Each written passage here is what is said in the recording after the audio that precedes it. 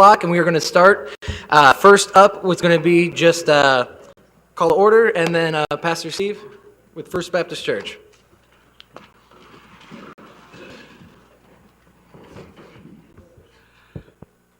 Dear Lord, we just want to stop and thank you for this great nation, for this country that you have blessed us with, and for the opportunity that we can come and pray to you. Lord, we thank you that you hear our prayers. And Lord, I pray for this meeting tonight, each and every one involved, that Lord, that you give them wisdom and guidance in all that we do. Lord, we want to pray for those countries devastated with this earthquake today, and Lord, the death toll is rising as we speak. And so, Lord, we just ask for grace and mercy upon them as well. Lord, we pray for our nation, and Lord, that they can come together as one, and Lord, that's asking a lot these days, but Lord, we just pray for unity and guidance. And again, we thank you for this opportunity in Jesus' name. Amen. Amen. Thank you, Pastor. Councilman Baggett. I pledge allegiance to the flag of the United States of America and to the republic for which it stands, one nation, under God, indivisible, with liberty and justice for all. All right. Thank you for that, Pastor. Mr. Mayor, Yes, sir. with respect to Councilwoman Hebert and Councilman Sweetster, I'd like to pull item G1 and move it to the next meeting's agenda. Awesome. All right, Ray, you got that? All right, with anything else, I will entertain a motion. Yep, go ahead.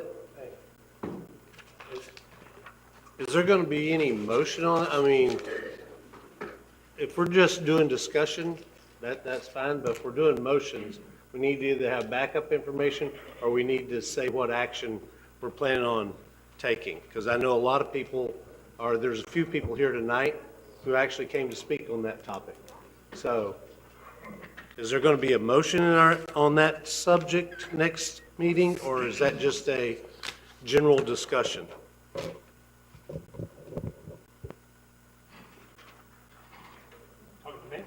Yeah, from your removal of the agenda item. It's the positions of the city manager and the deputy city manager, so start with discussion and potentially lead to a motion. And that's going to happen at the next meeting, because just at the previous meeting, the two of you gentlemen weren't here, and out of respect for you guys, I held off. And so I want to show these two this respect as well, because I think it's an important topic that I would like to discuss with all members of the council. Yeah, they answer your question? Okay. I apologize for anybody that's here tonight, and, you know. There's a few folks here that are here just for that talk to you, so I just want to make sure they know to be here at the next meeting. Sorry, that they know to be here at the next meeting. Thank you. All right. All right, so with that, I'll entertain a motion at this time to have that amended and the approval of the agenda. Motion and second. Call the vote. All right, ayes have it, so move, and we'll have that topic next council meeting, which will be the first Monday in March. We're not going to have a second council meeting this February. All right, so moving right along, we'll go into the proclamations and special presentations. So the citizen survey, if you please come up. So, Mr. Mayor, we have Jade Aroka online from the Polco company who conducted the 2022 citizen survey for us. So I'm just going to turn it over to Jade. Hopefully she can hear us okay. All right, we good.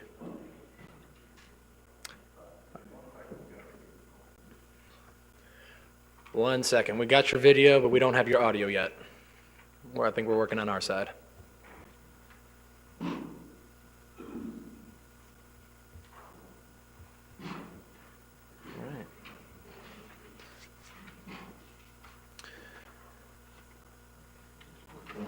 All right.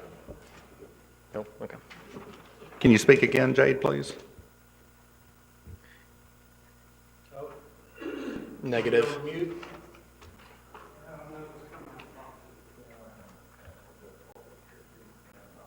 All right. Well,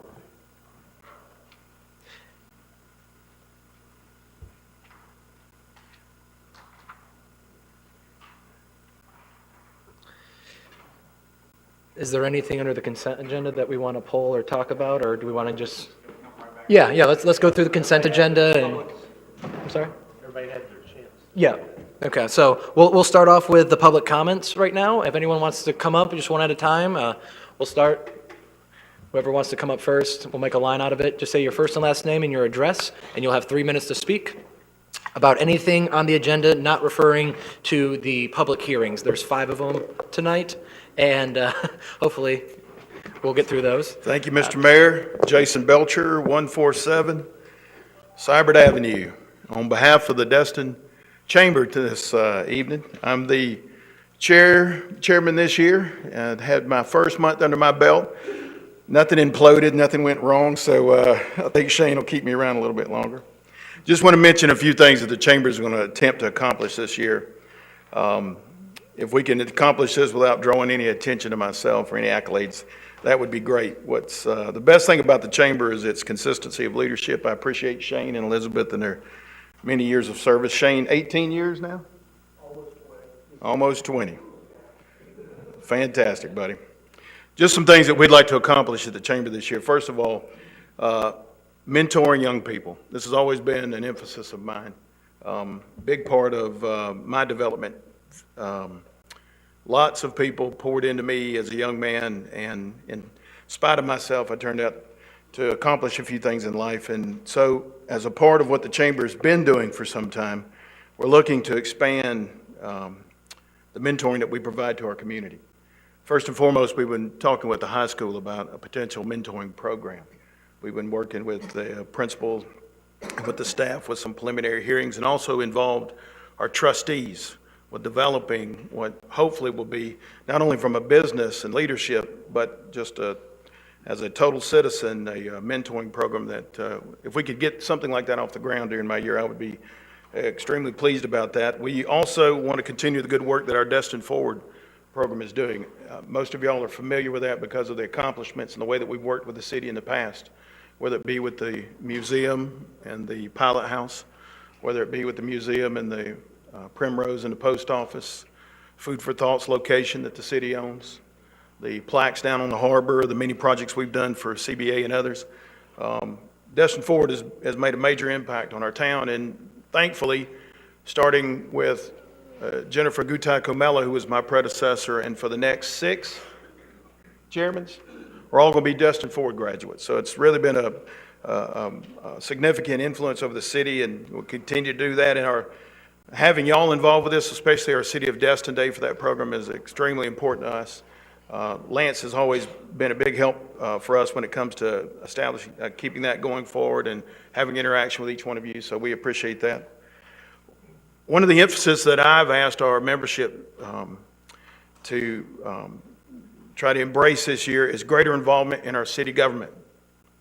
I've challenged our membership to get involved with the many committees, which are the base level of the work done here on this dais. The work that I think it's 13 committees that we have, the work that they do matters to our city. And our membership, which is made up of Destin citizens and Destin businesses who have a vested interest, should have a voice at the table. They should come and thank those committee members for serving. They should be a part of the decision-making process. They should give their input and participate as much as they possibly can. We also want to help the city because we've had discussions with Mayor Wagner and others about developing a comprehensive economic development plan for the city. And if the chamber can help with that at all, we'd like to be a part of that. Last thing I'll mention is that we've also pushed our membership to have better engagement. Part of that is by developing a trustee advisory committee. Our trustees are the members who have the greatest amount of treasure and time invested into the chamber and into the city. So many of you who sit up on this dais need to come and speak with this committee and have great influence over it. We'd appreciate y'all's input as well, because that'll help us be a better chamber. And if I left without saying how much we appreciate the work that Lance and Webb do to help keep us engaged in the city's matters. Lance is always, me as a citizen and as a business person, Lance has always been great and very efficient at responding to us and very responsive. So Lance, we always appreciate you and the entire staff, Michael, Crystal now, and everyone that we deal with has always been really supportive of what we're trying to do to help make this a better city. So we appreciate y'all. Just appreciate all that the city does and hope that the chamber can continue to help out in every way possible. Thank y'all. Thank you, Jason. Jason, having spent multiple years in mentoring Emerald Coast, you know Stephen Joan Carter, Yes, right? absolutely. So if you'd reach out to them, probably, they started mentoring Emerald Coast. They did. And have probably mentored more people than are in this room. Yeah. And so they They've been are a good extremely- resource. Yes, sir. That's what I was thinking. Steve's one of my mentors, so. Yeah, they helped us years ago at Rotary when I was still on the board at Rotary. They helped us with our strategic planning, which helped us focus greatly on the things that we were going to try to accomplish. So very familiar, and yes, that's a great suggestion, Jim. Thank you very much. Thank you. Thank y'all. All right. Your name and address. And then just hit the button until you have the red light on. And just take it off. Yep, there you go. Okay, my name is Therese Oliver. I live at 6317 Augusta Cove in Destin. I'm here to talk about the helicopter, which is under City Manager's Report Resolution 2302. The problem with the helicopters is that when they first started, there was one helicopter, and they flew maybe 5-10 times a day in the height of the season. Now, since the helicopter has been, Timberland or Timberview has been kicked out of the airport, they now fly out of the spot on Highway 98. They run 3 helicopters from 10 o'clock in the morning until 7 o'clock at night when it's light out, and closer to 4 or 5 when it gets dark early. They do that all the time. And I think that you're going to run into a big problem if you keep kicking this can down the road, because one of those helicopters is going to crash. And when they crash, you're going to open yourselves up to a tremendous amount of liability. In my previous life, I was a city attorney for the city of Anaheim. I practiced there for 25 years. I was in charge for a portion of the time in code enforcement. So I know what I'm speaking about.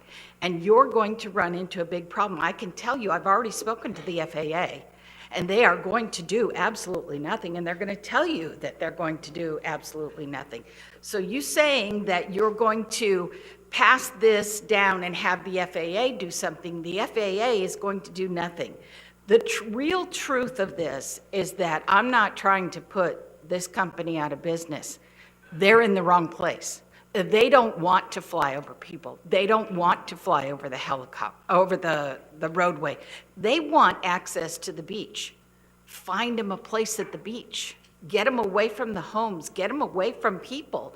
The people will come to them. I can assure you, there are lines out there. I don't know what they're doing. Who's ever doing their business plan is doing a great job.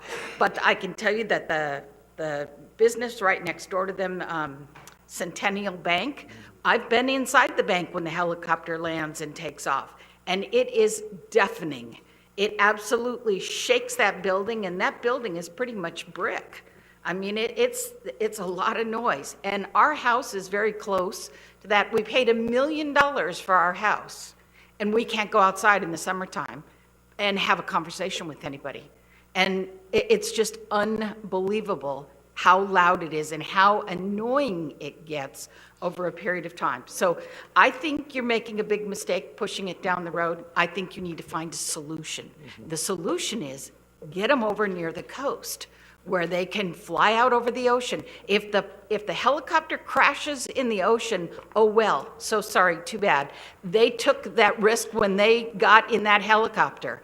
But don't put everybody else at jeopardy, because if it crashes into my house, I can assure you I'm going to get a lot more than $1 million for my house, because I'm going to sue everybody that there is to sue. And why do that to yourselves? Why not? I can tell you that I have spoken to so many people in this community who have actually moved away because of the problem. So I don't want to belabor the point, but the point is find a solution. And the solution is the water. That's what they want. Give it to them. Thank you. And then on that, Kim, can you just, for the public knowledge of just kind of where we're at with this, and can you just say a few words on this? What I could say is a couple of things. One, the resolution that we are looking at tonight does not do any regulation of the helicopters because we cannot regulate them, except when they are a land use issue in the city. But the ones on Common Drive are not in the municipal limits of the city of Destin. Yeah, Therefore, they are in the county's jurisdiction, not ours for land use. As far as in the air, obviously, we've discussed it, that's the FAA jurisdiction, and that's what the resolution is directed at. Awesome, thank you. I just want to put that on the record. All right, thank you so much for your time. Okay. Hey, I have something for Ray real quick. Ray, will you let the record show she is not a Destin city resident? She's an Okaloosa County resident? Thank you very much.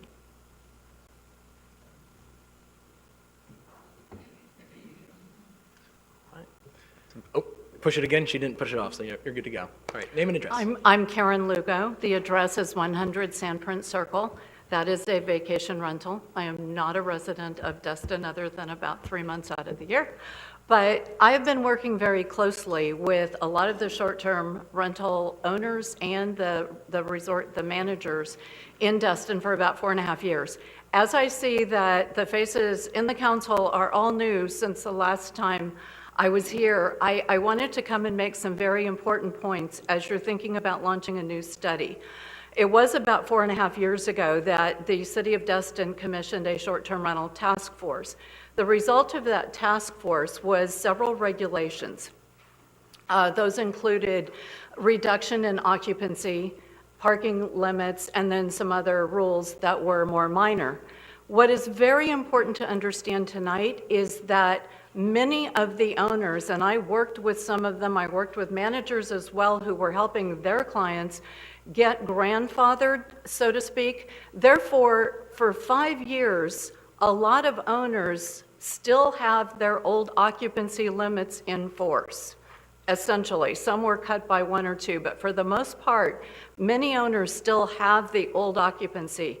The regulations that were passed that limited occupancy do not take effect for many owners, and we think it's about 80%, do not take effect until the end of next year, so 2024. So in assessing impact, there will be a notable impact at the end of next year when the occupancy, we are expecting about a 20% reduction in home rental, short-term rental activity at that time. Time will tell. Second, and if I could emphasize anything tonight, this one word, enforcement. So many of us have been working with you, with residents who are full-time in our neighborhoods, with code compliance, reporting issues, and nothing happens. We call. We actually were told, I know of a report where one homeowner was told there's nothing we can do after they came out, and the home had 10 more occupants than they were licensed for. Much of this goes to advertising, and it's easy to tell when these homes, as your resolution addresses, are advertising for the illegal, and this happened at the last passage of those regulations. You cannot have weddings, reunions, parties that are the major parties. You all know too, Airbnb is cracking down on that. But these, if they're being advertised, it's unlawful to advertise that. It's unlawful to advertise that you can have 30 when you can only have 20. So we don't understand why this is allowed when we call and report that this address we know is advertising and therefore accepting, because if you advertise, they will come. And then code compliance says we showed up, we couldn't do anything. Finally, when it comes to the task force, we would encourage you to consider condos. Condos contribute to the issue. There are thousands, if there are hundreds of short-term rental homes, there are thousands of condos. And they contribute to the same kinds of issues and have the same kinds of compatibility challenges as well. The final note, as far as Patty Brown, it was just a suggestion, I believe, that she be on that she chair this study. The short-term rental owners that did Freedom of Information Sunshine Act request learned that a lot of the reason, the justification for the last short-term rental task force came from complaints that appeared to be dramatically high and increasing. A lot of that came from 1 or 2 people. Once we were able to get under the data and take a look at it, She is an activist, and if this is to be a study with objective fact-finding, it's very important to have objective people who are looking for a fair assessment. Thank you. All right, anyone else?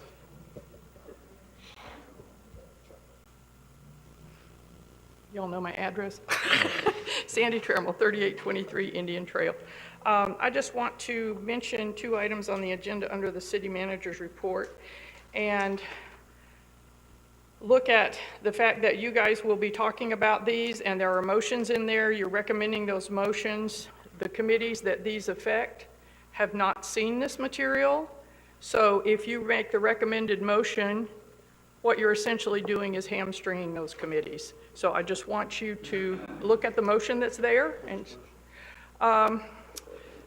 for the mural, again, we're telling the partnership with Destin High School to provide interpretive work at Royal Melvin Heritage Park. That hasn't gone through the Harbor CRA, it hasn't gone through the Parks and Recs Committee, and again, we're leading, and I hate this, we're leading the high school down a path that now they have to go back and redo something, and I hate that. Which one?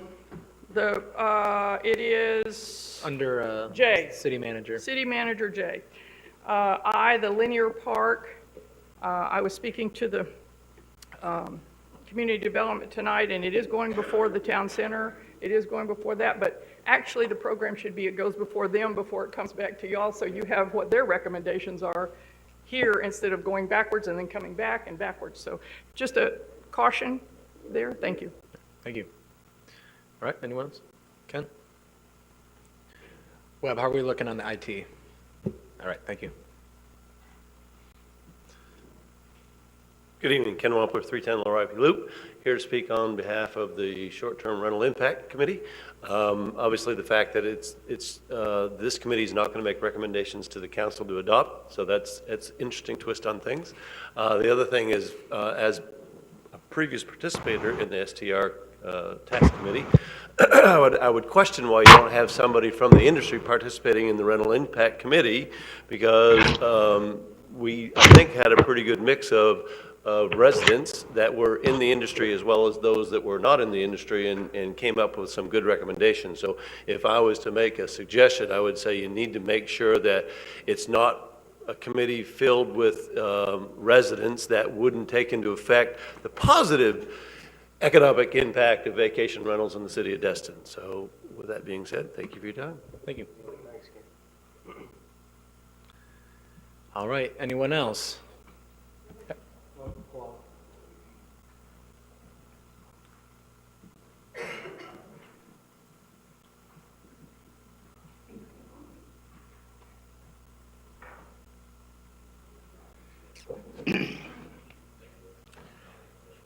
Back in Name and address. Claude Perry, 732 Harbor Boulevard, Destin, Florida. Back in we passed a moratorium to do a harbor study, and we passed a moratorium on no more expansion of pontoon boats. And there's been a heated debate about that going on and how long this was going to last. That's not exactly what I'm wanting to bring to your attention. This harbor study was implemented in November of '21, and I'll just read you part of what it said, that it was a study to study the vessel traffic and observations of uses of key facilities of the harbor and surrounding area, key facilities including slippage, occupancy, I guess that's boat slips, along the harbor, vehicular parking, boat trailer parking, and boat launches. And what I wanted to point out, and I realize the study has not been completed. I realize it's ongoing, and I've tried to attend all of the study we've had. This is a progress report that was made in September, and there's no mention of vehiculars naturally in that study. we had survey that went, I guess, to all the residences. I never received one. I got one because I asked for it, but I never received one. I don't know if any of you got a residence survey of the harbor, asking some very skewed questions, and left us with a map that just shows the harbor and not Crab Island, and not any of the positives that could be involved in that survey. And if you haven't seen the survey, I think you need to get one and look at it and see for yourself that it is skewed to do what maybe it's what y'all want, but which is very restricted development on the harbor. Maybe that's what maybe you don't want any more boat slips, and by increasing the length of letting people increase. Maybe that's what you want. I don't know. It's hard to really try to understand exactly what's going on. But in January, they had a workshop, and they had the people from the Corps came and conducted the meeting, and I even asked. Not much was said. It was two different groups. I tried to go to both groups. I did not hear a word about vehicle traffic, vehicle parking, and I even asked the project manager, Eva Salah, with the Corps of Engineers, and she was quite honestly a little shocked that I asked her that question. Now, I know that the study is not over, and I understand that there's more work to be done, but and I would love to hear the city's staff tell us exactly what it is that this is. For the record, are we going to study traffic, vehicular traffic, parking, which is what we originally set out to do? Thank you. Anyone, staff, want to take that at the moment? I think the appropriate time would be the capacity study is going to be coming out, so I think when that comes out, we should address it together. I think here saying this close to the end. But Mayor, it'll be kind of late. The study is underway right now. I mean, I'm a little disappointed because it was supposed to be here last week. Sir? It was supposed to be here the last week of January, but not from our staff's perspective. I understand. Yeah, It's we should have always it by been- now. I've been here in March 1st, Yeah. but I sure would like to know if they're going to do what they said they were going to do, which is some parking study. All right, thank you. Mayor, Yep. the study, yes, will include recommendations on parking. All right. Claude, did you get that? It will include parking. He's saying yes, it will include parking. Thank you. Anyone else? Yep.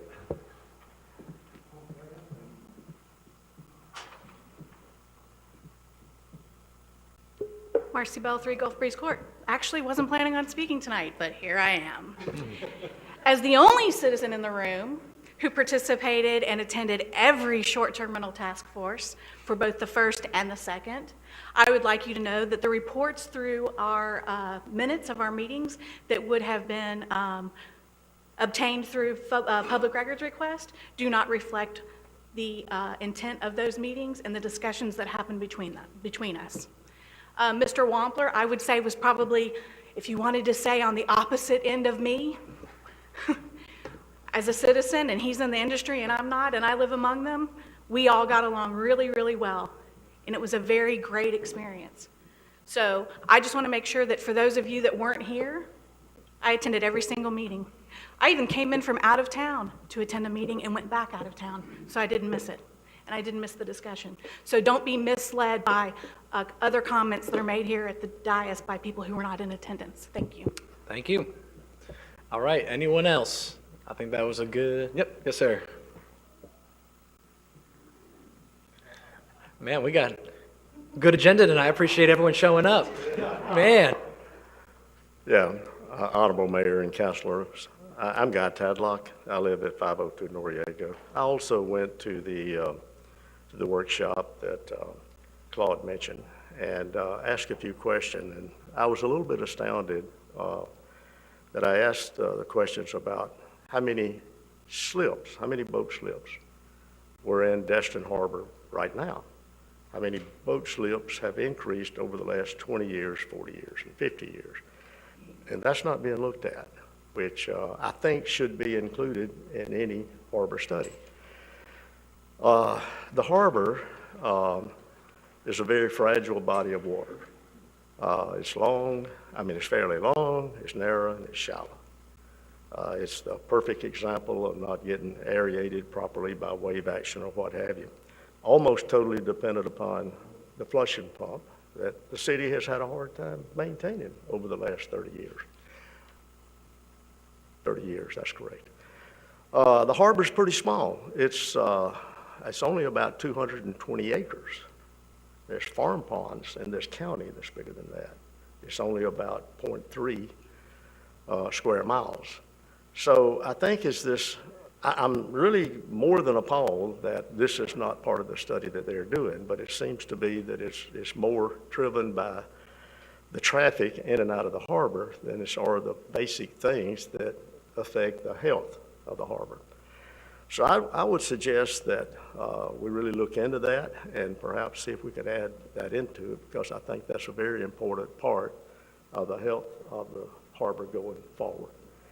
And I think the last thing the city of Destin would want to see is for the harbor to be declared an exceptional waters in Florida and have very significant restrictions placed on it.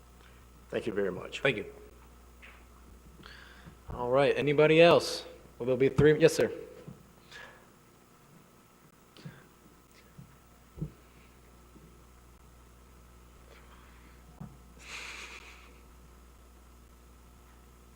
Oh, please, just the button. Let it go. Oh. There you go, now it's on. Sorry. 100 Country Club Drive, Destin, Florida. I live in the city of Destin. I'm also. You're scaring people now. Yeah. Yeah, well, I'm here because my name seems to be on your agenda, Timberview Helicopters. I'm very disappointed as a city member for the city stepping over the city lines over into the county, which I'm already dealing with the county on. This same city sent back in June of 21 a resolution already to the county to send something to the FAA for a complaint. The county received a response. I don't know if everyone here received that response from the FAA, but it was completely stated that our company was operating 100% within the bounds of the law. We were operating with a safety record that was flawless and everything else in that letter can be made available to you, but that's already happened. And because of the constant complaints by city and county, the FAA does watch our operation very often, and we have a flawless record.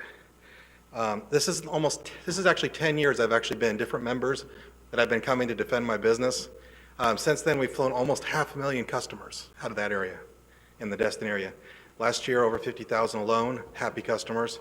We were ranked one of the highest things to do on TripAdvisor, so we're valued in the community. Those helicopters don't just fly tourists. We actually have contracts with the National Weather Service, and the information that you guys get to know about hurricanes and tropical storms, we're dropping the buoys off. And that's a contract we have, and that's important. We also work for NASA, which is out of Eglin, and we've done noise studies and other studies. So our helicopters are not just used for tourism, they're also operated by your ex-military staff here, and they use that as a job, stepping stone to go and step into the civilian world, and we're used as a stepping stone for a lot of guys. A lot of guys fly for Eglin, fly for us, and have flown in other bases around the area. So it's kind of hurtful, because when you guys come after a local community, a local business, it hurts, because we're the ones giving jobs to the kids that work in the area, your grandkids maybe, or maybe friends of yours. So it does hurt every time I hear this on there. Not only have we flown that many, we've flown over 22,000 flight hours without a single incident. No one's ever been injured. I can't say that about my competing activities from people that are running pontoons, jet skis, things. I can see those industries. I get weekly calls for we're doing search and rescue with our helicopters to find bodies. We don't have that problem. We're the ones they call. So to talk about safety, that hurts even more, because we're the ones that you guys are using. You don't have a local asset. I'm obviously pretty upset because this is my business and I have to come in here and defend what we do, which is already in the right. Someone said we were building hangars and whatnot. Nothing is being built on our thing. We have the facility we put up an awning, a tent to cover for people for shade. That's the biggest improvement that we've made on that property in 10 years. We also we've done a lot of work for the Coast Guard and a lot of hurricane relief work. We were the #1 called out company for the Bahamas, Texas. The last hurricanes that have hit in the area, we are the go-to company. We have a relief contract work. We've done search and rescue, we've done aid relief, and we've hauled nurses in for care visits. So our company is bigger than just tourism. Tourism's a big part of it, and we'd like to contribute that. You guys have counties built beautiful reefs out there on the water. The only way that people can see them is by helicopter, or if they're on a flight that's down the beach. You can't do that. You can't see any of those underwater structures from there. So being able to see the marine life and whatnot. The other thing is not a single residential home gets flown over on the pathways. If you watch the pathways of the helicopter, not a single residential home gets overflown. They're all commercial, and we egress over the state park. And we have a flight plan approved by the FAA and Eglin. All of our pilots have spent countless hours, and we have one of the best programs for our pilots as well. We're the only company right now that does factory training, which means we bring the factory test pilots out, and every year we do it's called safety stand down, and we have all our pilots get trained by the test pilots and the pilots from the factory. And we just started doing that, and we're the only one, they said, in the industry now that's doing that with having the factory come out and do training. So for safety, I understand that some people don't like the noise. I get that. And, we do the best we can to stay offshore and stay as close as we can. We have to stay within a certain distance, and that's the FAA that regulates it. But to me, I really don't appreciate, no one in this council has ever approached my company and said, hey, we don't like this, is there anything different we can do, can we work something out? Instead, I find out about it, that we're on an agenda item, and they're trying to find a way to hurt our business. That's no way to be a community member. I mean, if I would just showed up here from Tennessee or some other place and just open shop, that's one thing, but we've been here 10 years. So a real good courtesy would be a phone call and some communication, back and forth dialogue before you try to send it to our authorities, which is the FAA, just sending things to the FAA complaining. I mean, if I was your neighbor, I didn't like your fence, and if I just kept calling and calling and calling and trying to make harassment about it, I think you guys would grow tired of it and be like, why does my neighbor keep calling? Because I consider you guys my neighbor. So, I mean, if you have a problem, I'm there. I'm available, but I've never heard from anyone until I have to show up to these meetings. And I mean, if you have any questions even after this, you're welcome to reach out. Thank you. All right. Mr. Mayor, would you entertain a question or two right now? You want to keep moving? Can we bring it up? We're bringing it up, right? Yeah, so we'll go on to an agenda item. Okay. Yeah. And then Ken was asking for 30 seconds, Sorry, 15? Mayor, Ken Wampler, I forgot to also point out, on that committee makeup, you have a licensed realtor which doesn't participate in the vacation rental business, so I would question why you'd want a licensed realtor in there. Food for Thank you. thought. Yep. All right. Is the delay long enough, Webb? Are we ready for? All right. All right, back to the survey citizen presentation. I feel like that was last meeting. Are you all able to hear me now? We are good to go. Take it away. Fantastic. And do you all have the slides available in front of you? Yes. Perfect. I'm not able to see those, so I'm just going to, I can see them on the background behind the dais. Never mind, I think we're good. Good evening. Thanks so much for having me. My name is Jade Arocha, and I'm the Director of Survey Research for Polco National Research Center. I'm very pleased to be here this evening to tell you about the results to do the 2022 National Community Survey. Next slide, please.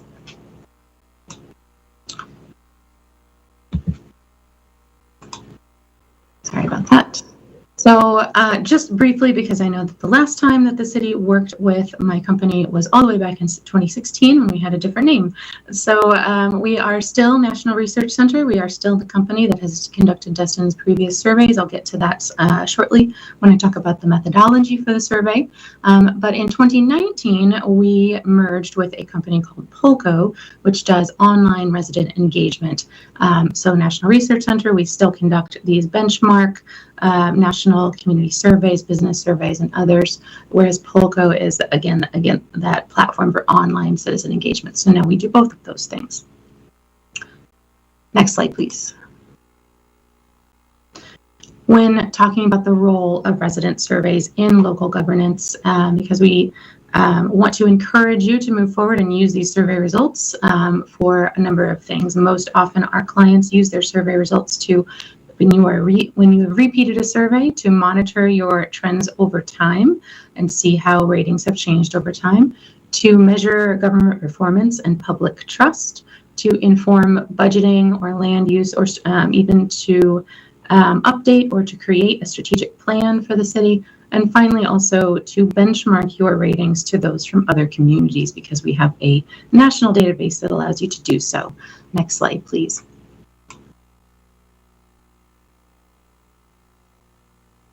The NCS, or the National Community Survey, this survey is focused around 10 broad facets of community livability. You can see those on your screens here. And these have been identified by survey researchers as those having the most impact to residents' quality of life in the communities where they live.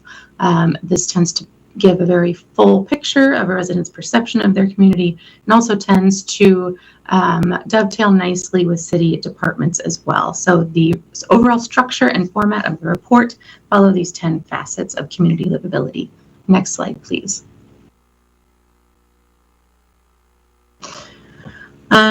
Just a moment about the methods that were used for this year's survey.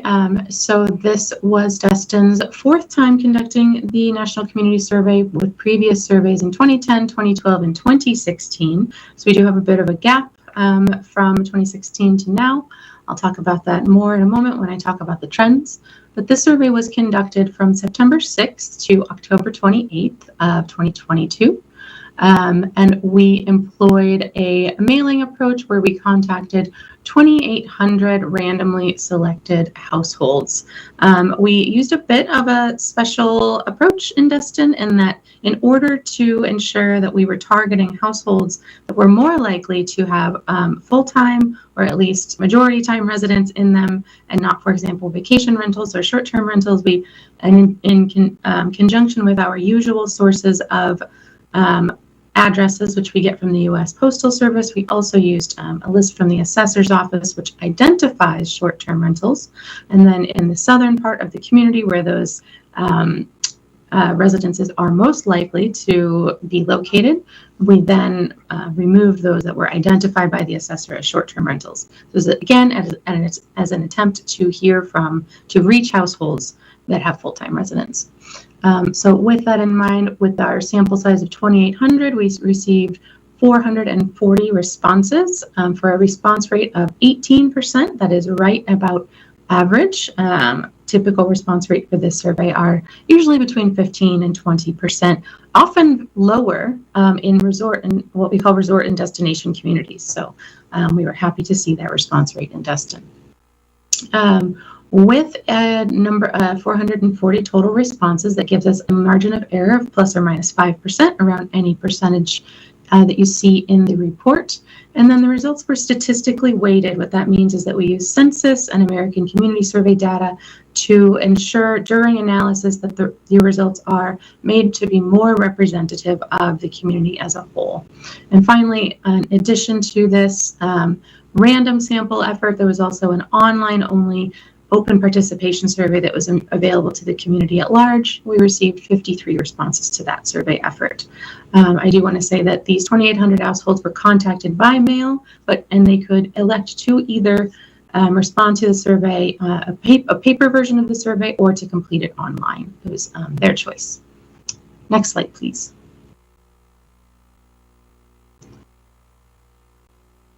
A bit more about our benchmarking database. So this database contains over 500 communities across the country. These are all communities that have surveyed within the past 5 years, and it allows us to compare you to other communities, but also to a custom subset of communities, as Destin has also elected to do. I'll talk about those more shortly. So getting now into an overview of the results. Next slide. Sorry, next slide after that. So those 10 facets of community livability that I mentioned, there are 2 broad questions on the survey that ask about, these are separate questions, but they each ask about the same things. Each one of these items is intended to capture one of those 10 facets of livability. The first question asks about the quality of each of these. And so this slide here shows both the comparison to the benchmark or to the average ratings in the color coding. So that lighter color for overall quality of transportation system, and then overall design or layout of residential and commercial areas. Those were lower than our benchmark averages. All of the other ratings here were similar. So again, these are quality ratings. Next slide, please. And then the next slide here shows the importance rating. So same 10 facets were asked about on an importance scale, essential or very important, somewhat important and not at all important.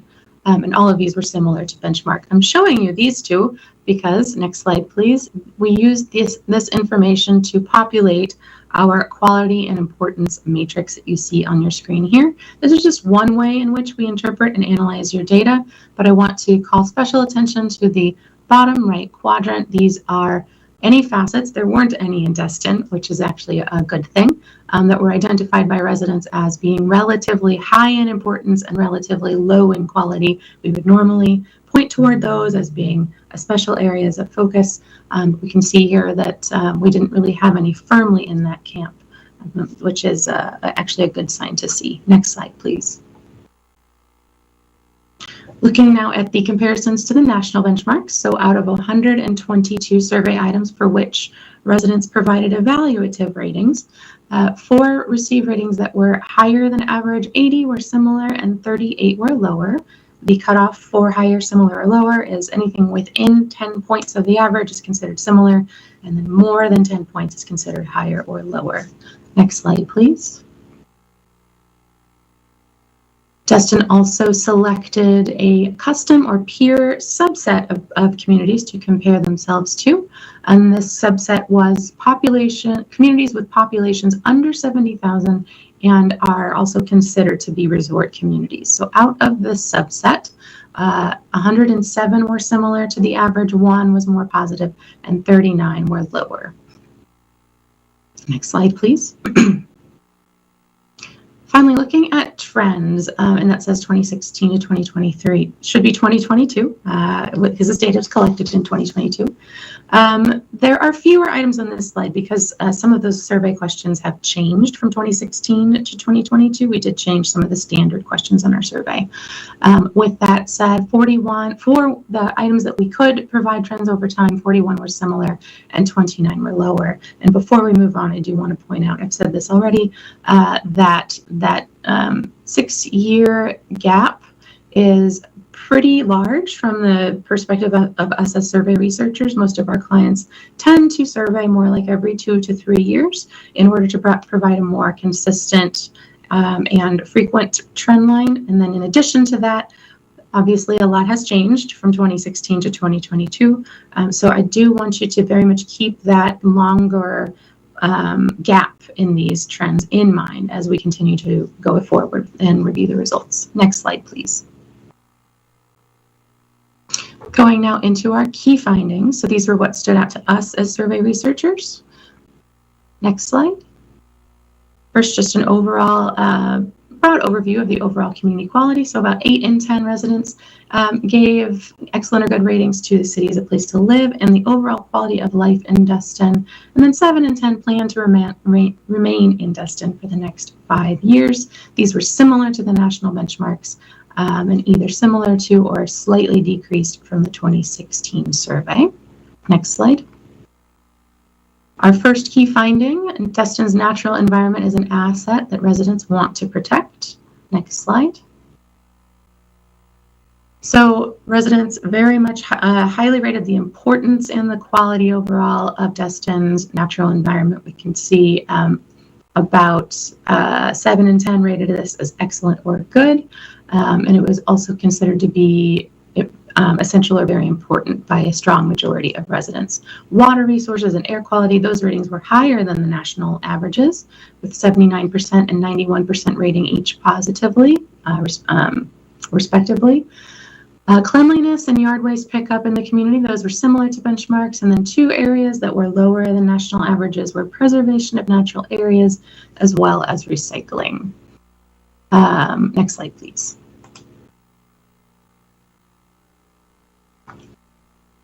Okay, I think it's hard for me to see your screen. Are we on key finding number 2?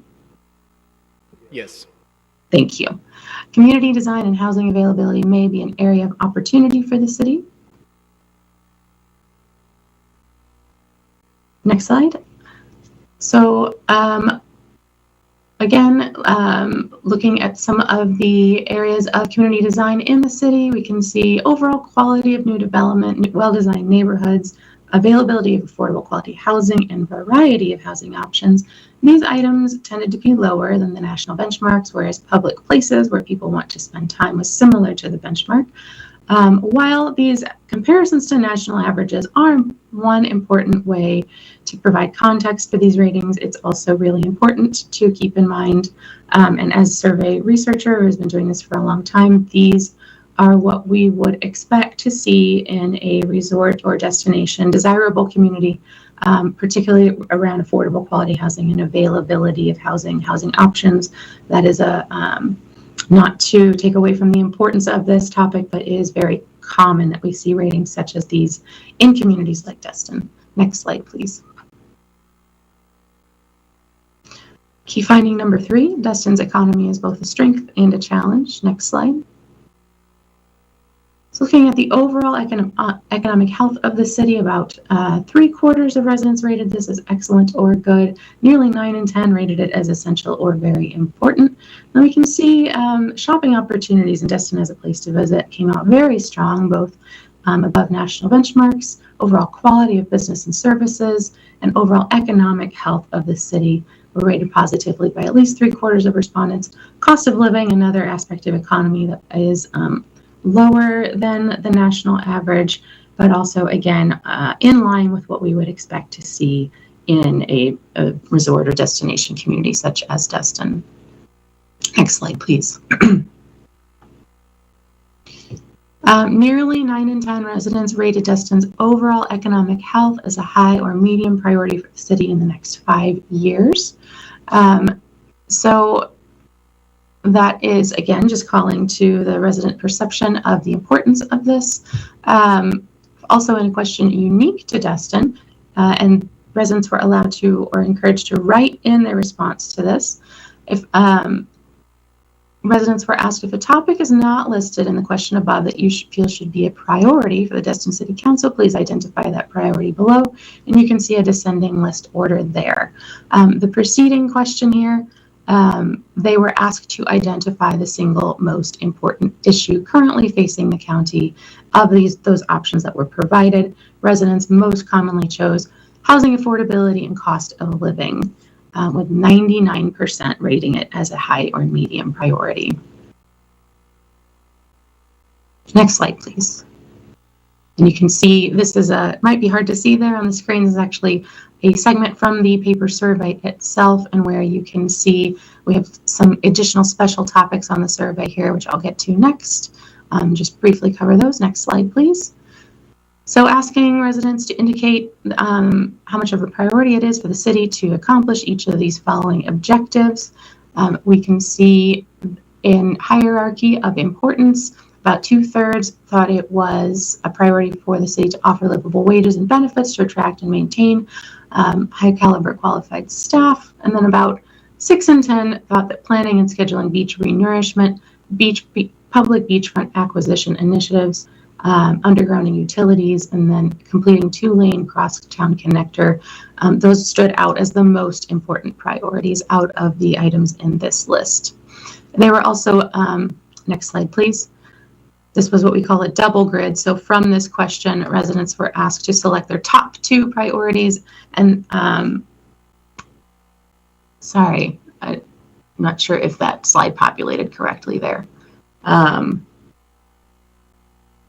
My apologies for that. But the top 2 priorities, if you go back to the previous slide, mirrored what we saw here in terms of the hierarchy of priority that is shown here in the priorities in Destin slide. We skip forward to what should be the summary of conclusions slide. And that's just a summary of the key findings that I just covered. And right before I open it up to questions, next slide, please. Just as you review the report, which there's a PDF available, it's also available in Tableau Public as an interactive version where you can see differences in opinion by resident, different demographics. It's just a somewhat easier way to navigate that report is in Tableau. So as you do that, we encourage you to consider these questions and also to reach out to us with any follow-up questions that you may have as you review and dig into those results. Next slide. And then finally, as I mentioned at the start of this presentation, Polco does offer the option to do continued outreach with your residents on our platform. That can mean just posting additional question sets that you then publicize yourselves if you would like to dig deeper into any topics. Next slide, please. That's just some screenshots there of what the platform looks like. Next slide. What questions can I answer? All right. I don't have my, is anyone up? Did anyone ask? Sorry, my monitor's down. All right, Councilman Guile. Yeah, I can see him now. All right, first is Councilman Bagby, unless you want to. Oh, sure. Thanks, Jade. A couple of questions on the normalization. In particular, when you normalize these standards, because it seemed like the raw inputs were from a older group and permanent residents who own, not rent. Okay, it was like the owners were 93%, I believe. Let me pull that slide up here. And and I'm talking off the raw data. It's probably easier if you go to, I believe it's slide 5 of the actual report, not of this presentation. It's page 5 in the PDF, yes. So explain the process of normalizing. What happens to the answers? Do you say, oh, we've got 93% and our target on that was, I don't even remember what it was, 65% of owners. So what do? Cut it by 2/3 their responses, or how do you normalize their answers? That's a fantastic question. So the process that we use for that, we used SPSS, which is a statistical program that has a process built in. So it's not using one demographic variable at a time. It's actually taking all of the demographic variables of that respondent into account at the same time. And that using those, that respondent will receive a final weight based on their characteristics. So as you noted, so this is pretty just common knowledge in the survey research industry. There are people who are less likely to respond to surveys. Those include young people, newer residents, renters, people of color, and then men also tend to slightly under-respond to surveys. So all of these play into the weight that it's called, this process is weighting, and all of those play into the final weight that respondent will get. Most of the weights that are assigned, we would never, there is a cutoff for the manipulation, if you will, of that data. So a common example that I will use is a person might receive a weight of 1.1 instead of 1. So if a normal person is equals 1, then somebody who maybe is younger or is a renter might receive a weight of 1.1 or 1.7 or some set like that. They might get a slightly higher weight if they check all of those hard to reach boxes. But it is best practice to not overcorrect for that data. And at the same time, it is also best practice to not use just the raw data, because then you will hear from a disproportionate number of your residents that are in those categories that do respond to surveys at a higher rate. So I guess the point of my question is there, and I didn't see it in the 98 pages, and it may be in there, is there some place where the actual raw data is reported? So even though it would be skewed toward those who own their home, toward older people, toward, where we had to lower or to normalize it into a target demographic, Is there a place, or is that available, where the raw data is available? The raw data, we don't put it in the report because we do strongly recommend that you refer to the weighted data. Since that is, again, the gold standard for the industry, we will absolutely provide your raw data to you that has all of both the raw responses and also you can actually see the weights that were assigned to each respondent. Now, in order to do any analysis on your own, you would need to use a statistical program that can apply those weights to be able to match the numbers that we get. I will say that when we do that process and we are looking at raw data, you might think that it significantly changes the ratings, and that's actually not the case. But yes, we're happy to provide that raw data to you for you to do your own digging, your own analysis there. And then on slide 37 or page 37 of the PDF, it cut off, so we couldn't tell. You say that it was the first two, or when you said it didn't populate the slideshow correctly, but I can't tell when you said, then please select up to 2 objectives that you think should be the highest priority for the city. Obviously, offer livable wages is there, but then the next highest was complete the 2-lane connector. So it wasn't, which was not the second, it was like the 5th highest priority when they were listed individually. Do you see what I'm saying? Yes. Okay, so I just want to make sure that because from the briefing, you went down 66%, 60%, but that weren't when people were forced to just pick 2, those weren't the 2 top ones that they picked. They picked the Crosstown Connector and the livable wages, correct? Yes, that is correct. Thank you for pointing that out, and I do apologize for that discrepancy. So the livable wages, when asked, just to repeat that so it's very clear, 66% selected it as a priority. The 2-lane Crosstown Connector, 55% selected that as a priority. So that was in the top 5. But then you are correct that when asked to select the top 2 objectives, both of these were selected by 35% of respondents, where they offer the livable wages and also complete the 2-lane Crosstown Connector. So my apologies for misspeaking. You don't have to apologize. You're lucky you probably won't be at the visioning session, because I'll have about 8 hours worth of questions on just this product alone, as the staff will tell you.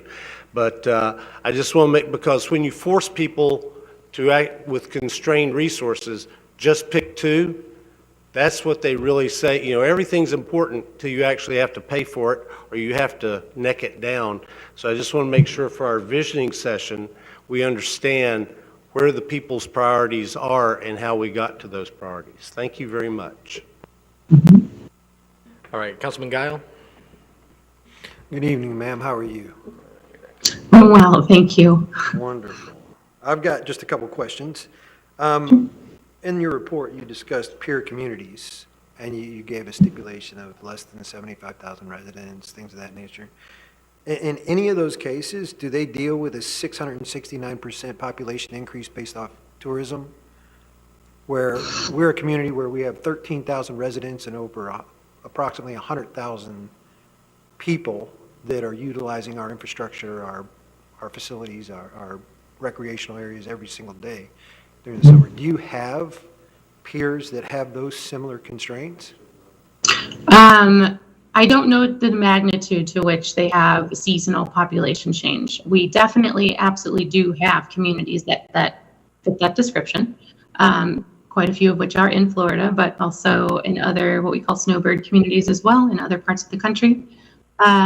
So does that apply to all of those communities that were selected as resort communities? No, it doesn't. But to many of them it will. Okay. Well, that basically covers what I was curious about. Right, good. All right, Councilman Schmidt? Thank you. Thank you for the presentation. I appreciate it. I think you might have touched a little bit on this, but I just wanted to follow up with your history and your experience over the course of the 6-year time frame to receive the amount of similar or more negative ratings in previous years. Is that a trend that is normal amongst our peers? Or is there usually improvements? How does that look usually? So I've been doing this for about 8 years now, and I've been traveling extensively during that time, and I will say that it varies very much based on the characteristics of the community. I would say that this is very anticipated and expected from us as survey researchers for the resort and destination communities. There are nuances, of course, not all of our clients that are resort communities. Some of them are mountain communities, for example. But the underlying problems tend to be very simple parking shortages, traffic snarling, not enough, too much growth, not enough infrastructure development, a lot of concern around natural resource preservation, because that is usually what's bringing people there to make it such a desirable place. So these are just things that we see come up again and again in communities such as Destin. Again, there's unique challenges to Destin, but with short-term rentals that are competing with affordable housing and what that looks like in terms of solutions. So that longer-term trend, the longer the trend in between, the time that has elapsed since our last data point, 2016, the harder it is to determine what is moving that needle. But in a 6-year time frame, given the rate of growth and the fact that, coupled with that, people are traveling more now that we are out of at least the worst part of the pandemic, and it's going more toward life back to normal. Many of our resort communities are facing these same challenges. There weren't specific questions about this on Destin survey, but homelessness is also often a common theme as well when we ask residents about big challenges facing their communities. So I appreciate it. Thank you. Right. I don't see any other discussion, so I really appreciate your time. Thank you so much for the presentation. thank you so much. Thank you. Everyone's waiting. All right, moving along. We're going to go to the consent agenda. If anyone wants to pull something, this is the time to do so. If not, I'll entertain a motion at this time. Motion to approve. Got a motion with a second. Any discussion? Seeing none, calling the vote. All right, ayes have it, so moved. All right, moving along, city manager report. Thank you, Mr. Mayor. First up, I'm pleased to recommend Mr. Troy Williams for the position of Code Compliance Director, and am asking council to confirm my recommendation on that. Mr. Williams has 28 years of law enforcement experience he would bring with him, 8 years as a chief of police in Portage, Indiana, which is a lakefront community on Lake Michigan on the south side. So he's familiar with harbor districts because they have one there also. The other thing that stood out was that in Portage, the code enforcement division up there fell under the jurisdiction of the police department, so he's very familiar with the code compliance, code enforcement departments. And I believe he is online with us, and would ask if you wanted Yep, to Mr. say Williams, are you on anything, there? you Can you could. hear? I can hear you. Can you hear me? Absolutely. Well, I really appreciate your time and thank you for being here with us tonight. I have one person that wants to speak, and then is there anything you want to say off the bat before I turn the floor over to the council? I just wanted to say, Mayor Wagner, distinguished council members, and City Manager Johnson, it is an honor and a privilege to even be considered for a position with your city. I'm familiar with it. My wife has relatives in the area, and just honored to be here. Awesome. Thank you so much. All right, with that, I will turn that over to Councilman Destin. Just one question, Mayor, and I was wondering what the percentage experience is law enforcement versus code enforcement. I think Lance offered or answered part of it, that code enforcement was actually under law enforcement. Do we have any idea of what percentage time has been spent on code enforcement? if I may answer? Yep. I'm in my 27th year as a police officer. Obviously, as a chief of police, you're not necessarily out there enforcing code, but you do receive a lot of the complaints. And also, our patrol officers or patrolling, we are have the ability to cite under a number of city ordinances. So while it was not the day in, day out operation, it was something that we did as a police department all the time, regularly. So I do have a very good familiarization with it and understand the process.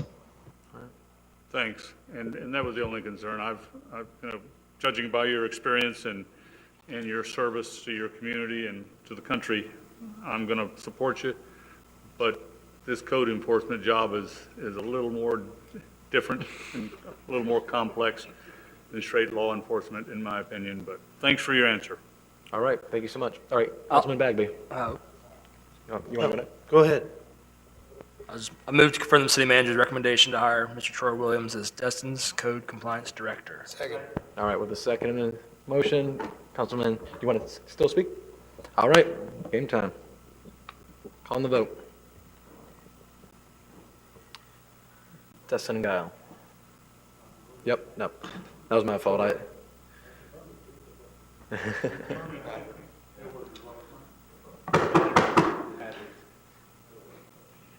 Oh, there we go. All right, well, congratulations. That was anticipated. All right, well, welcome to the team. We're excited to have you down here. Thank you. I appreciate that. I've been watching the meeting since 6 o'clock, so I can see how important code compliance is to the council and to the members of the audience. So I'm going to give you everything I have and then some. I appreciate the opportunity. Yes, sir, and we got your back. Appreciate you. Thank you. Bye. Bye. Appreciate that, Mr. Mayor and council members. He will be starting up with us the second week in April, and as his resume points out, he was the strongest candidate and the best fit, in my opinion, for our organization moving forward. Next up, we've got Resolution 23-02. Council asked us to bring back a resolution on tour helicopters for council consideration, and we have myself and Ms. Kopp available to answer any questions you might have on this. All right, with that, do I have any discussions, or do I see a motion on the floor? I move to adopt Resolution 2302 and direct the city clerk to forward the resolution according to its terms. All right, I got a motion. Do I hear a second? I'll second it. All right, with the motion and a second, any further discussion? Seeing none, calling the vote.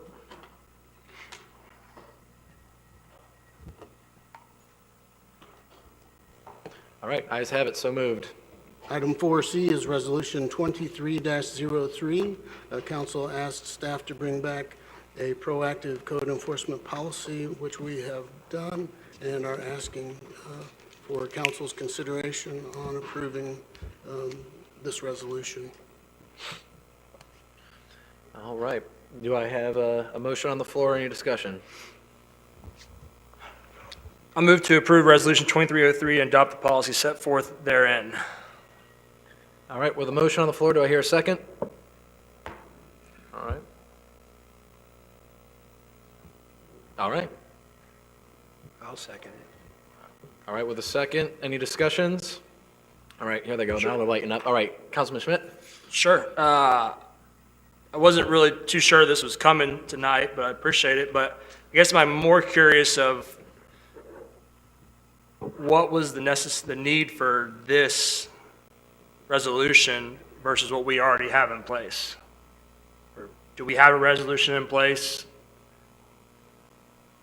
Policing? I can give you my opinion. My reasoning for putting it into the resolution was because your motion said to implement the policy. I think we had an unspoken policy of proactive and reactive code enforcement, but since you made the motion, we memorialized it. I appreciate it. Thank you. Yep. All right, Councilman Bagby?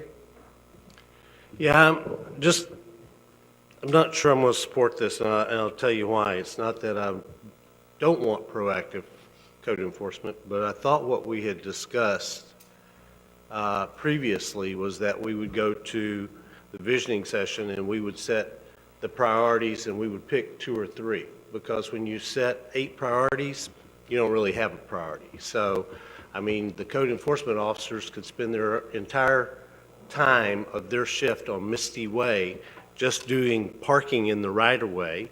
And unfortunately, Mr. Sweetser's not here tonight, but I was going to ask him, because he volunteered at the last meeting, which I watched, that he's in violation every day. So I'm like, what? I understand what we're trying to do, and I agree with what we're trying to do, but we ought to have priorities, because what I thought we had discussed as our priorities to where we would be proactive. Proactive being, doesn't need a call from a citizen, doesn't need, they see this violation, they just start writing tickets.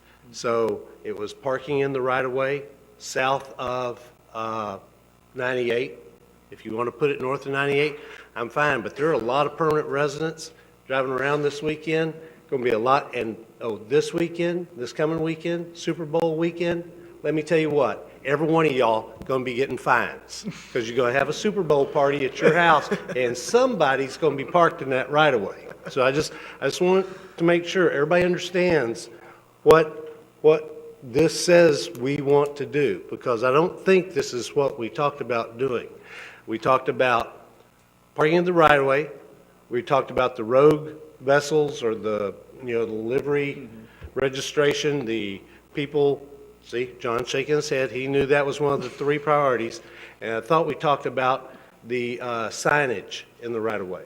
But there was a lot of discussion on, no, I want short-term rental registration signs, or and I thought we agreed, at least prior to the last meeting, that we would kind of hash this out in the visioning session and come up with the top 2 or 3.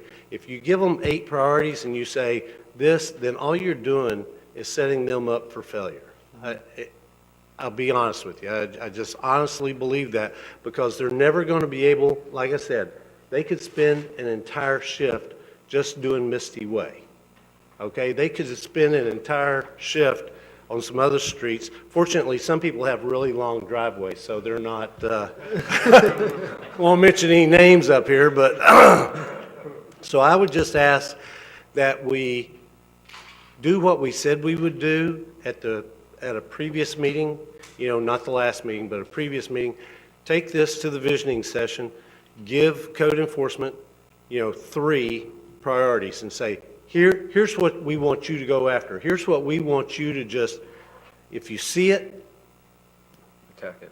tack it on there, as opposed to all 8 of these things, because, parking, no offense, but to the attorney who drafted this, but when you have to take 6, 7 lines to describe the parking violations that you're going to, the circumstances and where it's going to be, that's probably not what a code enforcement officer needs to be interpreting when they're in that vehicle. So I will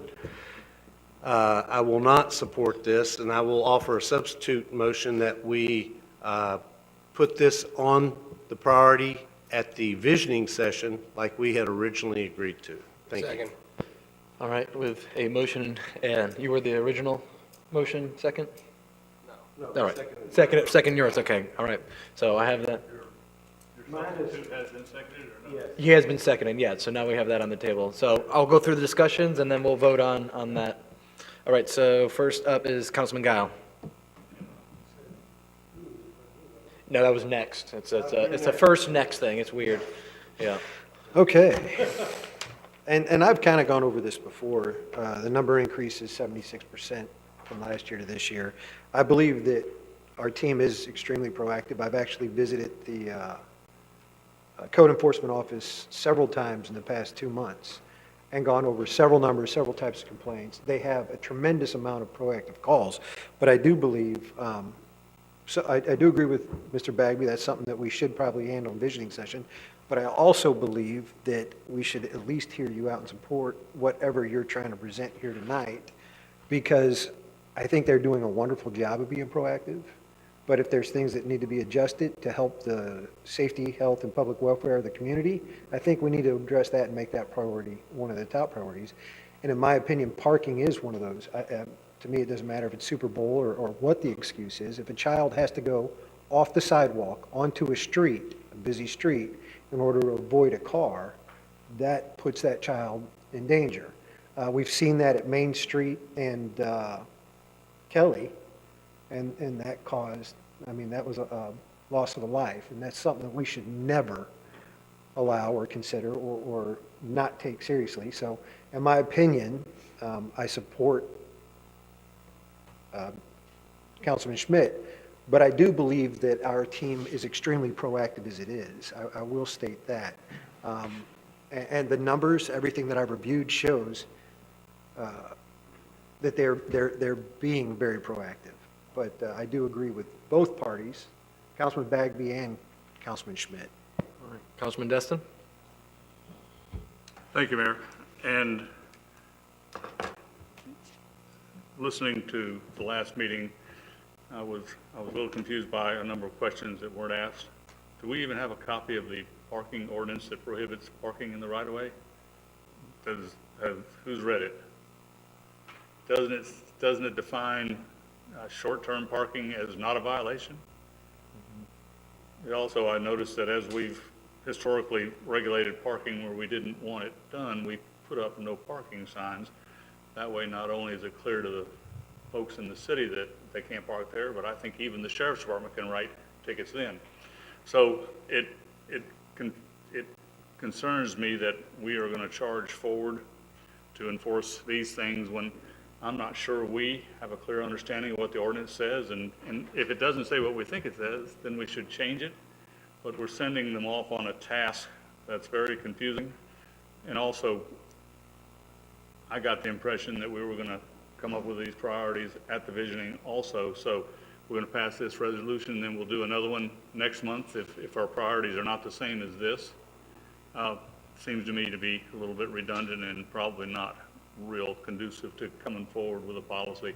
So I'll support the substitute that says let's go to the visioning and come up with our priorities. Meantime, let's get the ordinances out and read them so we understand what they say before we tell code enforcement to go enforce them in a certain manner that may be contrary to what the law says, because there's the parking ordinance and there's also a right-of-way protection ordinance that has lots of stuff in it.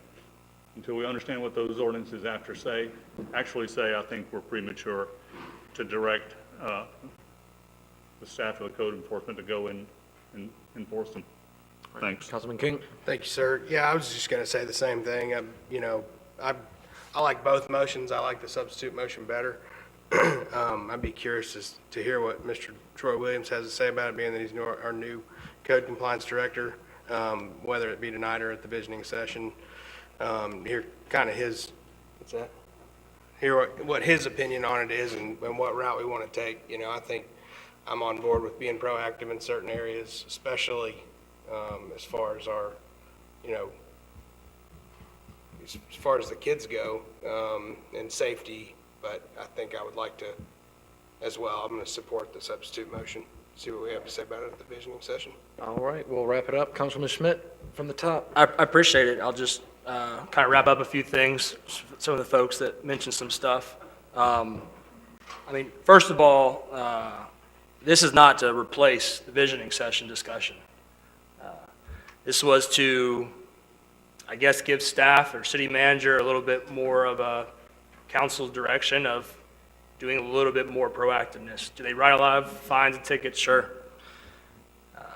The resolution also isn't about Mr. Bagby going out and finding everybody on Super Bowl weekend. There's a process, and it's educate, inform people, give them warnings.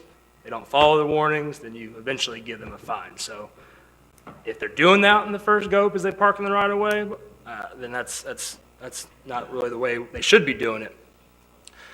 In regards to the code, Mr. Destin, specifically Code Ordinance Section 19.5-53, when referring to temporarily parking in places, because that was the discussion that we had that night in some spots. It says that no person shall stand or park a vehicle, whether occupied or not, except momentarily to pick up or discharge a passenger or passengers. So it's, as you mentioned, make sure we understand what it says. That to me explains what temporary parking is. So parking in a parking lot behind a restaurant and having your car there for an hour, 2 hours, 3 hours in the right of way does not fit what our code says. And that was another reason of why we're trying to put some more teeth into proactive enforcement. I'm all about going to the visioning session and talking about it and giving more specific priorities. That's fine. But we have a resident on Misty Way, since that got brought up a lot tonight, who said he's received these warnings recently. He's never received them before for the amount of years that he's lived there.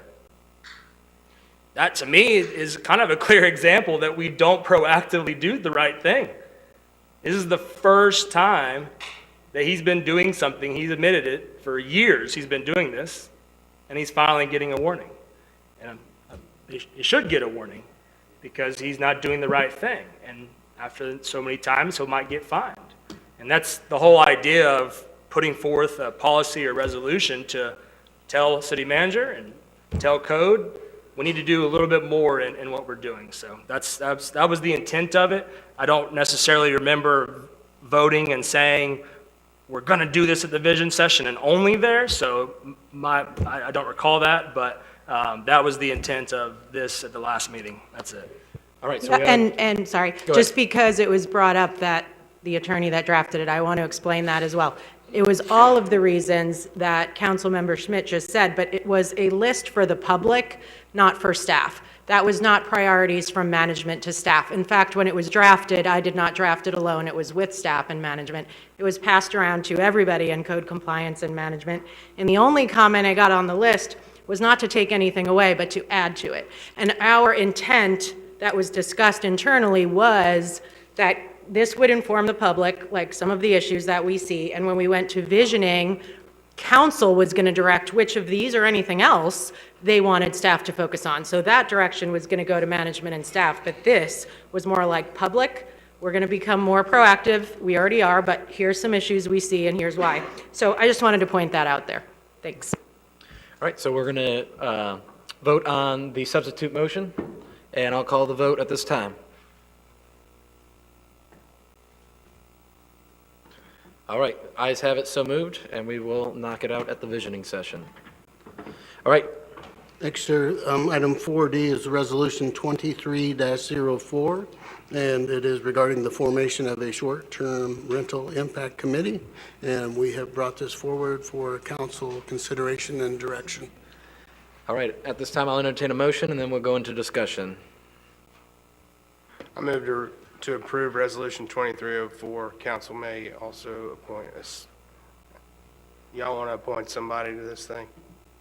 Do I hear a second? I second. Okay. I didn't know All I right. needed to make that. Councilman Guile, take it away.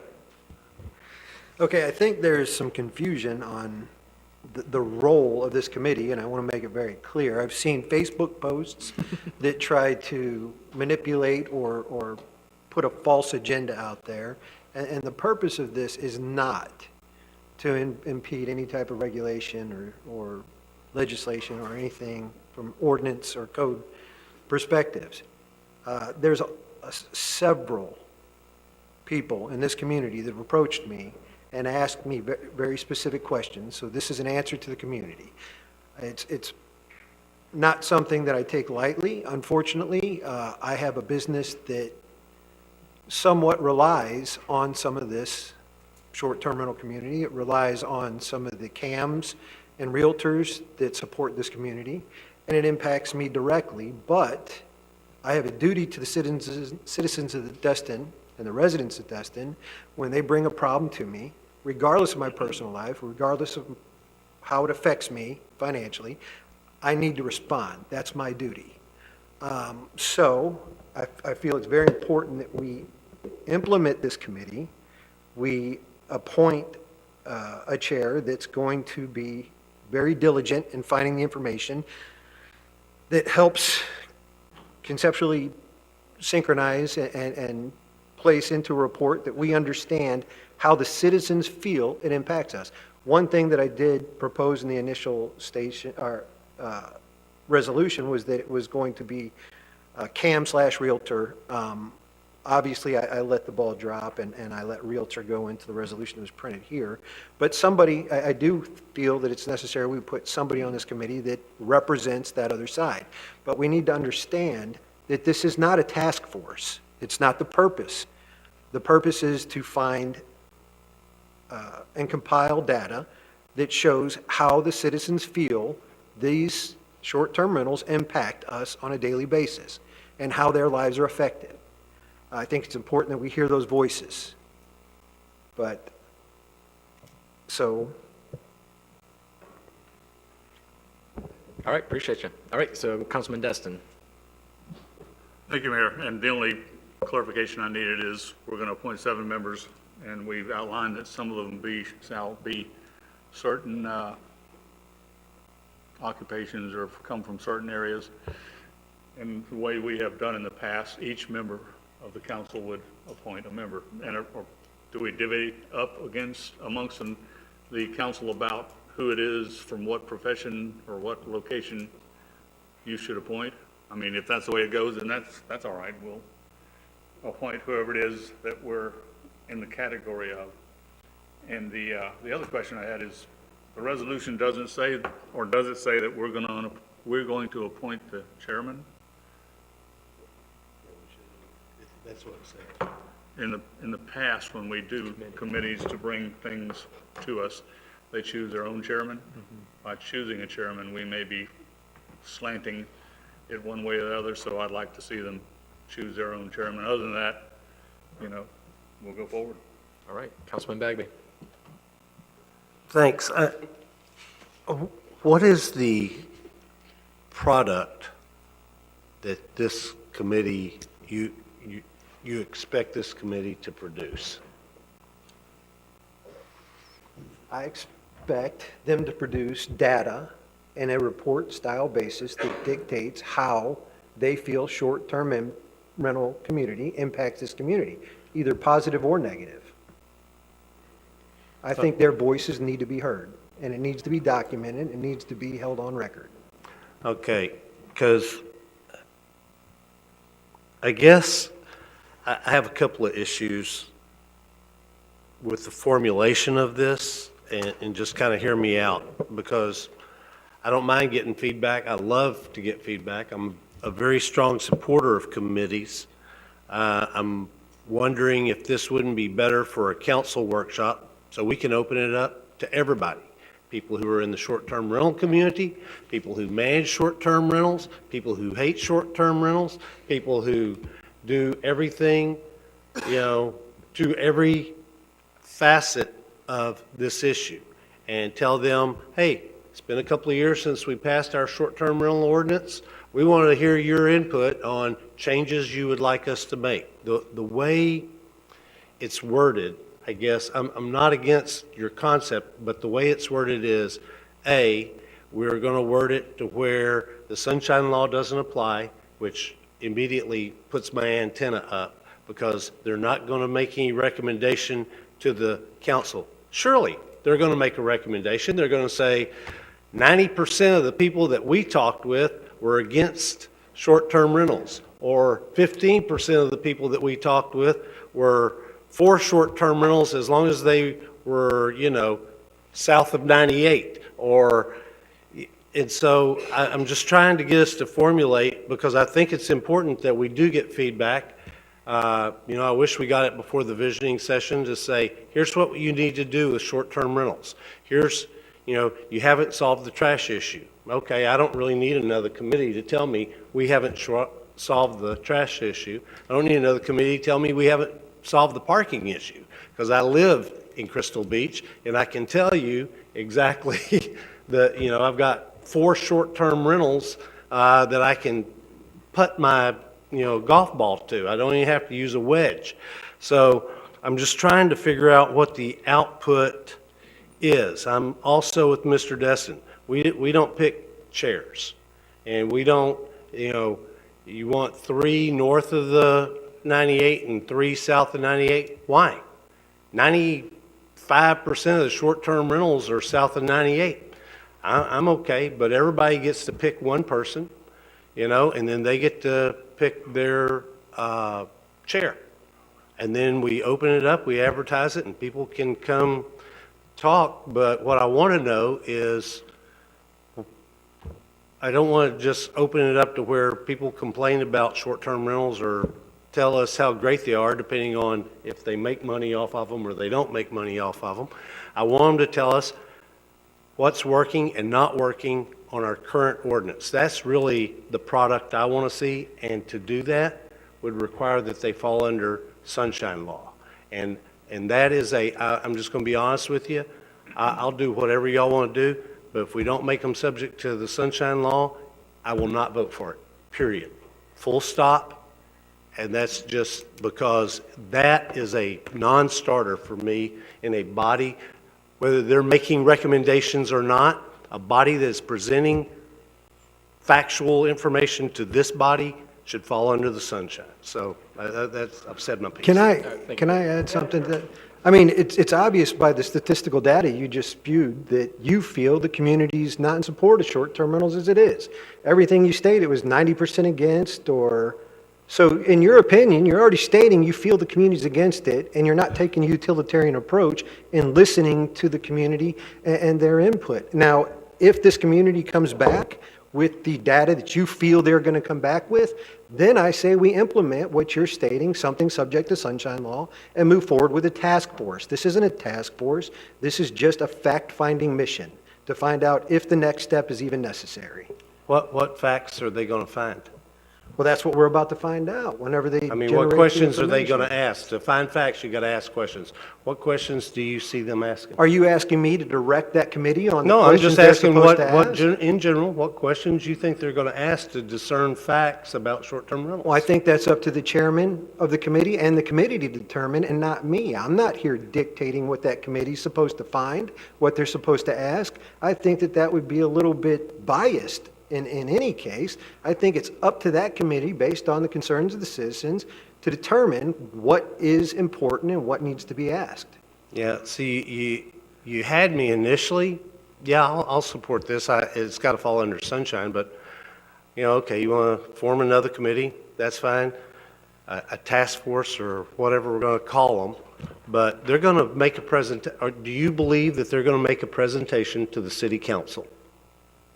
I think that they're going to develop conclusive information based off the city's opinion that maybe at one point we take into consideration and develop a task So force. if they're in the going to future. convey that information to the city council, they have to fall under the sunshine, period. I would defer to the attorney. What Kyle and I had talked about on this was that it was going to be treated like a sunshine meeting as far as being open to the public and minutes being taken and noticing it anyway, even though it was fact-finding. So the use of the term fact-finding wasn't to evade those things. We were going to err on the side of sunshine anyway, but. Yeah, I agree with Kim. I mean, there's a fact-finding element, which is the strong element here, which does not necessarily have to be sunshined. However, from a risk management perspective, I would strongly suggest sunshining this board, especially on this particular issue. Okay. We had no issues with that in the beginning. I even offered to pay for the emails out of my own pocket if there was a cost to the city, so there was no burden to the city over that. No, they're going to make a presentation to the city. They have to fall under the sunshine, which means they can't talk to each other outside the meeting. Period. That's what that means. I just want to make sure that we're all on the same sheet of music, because when I read this, I got real nervous. Like, I like all of y'all, but I'm not going to jail for any of you. Okay, so I like all of y'all too, but it's real simple. They fall under the sunshine, and I don't see what this gets us that a workshop where we invite the entire community. We get the feedback of every citizen. We open it up and we say, for 3 hours, we're going to sit here. We're going to take in what you think about the short-term rental ordinance, the strengths and weaknesses of it. We don't need a committee to tell us that. We can just get the citizens to tell us that. Well, let me tell you the biggest concern with anybody that I've talked to that wanted to be a part of this committee is the same concern I had with presenting this. They have businesses in this industry, in this area, that is somewhat impacted by that industry, and they're afraid if they voice how they truly feel that it could impact their business in a negative way. So the purpose of this committee is to find factual information without that fear that it's going to be used against them in their businesses. Councilman Destin? Yeah, go ahead. Yep. Going up? Yep. I think we've beat that topic. And I understand their concern. However, government doesn't allow anybody to operate like that. And just for clarification, do we need to, and I'm supporting the committee, do we need to put in this resolution that this committee, this group shall be covered by sunshine law, so there's no doubt about it? If you go that route, then we need to change the membership because Louis and I can absolutely not be on the same committee with the code compliance director and not talk to each other. So if we're going to do that, let's amend the resolution or have a workshop. Yeah, I was concerned with that when I saw that you all were members. So if we revamp the committee to not include you all and to have it subject to sunshine, then we can still go forward. And unfortunately, those of us, including you and I, who sit up here and have businesses that do business in the city of Destin, always have that fear in the back of our minds about what effect it will have. And I can tell you, I have personally had people come after me in the last 30 years and try to destroy my business for opinions I've voiced on this dais. It just goes with the territory, and they're going to have to put up with giving their opinions in public.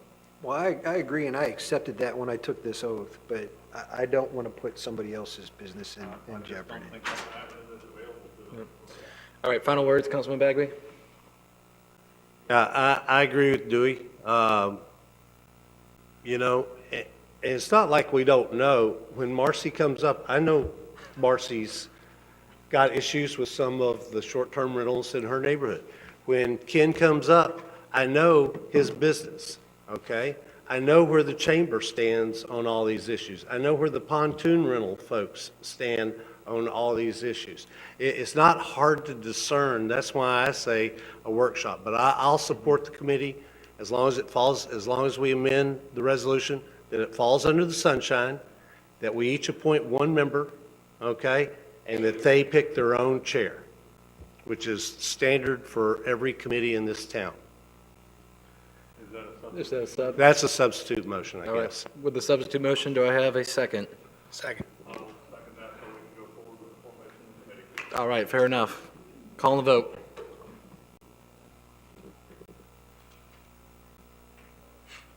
All right, ayes have it, so moved. Item 4E is just a quick update on the Morgan Sports Center Barracuda Field, and I do see Principal Cruikshank is out in the audience, so I appreciate her being here tonight. She's here probably for two reasons, and this will be one of them. But I just wanted to update y'all. We had a meeting with the athletic director a week and a half ago regarding the upgrades we'd been discussing on Barracuda Field. Some items came up on their side with a change that they wanted to do, going from netting to chain link fence. And there's an increase in cost and an increase in time involved in that. And we mutually agreed that they could continue to use the field over at the elementary school. And that seemed to be fine with everyone, and the baseball coach seems to be happy with it. And we will work on making those improvements over the coming year so that they will be in place for next season. And that, anything else you wanted to add to that? I'm sorry to put you on the spot, but. So I think we're all good there. I just wanted to update y'all on where we were at. RFQ for the city center, conceptual design. Oh, I'm sorry, Kevin. What's the netting for the outfield? That's right. And I guess, is it still somebody's requirement that it's a deemed necessary item for the baseball field, that particular thing? Some type of protection, yeah. Yep. Do you know if the elementary school is still going to require them to put netting up to protect the school or whatever? That's my understanding. They've already, the school's already purchased that netting, so it's ready to go up. Gotcha. Okay, appreciate it. So we got the RFQ update for the city center conceptual design, and Lewis has been working on that. Lewis and Company's been working on that. What we anticipate is a final RFQ being ready this week for the bid committee to review and approve. As soon as they have that opportunity and approve it, then I will have the opportunity to approve it to go out to the public, and we will send it out to the public. Since it's an RFQ and not an RFP, I think we're okay to keep moving on this.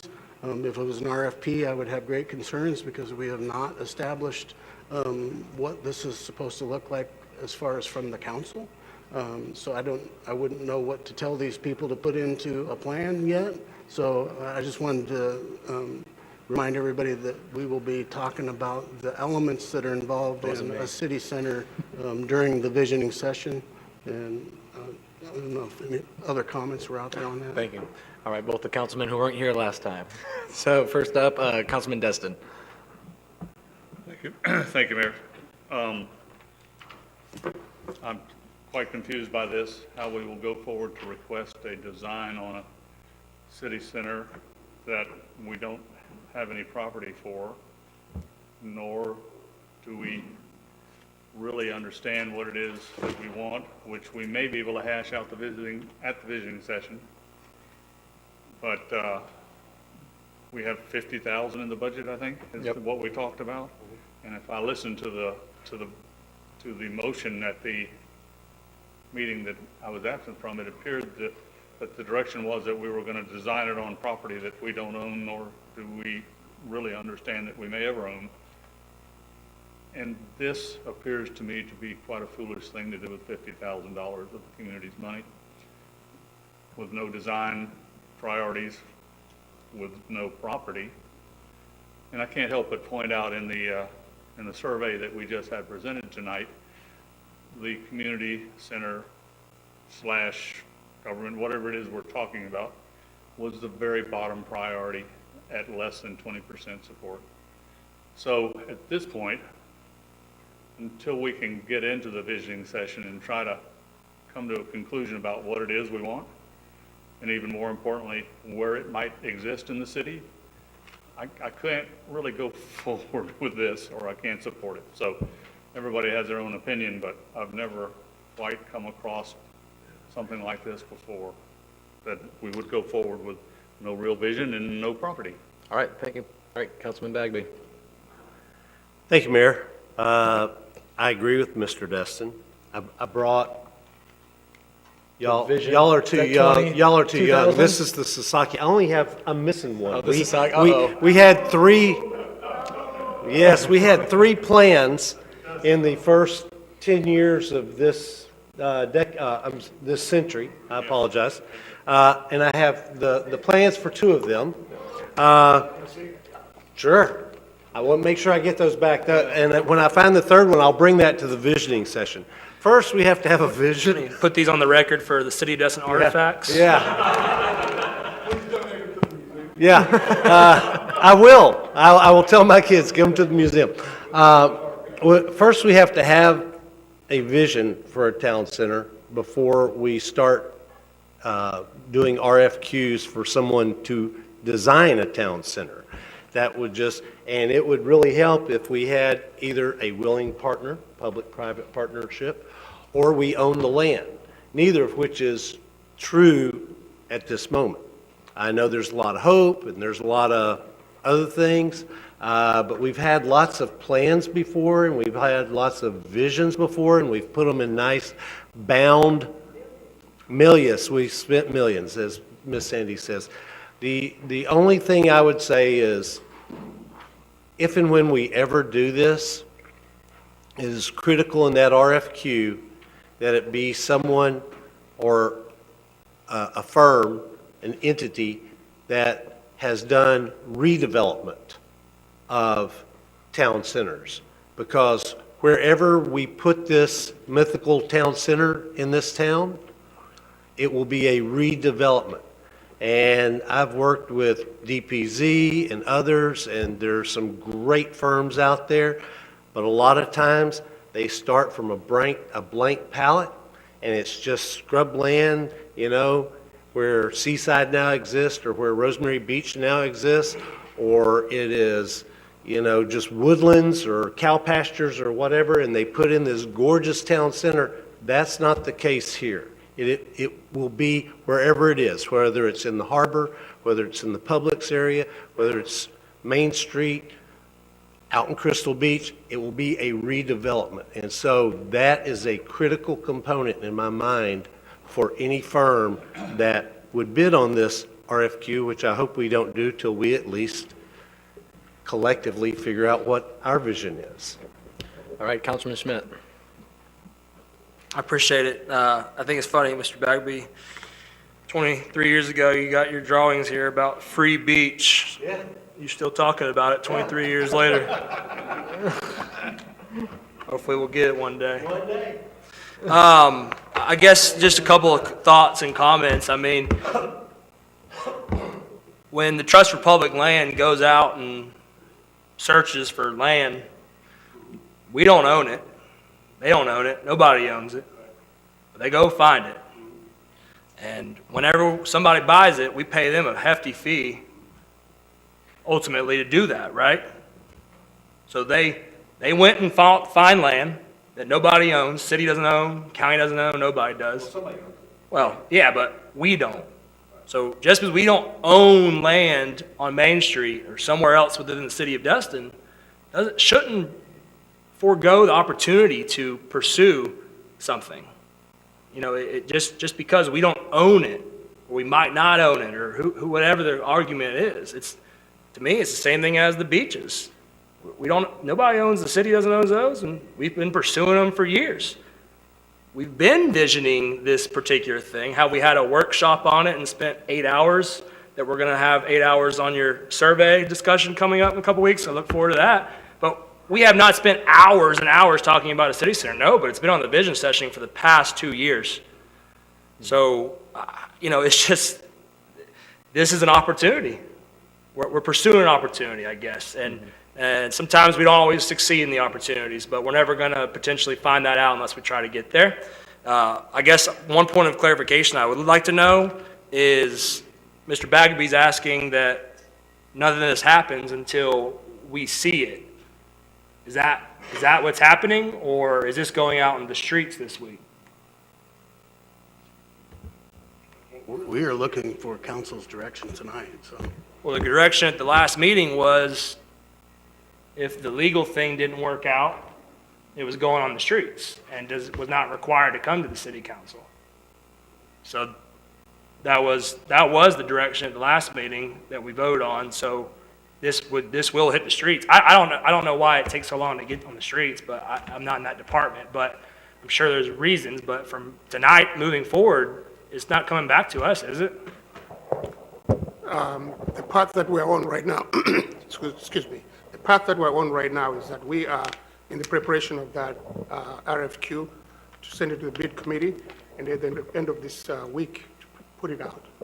Right, so Unless it's not the coming back to council- the city council. Unless the council decides different. Gotcha. Okay, that's all I got. All right, Councilman Destin. I'm a little confused by the process also. As I listened to the motion, at the last meeting, the motion was to have Kyle look at the Consultants Act and see if it applied. It appears he thinks it does apply. And if it didn't apply, then they could go out straight to the street or straight to our continuing consultant, but in fact doesn't apply, which means we have to go through this process.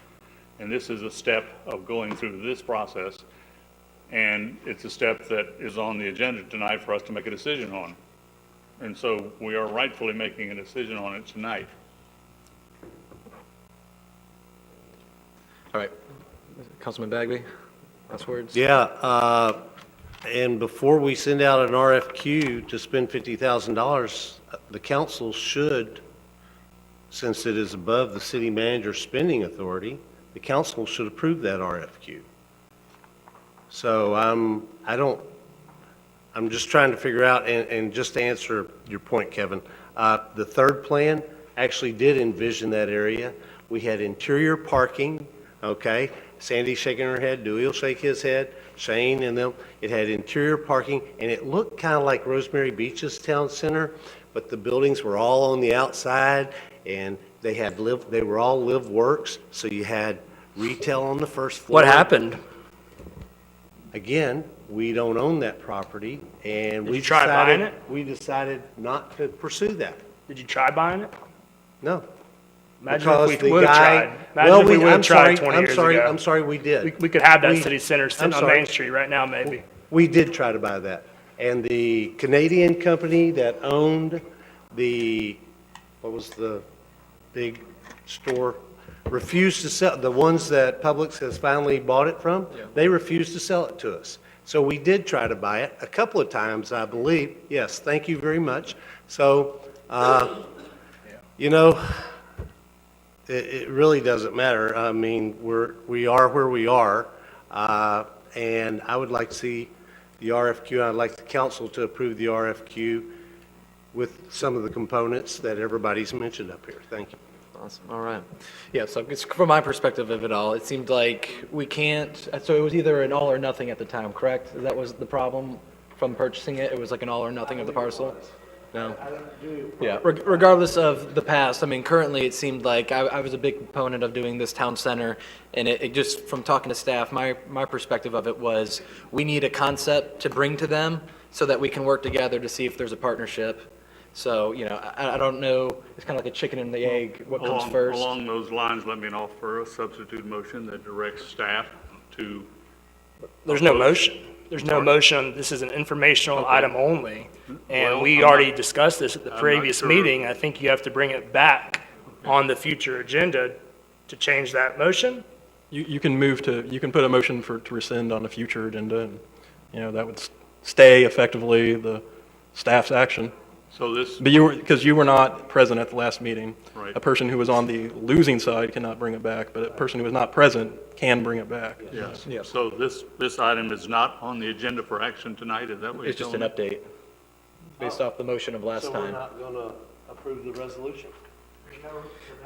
No, because on the last I'm motion, sorry. it was either we can do it internally, or they're going to do it the correct way, the longer way, and still do the RFQ. And when you try to create this RFQ, that it's a request for qualifications, not a request for a bid, Right. then you will bring that back to us for approval? We would absolutely have to bring it back to you for approval. Okay. Well, in that case, then we don't have anything to discuss tonight. We'll have it at another meeting, but I can't help but suggest that the proper course would be to direct staff to approach the owners of this property and see if they are the least bit interested in working with us or selling us some portion. Yeah, I'm curious And about that put as well. Do we have any information? We have, at this point, they're not interested in discussing because they need to complete all the closings for all the properties that they need at this point. Okay, well, that's a discussion, but do we have anything, and can we produce anything that says they are willing to sell or go together with us? And I will put that on the next agenda to direct staff to solidify, actually put something in writing to them, and they can put something in writing back to us, because after all, verbal communications have no, as they say, color of law. Yeah. And with this being a redevelopment process, surely this isn't their first Publix redevelopment master plan or just facility around the core anchor store. So, this is something I want to tackle hardcore in the visioning session. So regardless, this is, if I get a lot of time in the visioning session, this is where I'm going to be putting it. So, for me, as long as we're talking about it and we're getting a concept, to Councilman Destin's point of, it was low in the priority when spoken of in here, but one of the highest priorities was attainable housing and workforce living, which could be accomplished through mixed-use development. So, while the project might not hold a lot of merit, a lot of the solutions that you could build into that project, you could cover as some of the highest things that our citizens are deeming needing to be looked at. So, I'm seeing it as they don't understand mixed use. I'm barely getting to know mixed use, but I think a lot of the solutions are in that kind of, the development of that community space and in attainable fact, housing. those kind of discussions are what we need to have. Yep. But to have low-income housing has not been. No, a I don't real think low-income housing. I think Okay, workforce more reasonable, housing. let's call it that way. Yeah. That's not generally been a priority for very many developers in this town, and I Yeah. would be surprised. But we need to open up the dialogue. Yep. In writing in an official way to see if there's any chance we're even going to have an opportunity to use that property. Yeah, and just to throw that out there for public information, Senate Bill 102 is out right now, and that will be helping encourage people to do multi-units and selling them for at least 10% under the value cost. So there's hopefully some new legislations that are going to be in place to hopefully offset this as well. So, all right, other than that, that's just an update, so back to you. Thank you. And I just wanted, I apologize if I didn't introduce the item correctly, but because it is an RFQ, they're strictly going to send us, each firm will send us what they consider to be their qualifications for handling this type of project. So there's no specifications as to what is going to go into a plan, and that would absolutely have to come back after we know what's going to go into the plan for council to tell me to proceed with, because it will be in excess of my threshold. So I apologize for that. There's no money spent at this time either. And that's absolutely correct. There's been no money spent on this project at this point, so we'll proceed under our existing policy and let you know how it comes back. We have an update on the utility box painting project, and I know that Lewis has been working with some folks in our community as well as some of our utility friends to give an update. Yes, so I've got two reports in one. The first one is that my staff and I met with the family of a little boy that had the accident, and they were very appreciative of the council's extension of them to participate in coming up with a design that will be part of the wrap that will go on that box at the corner of Kelly and Main Street. So they are going to think about what it is that they would like, and then they're going to come back to the city with their thoughts on that. So I think that's pretty positive. We got that in place. The second part is we have also identified several locations in the city that have visibility, so we can at least showcase some of the renderings on these boxes to see the reaction from the residents and see whether the program is acceptable before we fully unveil the entire process. So those are the two aspects of the utility box report that I have for you, unless you got any questions for me. Thank you, Louis. I know Councilwoman Hebert asked about this, and I think the comments that were made earlier about the committees and whatnot, so I would hope that this item and the other items, maybe before it comes back to us with the final stuff, that it goes through Parks and Rec as well. I'm sure you guys are already thinking about that, but thank you. Yes, thanks. Up next, council directed us to bring back some information on a traffic study on Legion Drive between Beach and Main Street. And Mr. Burgess has been working with our partners at the county as well as some of our engineering firms to see what we could get done. Yeah, that's correct. After the last meeting, I reached out to Okaloosa County engineer Scott Bitterman and the traffic engineer for the county, Randy Showers, to discuss some of the concerns that were expressed either at the council meeting or kind of offline concerning that section of Legion Drive between Beach and Main. The traffic engineer for the county was able to pull some of the programming for the signal located at Main and Legion, and was able to share some of that information with me. Subsequent to that, I reached out to one of our continuing service providers for engineering services, and they are putting basically it's going to be a safety audit or a safety study concerning speed, congestion, intersection timings, kind of the whole gambit. And they're going to be returning a scope of work back to me along with a cost estimate to accomplish that. And I should have that well before our meeting in March. All right, we've got Councilman Bagby. So when are you going to take this to Public Works, Public Safety Committee? I didn't hear that part. At this point, honestly, Councilor Bagby, I did not consider taking it to the committee. because it was a council directive. Okay, well, we either need to kill these committees or use them. And so I'm going to make a motion that you take it to the Public Works, Public Safety Committee and have them review it, and do their job so that we can do our job. All right. That is a. All right, with a motion on the table, do I have a second? All right, got a second?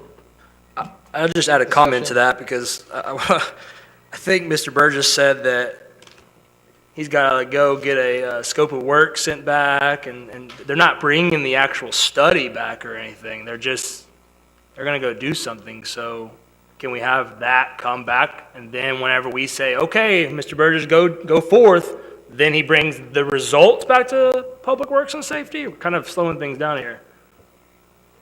Good, faster, cheap, pick two. So I like using the committees because they will make that study better, or they will ask questions. There's some pretty smart people on the public work. As you served on it, I've served on it, several of us probably served on it. Let's get their input on what they would like to see, and maybe they have some ideas, because I've heard 20 different things mentioned as part of this study. Speed humps, traffic calming devices, just a right turn lane, a right turn in a straight lane, a redoing the signal timing. Let's send it to the Public Works, Public Safety Committee to get their input. What I'm leery of is we're getting into where we direct staff to do things and cut the citizen, the whole purpose, one of the purposes, main purposes of the committee is to get the citizens' input in how this town is run and help build a consensus.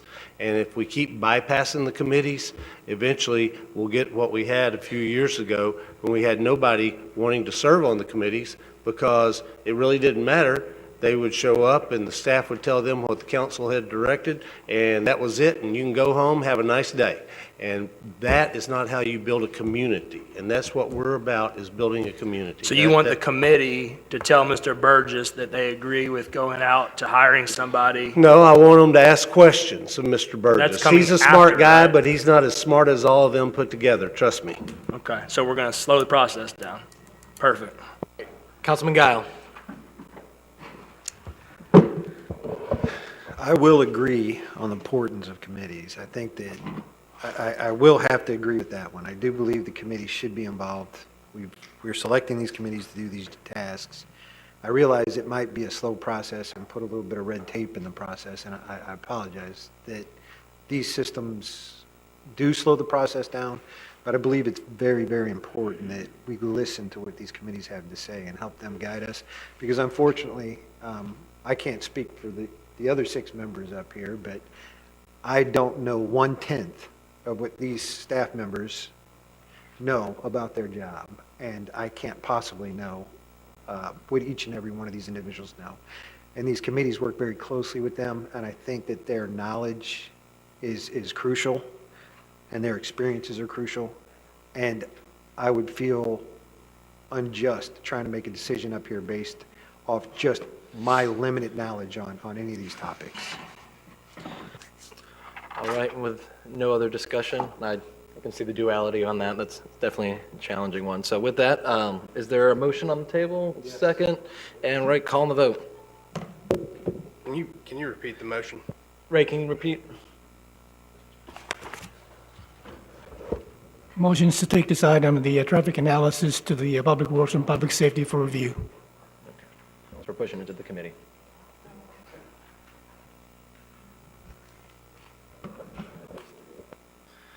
All right, ayes have it, so moved. Next up, we've got the Linear Park and 98 Palms Extension conceptual design.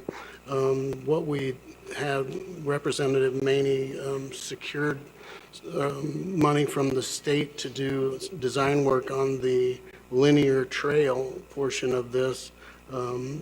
Aside from that, there's some roadway that is supposed to parallel parts of the trail, and staff rightfully thinks that it would make more sense to do these together at the same time if possible, and we're looking for council's permission to take this out with both items so that we can get the most bang for our buck. We have Louis and Ryan here if you had questions about how to move forward or with any of this. But, I mean, the priority right now is making sure that we use the money allocated by by the state through Representative Maney, and I think our deadline is October of this year that we get that money underway, so that, and that's for design work. All right, Councilman Destin? I was premature, we need to listen to what the Yeah, okay, all right, thank you. All right, Ryan? I'll just hold it up there for you.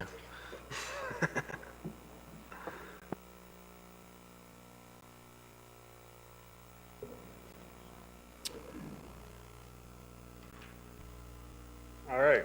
Good evening, council and mayor. You ready to have some fun with us? Let's do it. This is a quick concept we threw together. I'm excited to present it and get some feedback and figure out what your thoughts are on this. So, first thing we looked at is in the comprehensive plan in chapter 2, we have 3 different policies. The first one says pursue additional road corridor improvements. We want to relieve congestion. We want to maintain new road corridor alignments. 2 of those policies reference map 2-1, which is needed motor vehicle transportation improvements. So on our city website, we have 2-1. So 2-1 is showing the area back in the day when this map was approved that needs work. We need help in the city in this area. So let's look at what's happened since this was approved. This little private road now exists. Palm Street Extension exists, and City Council on the last session approved to take it over. So now we own and operate that. Mattie M. Kelly Boulevard exists. Currently, South Mattie M. Kelly Boulevard is under construction, and we're in the process of working with the contractor to finalize that and take that part over. So all that's left are 2 more pieces. This piece is a public right-of-way, which is kind of the final phase of the linear park.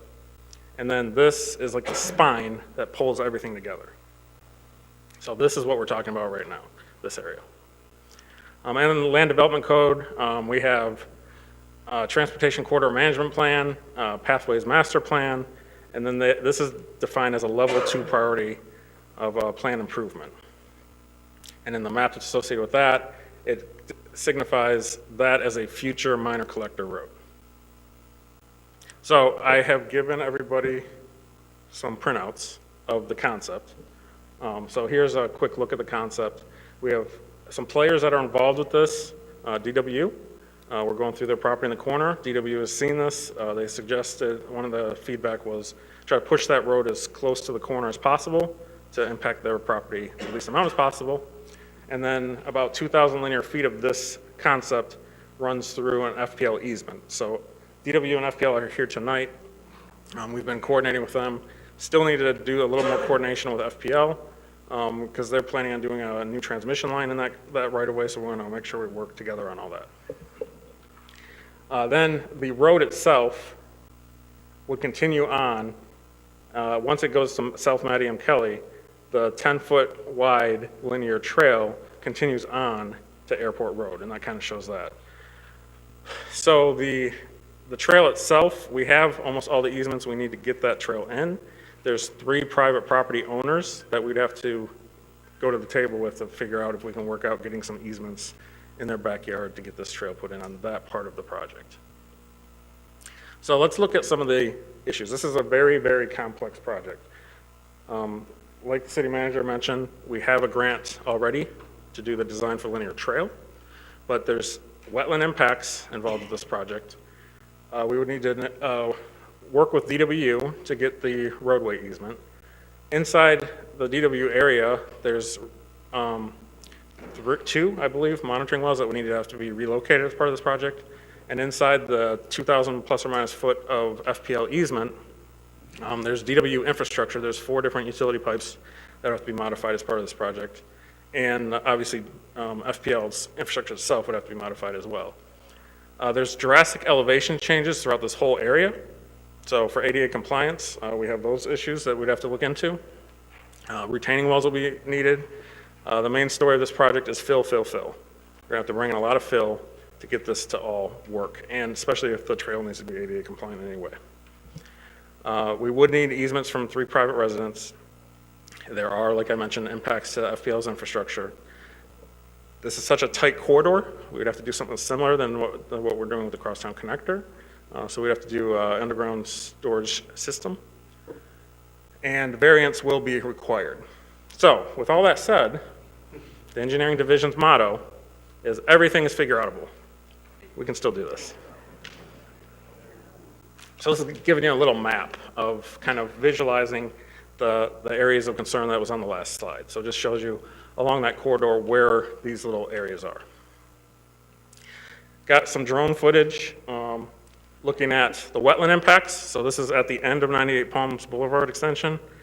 And you can kind of see in the top right corner the 98 Palms where it terminates today. And you can see the retaining wall along the wetland there, along abutting Olympus. That retaining wall is about 15-ish feet high. So we'd want the road to go down and have the least amount of wetland impacts as possible. So it's going to start high, go down, go back up. It's going to be a nice little fun ride. This is looking at the end of Twin Lakes towards Jewel Melvin Park. There's Olympus on the left, where Palm Street Extension dead ends right there, where we just took that over. So that'd be one of the connection points. Obviously, we have a high connection point on the left, and we have Jewel Melvin Park on the right. So retaining walls, ramps, ADA compliance, all that has to be figured out in this area. So one thing I want to say is let's just take this little bite size to get this done. Phase 1, finish the connection between North Mattie Kelly and South Mattie Kelly. Start getting that north-south corridor from airport to 98 done. Phase 2, continue that connection on to Twin Lakes. Starts opening up all the residents in this area to be able to move around a little bit easier. Phase 3, continue the connection from Twin Lakes to the Palm Street extension that we just took over. That's getting the biggest core of residents in this area to now be able to really kind of move around a little bit easier. The more expensive phase is this phase 4, which would get through the wetlands, DWU, elevation changes, but that completes the spine. So a lot of these residents now, once this is complete, can go to Winn-Dixie, can go to Target, can go to the post office, without having to get on airport, without having to get on 98. Just overall, it kind of solves some congestion issues. Can't solve the overall problem, but it solves some. And then I'm saying phase 5, final phase, get that 10-foot wide linear path to airport. So as already previously mentioned, we have a current grant for the linear trail design only. And that's set to expire, as the city manager mentioned, October 2023. So once we get a designer on board and figure out a timeline, we'd want to request an extension to that expiration date. And these two things, I think, should really be designed together since there is so much to it. It's such a complex problem. Do you have something? So this will also provide a long-term benefit to the community. So what I'm looking for tonight is get council to approve the release of an RFQ. Get that on the street. Let's start getting people getting their qualifications in. From there, while that's out on the street, I want to take this same presentation to the Town Center CRA Advisory Committee, Public Works, Public Safety Advisory Committee, Parks and Recreation Advisory Committee, local planning agency, and while that's on the street, get the feedback from them. What are your thoughts? What do you want to see? Get the designer on board and start implementing those ideas into the design. Incorporate that feedback and recommendations, like I said there. We will have to, once the design gets going, request a variance to the Board of Adjustment once we figure out everything that needs to be varied from. Then I want to present to all the other committees. I want to present to them all over again during 30%, 60%, 90%. Just keep them in the loop, get their feedback, get the final approval, come to City Council for final approval on design. So that's what the motion is for tonight. Once, I do have a note here, once the engineering firm is selected, pricing for design, the staff will come back to the City Council to discuss additional funding options for the project if needed. So this is going to be over that threshold for design. So does council have any questions? All right, Councilor Schmidt. Thank you, Mayor.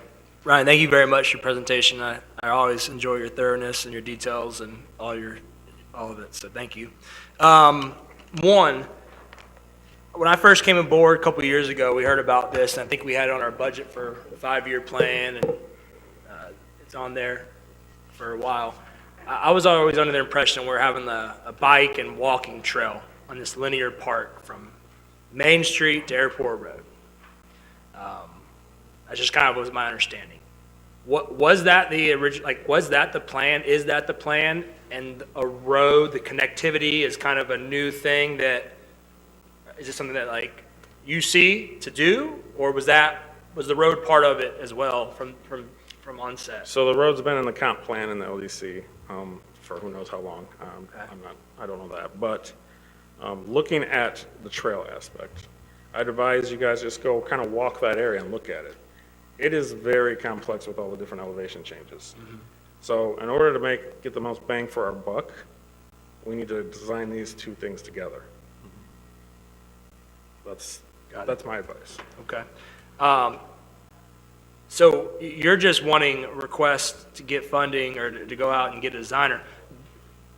Are we supposed to see the RFQ, the RFP before it goes on the streets? Are we supposed to review it to make sure or are we good to just send it out? If you would like, yeah. Okay.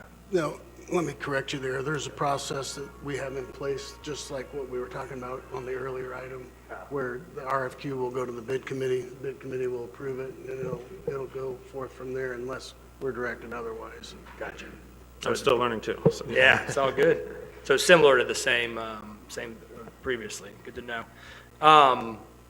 And then the north-south connectivity. I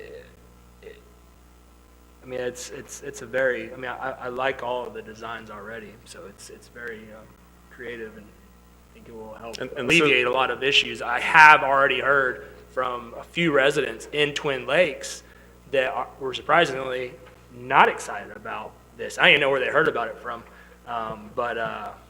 so it'll be interesting as this unfolds to get that feedback. I look forward to it. So thank you. And then to your point, I always considered this was a pathway, and then we went to the meeting, it was in the plans, and I think the walking path was in that Vision 2000 Vision Destin there's a dot path that goes from Mountain Drive all the way through Commons. It's green. So I will say, when I started here, I was given, hey, we have this grant for this linear trail, let's start looking into this. There's a big difference between a line on paper and what it is in the real world. Yeah. So once I went out and actually walked it, I was like, whoa, Yeah. this is not just a simple line on paper. There's a lot more to this. And then my only question was, this set to expire in October, so for the grant, the linear trail design, you're assuming that we're gonna have to ask for an extension? Yes. And for that the would design. be Yes. asking Pat Maney, Representative Maney, to go get an extension? I'm just making sure we don't have to go back to him. I don't think that will be necessary. If we get this on the street and get qualified firms to Yeah. respond, we can. That's one of the qualifications issue needs to be. that It needs to be section done to by- one of those firms. And Okay. hopefully, we can issue both sections, but that's Okay. council decision. Got it. That's why Councilman we're here. It was always talked about, the linear trail, and the roadway wasn't mentioned that much. We're fortunate to have Ryan on board now as an engineer. He's looking at how to, I think save some this- money and save Great some road, time, yeah. so that's why we're looking at doing both at the same time. It's the most efficient way to do it. We can do it. We can do the linear trail and then come back and do the roadway, but it's not the most efficient way to do it. Correct. All right. Councilman Destin? Thank you, Mayor. And I support completely your corridor. That's probably going to be the biggest improvement we've done on internal circulation in the city in 20 years. My only question is, the grant we have is a grant from the legislature. It has a lot of conditions. I'm not sure we can even commingle this design with another one. I'm not sure that we can get an extension except and with a legislative act. So has any of this been coordinated with Representative Maney's office to understand and to get to the bottom of the question of whether we can even do these things? So Jeff and I have been in communication. You want to add anything, Jeff? Yeah, I'd be glad to. I've talked with FDOT, and they're the ones overseeing this grant. And they said that we could do the design at the same time, but of course, the expenses would need to be kept separate. So the grant would only pay for the linear part of the design. But we can do a simultaneous design using the same contractor or engineer. And so you have spoken to Representative Maney's office? I've spoken to my contact at FDOT, that is the one that issued this grant agreement. And I've spoken to him at his office about this. And? And his only concern is to not embarrass him and to use the money so we don't have to ask for an extension. His only concern is that the money gets done. And that appears that we are planning in and ask for an extension here. And I asked him, I told him, hey, what you know about, my interpretation was the path, and now there's a road that we can commingle together. He said if we can get it done in the time, that he doesn't care if there's 20 paths, as long as the money gets done with it. Unfortunately, the anticipation here is that we won't get it done in time. We'll have to ask for an extension. And that's my concern, yeah, after seeing that. And that's a problem. Yeah, that was his one stipulation, was use the money. Yeah, and it doesn't look like this is going to work out that way. Jeff, what's the turnaround once we get the firm that's qualified? What's the turnaround time for the plan on the linear portion of it? Can we complete that by the November 1st timeframe? Well, I think it depends on the engineer and the workload and their availability to prioritize this as a project. Each engineer might have a slightly different timescale, and I don't know if Ryan would like to add anything to that. Can that be part of the RFQ, is to just do the So, design? It would be. Yeah, coming from the private side, if you guys came to me with this time crunch, obviously, if I'm going to confirm that I'm going to get it done for you, and charge higher rates.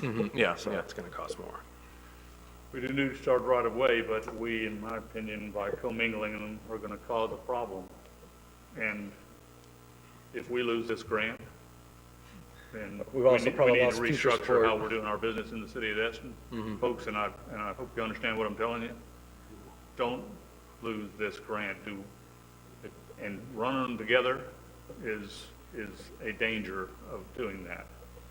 And so, I'll ask the city manager or the land use attorney or whoever's the appropriate person to contact Representative Maney's office tomorrow and run this by them. But if we have to ask for an extension, there's a whole lot of, I think there's 400 and so, or is it 235 folks over in that legislature that would much rather send this money to their district? 220 plus the government. Yeah, That's right. Yeah, 'cause it's a matching So the grant. chance of getting an extension, Yeah, in there's my no opinion, extension. is no chance at all. We've got to get it done. Understood. I'll make that happen tomorrow. So. Councilman Bagby? Thank you, Mayor. Is the grant for the state's fiscal year or our fiscal year? State. I want to hear it from the city manager. Okay. Or I'm sorry, from could you Ryan, repeat that, or please? from Jeff. Is the grant for the state's fiscal year or our fiscal year? Neither. It ends at the end of October. Okay. At the end of October. So that's kind of unusual because usually it's a fiscal year, but okay, I would recommend that you take this concept and you phase it, and the design that matches the grant is phase 1. And you get all those committees together at the same time, and while you've got the RFQ out on the street, and you fast track that process, because if you can, it's like building a Lego house. I can build the floor and I can build 2 walls, and that's what this grant's for. The other 2 walls and the roof and all that, that'll come down the road, but you have got to obligate this grant in the time period, because if we lose it, he's not going to come back to help us out again. He stuck his neck out once, and we let it get chopped off, and we let that money go to Fort Myers or wherever the heck it's going to go, whoever's the chair of the appropriations committees this year. and we will have burned that bridge, and he's going to be there as long as he wants to be or until term limits gets him. So whatever we have to do to get this money obligated for the design, that's all it may take us 10 years to build this silly thing, but do not spend that money, because we will be very sad. I agree. Yep. I absolutely agree. All right, any other discussions? Is there a motion? Yeah. Can we do some kind of substitute to this and give them some direction? My motion would be to approve the corridor itself, but make the design of the linear park Phase 1. Second. All right, motion and second. Any other discussions, questions for you guys? Staff, any other further direction? I just wanted to reinforce what you just said. We always intended on approaching this as two projects, just doing them with the same firm and in a similar timeframe. Yep. All right, seeing no other, calling the vote. All right, ayes have it, so move. Thank you. Good deal. And I will be happy to help facilitate a multi-committee workshop over this. All right, moving along. Thanks, sir, and thanks, Ryan. Next up, we got a brief update on the Captain Royal Melvin Heritage Park mural concept that I've been working with Alexandra Sharp, leadership instructor at Destin High School, along with Kelly Tucker, arts instructor at Destin High School. I think are they both here?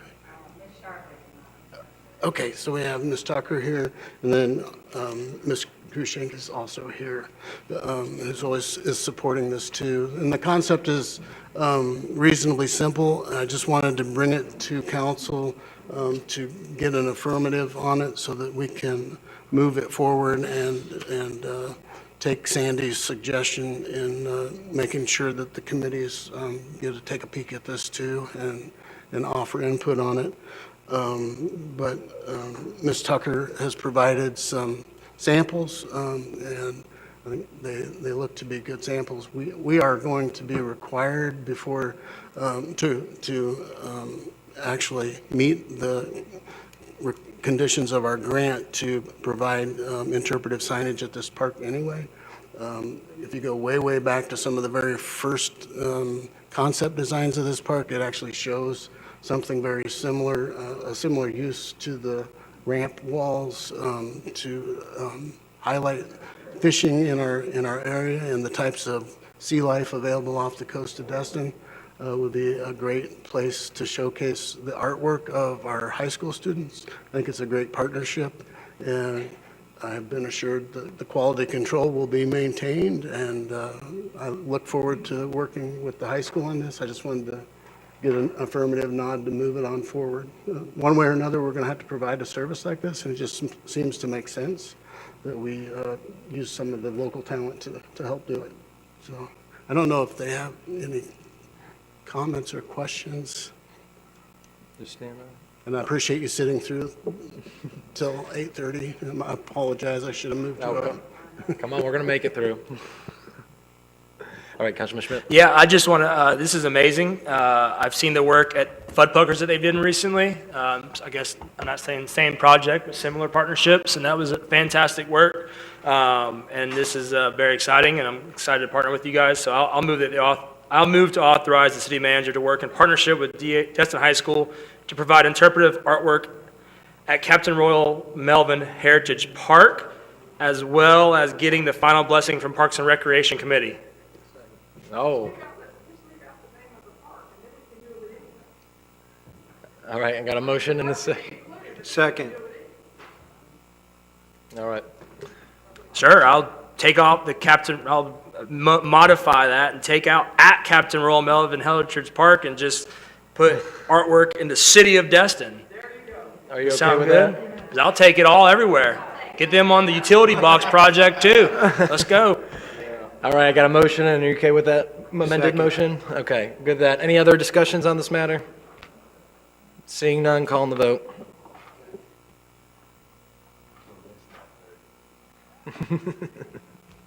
Don't get tired on me. All right, ayes have it, so moved. And just a few announcements. On Wednesday of this week at the Convention Center, the annual boating safety workshop will be held in the afternoon. I don't know the exact time, but John, 1 o'clock, thanks, sir. So any interested parties, I encourage you to attend. On Thursday, the 9th, this week, we will be hosting the Destin Forward class in this room, and I think all of you have been able to schedule a time to meet with them individually and talk, so I appreciate Shane and his crew for coming back again this year. On the 15th of February, that's a Wednesday, Lewis will be hosting a CRA workshop regarding the master plan of both CRAs, and we encourage the public to attend and give input. That begins at 5:30 in this room, correct? All right, sir. On the 16th, the next day, that's a busy month, we will be hosting our strategic planning session, again in this room. The public is invited to attend and participate. The public portion will begin at 8:30 that morning. We will wrap by 5 o'clock, hopefully a little before, but we'll see how that goes. We'll be closed on February the 20th in honor of President's Day. And finally, we have Mr. Mayor Bobby Wagner's State of the City address on the 23rd in this room at 5:30, and I think he'll be adding some additional items maybe under his name. And then, Webb, do you mind doing the Compass update for me? Sure, I'll be happy to. So Compass and our internal Munis system, we brought down at 4 p.m. this Thursday, which is February 9th, for a system-wide upgrade. During this time, the system will be unavailable as the core system is migrated over to the newest version of the software. We do anticipate the system being back online the morning of Tuesday, February 14th. We are excited as this system will be brought to the newest platform of Tyler Technologies. Although this upgrade will not have immediate substantial changes to the way the system looks and operates, it's a huge step forward so that InterGov and Munis support staff and city staff can incorporate some new modules and some new processes and improvements to utilize that newest technology that's available. And I would like to thank our community development staff, as well as our code compliance, our finance, our HR, and IT. All these departments are working together right now, plugging forward, as this is a significant project as we go through this first stage, which is the upgrade. Appreciate their cooperation and diligence through this major project, and we'll be sending out a public release here tomorrow morning so that the masses get that and can be prepared for it. And again, I'd like to thank staff. This is a major step, and there's a lot more to come after that. So thank you so much. I got a discussion here. Councilman Gao? Quick question. One, John, I didn't catch, where is that, what location at 1 p.m. Wednesday? It's going to be the meeting for Convention Center on the island. Convention Center on the island, okay. And the last thing I have, we're talking about this Compass system, and obviously it's brought some complaints coming via email and some other issues. How far away are we with an IT director? Because I know that they can do some refining to make this thing a lot more seamless. Absolutely. We do have some second interviews at the end of this week. So we are, again, honing in on that. It has been challenging, but we do have some great candidates. We're excited about that. All right, a couple Councilman more. Destin? Nope, I'm sorry, did I cut you off? A couple more quick items. On the same subject, I've been discussing with various staff members how we can improve the functionality of the Compass system. I will bring a suggestion under my section in the council section, and we'll kick that around and see if we can't try to get to the bottom of some of the issues. Awesome. Right back to you. Thank you. Also want to welcome Dr. Tamara Young to the table this evening. She's our new public information manager, and we're very pleased to have her on board. And I won't embarrass you by doing that anymore, but one time I had to call you the doctor. So we're very fortunate to have her here, and she's already helping me. I have my first cheat sheet in a long time, so I appreciate that very much. And finally, I wanted to offer my congratulations to former Councilman Morgan on the birth of their daughter earlier this week. So.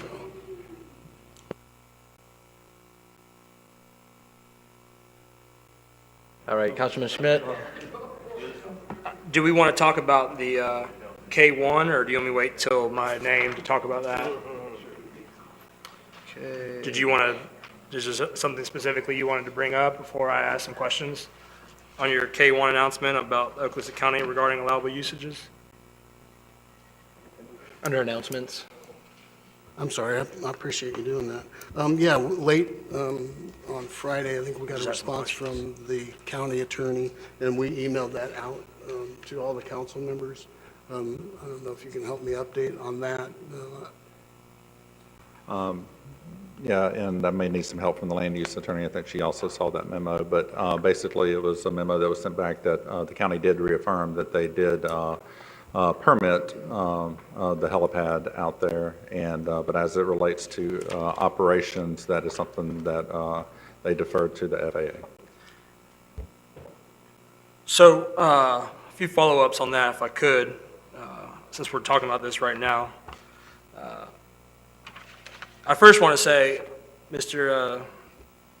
Johnson?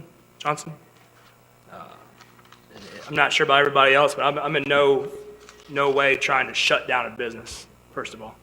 Me personally, I'm not intending to shut down a business. So I just want to make sure we're clear on that. I am more intended about the constituents of the city of Destin who have a lot of safety and concern issues about the operations over there. Okay, so let me just say that. Lance and Webb, the county representative back in August said specifically that the site was approved for the operation of a heliport and that they are approved for one helipad. They also said that the area to the east of the helipad on the development order is annotated for future use as a hangar, though construction of the actual hangar was not included as part of the development order. The area was cleared and graded, however, as part of the overall construction of the facility. When the site was last inspected, the area was being maintained in the graded state, but a second helipad was not present, though there was a small area with pavers that might have been a helicopter parking area. So that's from the county. One helipad, approved for operation of a heliport. Their attorney, Ms. Hoshihara, I'm not an attorney and it's very confusing, but she doesn't really, in my opinion, answer the questions. They also have items from the U.S. Department of Transportation and the FAA that was provided to us that says that the takeoff and landing area is appropriately marked, and this is provided by the county. So the county knew that there's a second helicopter on a brick paver pad that has no markings on it. So I personally, and the lady that was here earlier that was talking to us about doing something, this is, I mean, we're trying to do something. I was initiating it, council agreed, I think, to do something. There's still questions, in my opinion, that the county's not answering. And we've tried, I think attorneys have tried to talk to them, and now we're getting conflicting information. So I personally would like to continue maybe following up with them for some further clarification about some of these things. I don't know if that needs to be a motion or if anybody else is interested, but communication from the county doesn't very cohesive there, doesn't go with what they're saying. So a lot of citizens are concerned about safety, concerned about multiple helicopters taking off in this area. I get that the FAA is the overall governing body of what happens in the air, and they also had to approve what happens on that site. They had to approve it. And according to the county, they approved one helipad. That answers the question right there to me. So I would love for y'all to bring back some further answers and explanations on these things based upon the unclear. I'm not sure about what it means, but I'm not sure if anybody else is interested in that. That's all I had.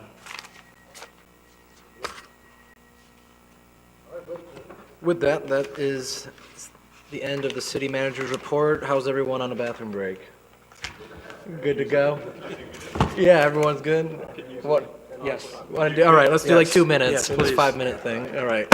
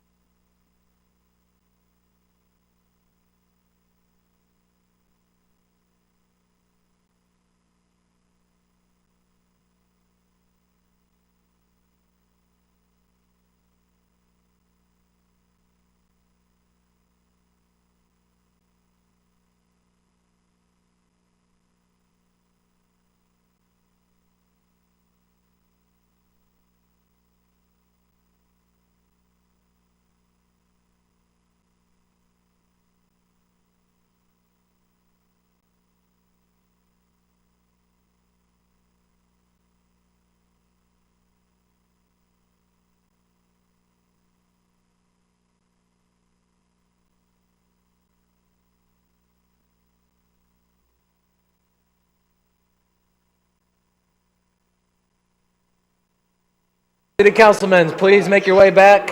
Let's get this show on the road.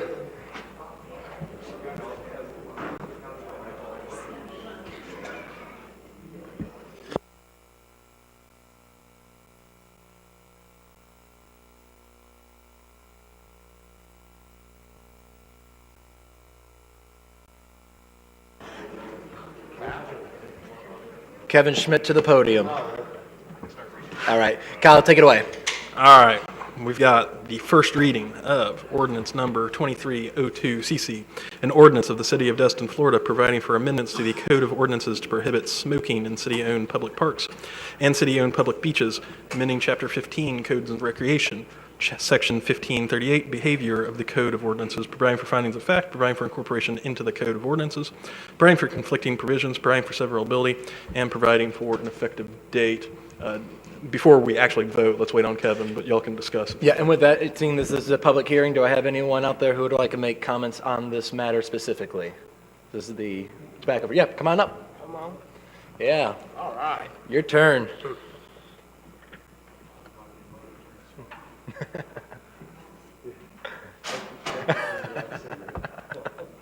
Wow. Absolutely. All right, so whoever's going to be doing the majority of the talking, please give your first and last name and your address. Hit the button, and the light will turn on, and take it away. I'm Michaela Turner, and 227 Ajax Drive, Northwest. So we are from Students Working Against Tobacco from the Fort Walton Beach High School Club.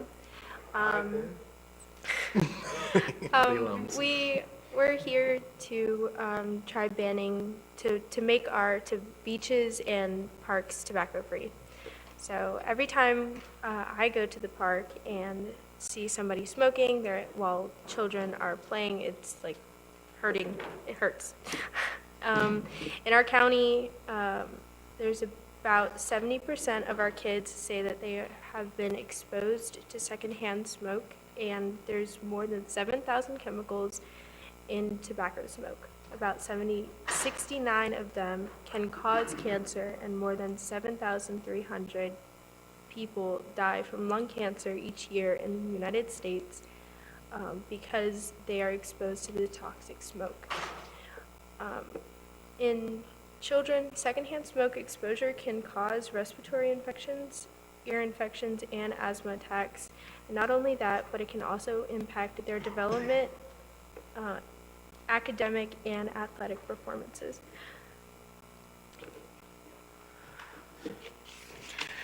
Did you know cigarette butts are the most littered item on Earth?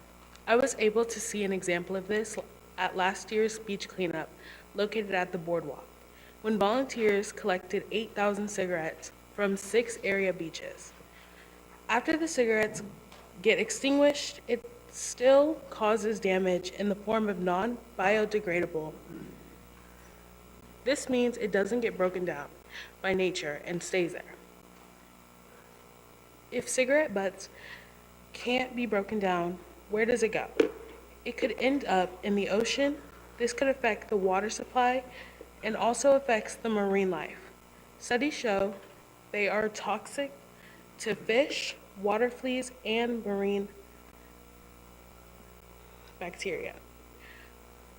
Other things it affects is our pets.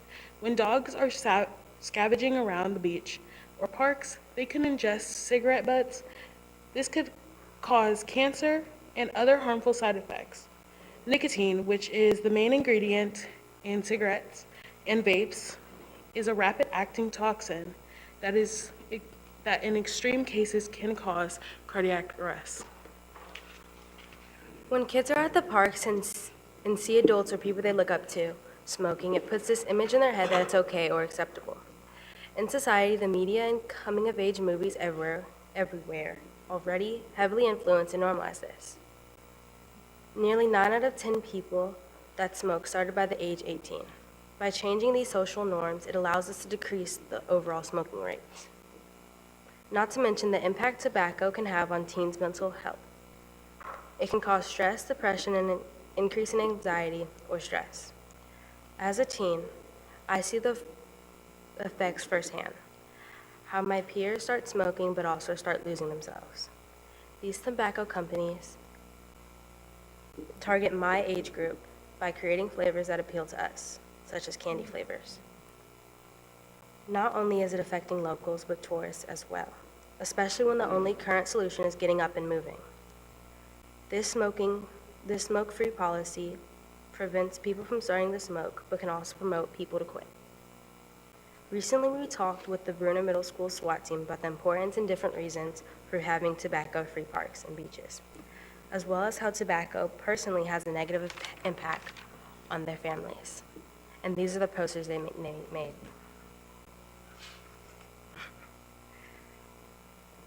We need a law like this to make smoking socially unacceptable everywhere. And this law is a step in the right direction for the future generations. Thank you. Awesome. Thank you guys so much. Yep. Can we get all three names? Oh, yeah, please. Yep. I know you asked for the one who was. Yeah, they're all going. Yeah, thank you. Micaiah Turner, 227 Ajax Drive. Elena Castro, 336 Plymouth Avenue. Thank you for that. All right, and then Councilman Bagby, taking the floor. Mr. Mayor, I move that the city council approve ordinance 23-02-CC on the first reading, direct the city clerk to advertise for a second reading. I got a motion. Do I hear a second? Second. The second. Any other discussions? You have some? I can't see you. Well, I just would have a comment, you know. I guess I'm one of those prehistoric conservatives / Republicans who thinks the government ought to stay out of your life without a compelling reason. But I think these three young ladies have given me a compelling reason. There you So go. I will go against my initial reaction. There you go. You officially converted someone up here. Congratulations. I did have a question for the staff. How far out in the water does the beach, public park? I got to ask this question. I said I would ask this question. Yep. It doesn't apply to me because I don't smoke cigarettes anymore. I gave that up 20 years ago, but I do smoke cigars. Yeah. You're part of the legislation. Yeah, I am part of this legislation. How far out in the water does it go? If you don't know, just say, I don't know. Okay. High water line. Yeah. City limits. Yeah. If you will look at the enabling legislation they created in the city. Point well taken. Get your ankles wet, you're probably so good as That's a great question, Mr. Bagman. I was going to potentially throw out a substitute to remove the manager, city manager designee about a permit smoking designated area. Because ultimately, I mean, we're defeating the true purpose of the intent here, of what these young ladies were speaking on, what you just brought up about what area is. We talked about in a previous meeting with weather. I mean, if you're in the designated area but the wind's blowing, it completely defeats the purpose of Yeah, I agree. no smoking and vaping. And so I'd like to make a substitute motion to approve it with a change of taking that item out. And I got a substitute. Second. You're second that? All right, so we got a substitute. Does this bring this back to first reading? How does No, this work? we can just go to second reading with that removed. It won't change the title, and we talked about it Yep. without that language last Yep. month. All right, so is that for discussion on that? I want to ask the code guys, because my only issue with that is it enforceable? Because people are going to smoke, and then you're going to have people calling code to come to the ballpark because somebody's out in their car in the parking lot smoking a cigarette in their pickup truck or car, and are we going to go cite them? Well, it's the same question if they do it in the non-smoke, you know what I mean? It's the same issue. Yeah. No matter where they're doing it, so why not just take the whole variable out? And the whole thing. I'm just not sure it's enforceable, to be honest with you. But We had some preliminary conversations with the sheriff's office about it, and what they told us was, because the county is doing the same thing, and what they told us, and they can correct me if I'm wrong, but usually someone will just tell them, there's an ordinance, smoking's prohibited, and the person 99% of the time just puts out the cigarette, and the word gets out and it's taken care of. Once in a while, if there's a belligerent response, that's when the sheriff's deputy might be called and handle it. Councilman King? Yeah, I like to think that if they figure out that they can just walk out into the water and smoke their cigarettes, now it kind of puts them under a magnifying glass. So if they do go to flicking their cigarette butts in our water, everybody's going to see it. Doesn't look good. So, thank you. Y'all did a wonderful job. Of Thank course, you. the other point is the county has also adopted this, and their jurisdiction goes quite a long distance into the water. Nice. All right, so with that, I don't see any further discussion, so I will call the vote with the amended action. All right, ayes have it, so moved. No more smoking in Destin Parks. First reading. No, I'm getting ahead of myself. Sorry, I got excited. Second reading. I'll see you next time. All right, Kyle. All right, next we have 5B. This is the first reading of ordinance number 2303 CC, an ordinance of the city of Destin, Florida, regulating city cemeteries, providing for authority, providing for modifying city code section 7-23 burial plots and mausoleum niches, section 7-28 tombstones, monuments, and markers, providing for incorporation into the code of ordinances, providing for conflicting provisions, providing for severability, and providing for an effective date. Just real quick before you open up to public comment, let me run through your options here. This ordinance tonight, all it does is allow upright tombstones in all over the city's cemeteries. There was also a question that arose last time we discussed this a couple meetings ago about what we can do as far as restricting non-residents and their internment in the city cemetery. After looking into it, I do think that the city's got a few options here. One, you could keep your status quo on that, where you simply charge non-residents a reasonable amount more. You got to survive some sort of rational basis test under the law, which basically means you have to show like why you're charging more. So it shouldn't be something like 10 times more, but it can be a reasonable amount more. Or you can restrict sales to only residents. Again, you've got a rational basis, legal test here. You could probably accomplish that here. Ray did a lot of research. There's quite a few cities throughout Florida that do restrict it to residents only. And then your last option is kind of the intermediate option. You could restrict sales to only residents and residents' immediate family. Your code already provides a definition for immediate family as a person who is the parent, spouse, child, or sibling of the owner. If you go that route, that could be contracted or expanded, that definition. So we're looking for some direction on how to proceed on the non-resident status on this time. Some of those options are going to require us to go back to first reading because they would require code amendments. So. All right, and then before we get into it, seeing that this is a public hearing, is there anyone here from the audience that would like to speak on this matter? All right, seeing none, Councilman Guile. I would like to talk about the restrictions, and I want to make it very clear. I have 4 children, 3 sons that don't even live in Destin. So when I say this, I'm putting the city of Destin and its residents before I'm putting my own family. I want to make sure that, one, when we do this, it should be the 13,000 residents should get priority over any outside residents, in my opinion. So I'd be leaning towards you have to be a resident, but I would also agree that if you felt it was better that residents and their immediate family, I would go that route as well. But I do not want the 13,000 residents we have here to suffer and not be able to purchase that plot and be able to rest here in their home. All right, thank you. Councilman Bagby.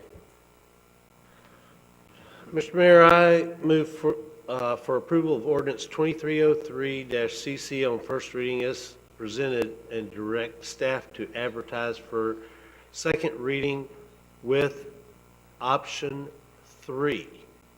So just to clarify, option 3, we are going to have to do a code amendment to that one, so we'll have to bring that one back to first reading. Sorry about that. Okay, hang on, maybe I meant to.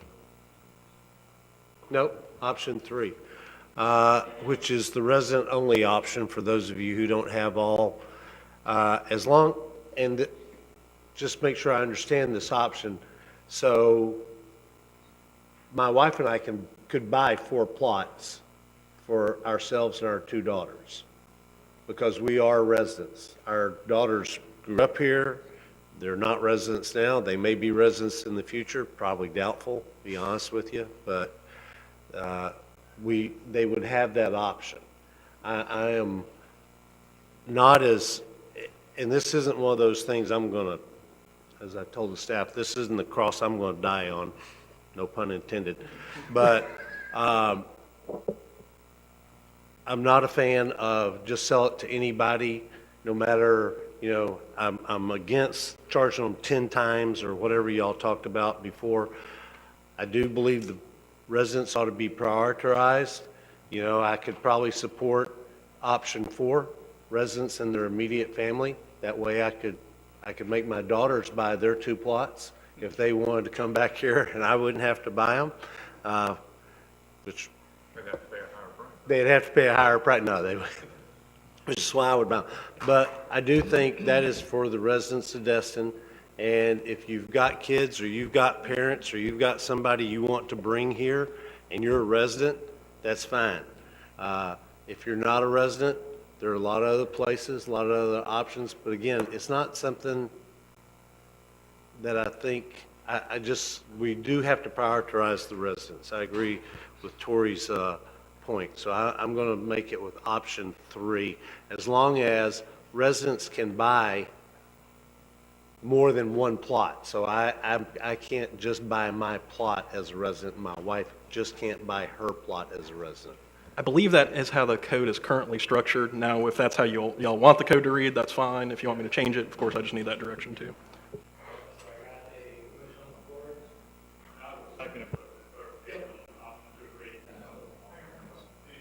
Sorry. These That are was me. really 2 separate issues. Do we need 2 motions? So we thought about that. I'd rather do this as just one ordinance because otherwise we're going to have 2 ordinances on different tracks amending the same code. It's going to be complicated. So I'd rather bring it back to first reading on all I of those. still second it, but I am in favor of the option which allows family members. Okay. I'll make it option 4. I'll change my original motion to Okay. option 4. Then I'm seconding the motion. All right, with that alternate, Immediate family member. immediate. And so let me clarify on that. Y'all are happy with the definition of immediate family member, spouse, child, siblings? Blue? All right, Councilman Schmidt? Button. Mr. Bagby, I think that didn't get on the record. Would you mind saying that? I'm sorry. I'm amending my original motion to approve with option 4, which calls for restrict sales to only residents and immediate family as defined in our codes. Immediate family being defined in our codes. All right, Councilman Schmidt. I appreciate it. Kyle, what's the option 1 as first read? What's that? How is that different than? Is there a highlighted item that's different? Yeah, so option 1 is just approving the ordinance as is, and all the ordinance currently does is allow upright tombstones throughout Destin Cemetery. So with the option 4, we're going to be able to put the tombstones everywhere. Yes. And we are restricting it to residents and immediate family only. So then, and y'all said last time, I think Ray said that there is a verification process for that, right?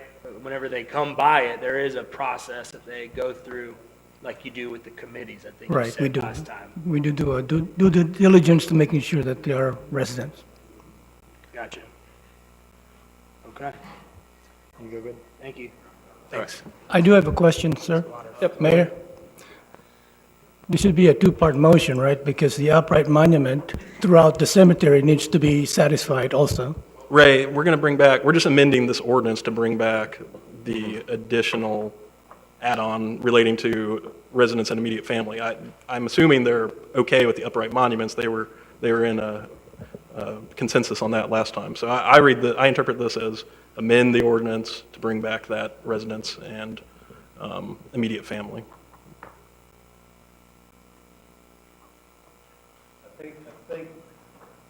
And Ray, I don't want to put words in your mouth, but I think what he's asking is it will have to come back to first reading with monuments and residents with immediate family members. Right, both of them. Yes, okay. Okay. Yes, we're all on the same. Yep.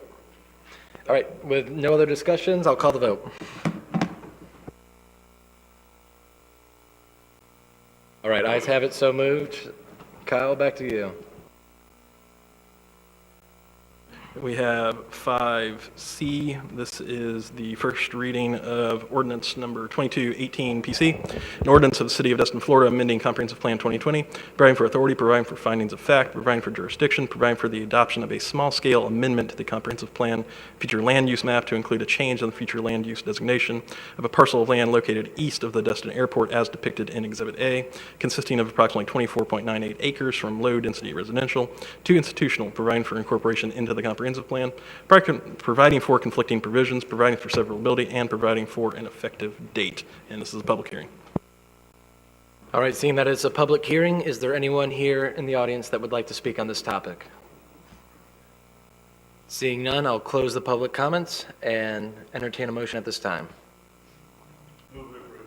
Second. All right, we got a first and a second. Any other discussions? Seeing none, calling the vote. Awesome. The only thing I'd like to add in there is from that 2.1 map of the pre-existing roads and potential future roads, there's actually a nature trail that's proposed that comes off Indian Trail and into this connecting. So I'm excited to see if we can work together on that. So I'm just going to throw that out there. Kyle? All right, next we have 5D. This is ordinance number 2219 LC, an ordinance of the City of Destin, Florida, amending the official zoning map as referenced in the Land Development Code, Section 7.12.01A2. Zoning maps to include a change in the zoning designation of real property located east of the Destin Airport as depicted in Exhibit A, consisting of approximately 24.98 acres from low-density residential village to institutional. Providing for authority, providing for findings of fact, providing for jurisdiction, providing for zoning map amendment, providing for incorporation into the Land Development Code, providing for conflicting provisions, providing for severability, and providing for an effective date, and this is a public hearing. Seeing that it's a public hearing, anyone here from the audience like to speak on this matter? Seeing none, I'm closing the public comments, and we'll entertain a motion at this time. Second. Motion second. Any other further discussions? Seeing none, calling the vote. Ayes have it, so moved. All right, here we go. Kyle, it's all yours. All right, next up, we have a quasi-judicial hearing. We have Stephen Tatum of Matthews and Jones LLP on behalf of Travis Glaze submitting an application for a commercial water sports docking facility at the subject property, which consists of a 144 by 6 foot access pier and 50 foot by 6 foot terminal platform containing a total of 12 slips and comprising approximately 1,134 square feet. With that, I'm going to start with Kevin and see if there's been any ex parte communications and just go down the line. None. None. None. None. I've had very limited comments from people who live over in West Destin, but nothing that will, I think, affect my judgment on this project. Jim, here you might have had the same, but it also Yes, will not affect I your... did have the same. I've had a couple of folks talk to me about this dock and another one that's probably going to come before us. That And it won't affect your ability to provide impartial judgment tonight. All right, thanks. And Mr. Guile? None. Thanks. With that, if any member of staff who plans on testifying could please stand and raise your right hand. Applicant, stand. Travis, if you could stand and raise your right hand. Any member of the public that plans on testifying could stand and raise their right hand. Do you swear or affirm the testimony you're about to provide is the truth? All right, thanks, guys. And with that, I'll turn it over to Kim. I'm going to ask to enter the agenda item and all of the attachments into the record as City's Composite Exhibit A, if Mr. Tatum doesn't object. Okay. So this is before you as a public hearing because it is a commercial dock. As you know, it will go with the water sports commercial business that would be located at the site at 119 Calhoun. There's a lot of information in the agenda packet that isn't relevant to the specific application, but we included it because we know there's a lot of history with the property and we wanted you to have the full picture. So you're going to see copies of the DO and the stormwater deviation and the prior code compliance order, all of which was involved in the history of the property. But for tonight, the only item you are approving is or considering is the dock application, which was approved by the Harbor Board 3-2. So at this time, I'll just ask Mr. Tatum to go ahead and make his presentation, and then staff and I and Mr. Tatum and the applicant will be here to answer questions.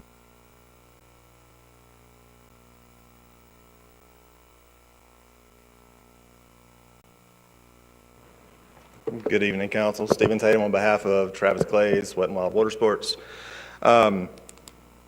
This is the culmination of almost 4 years' worth of hair pulling, but we finally gotten to the finish line. This is the very last item that we need in order to be fully compliant with city's codes.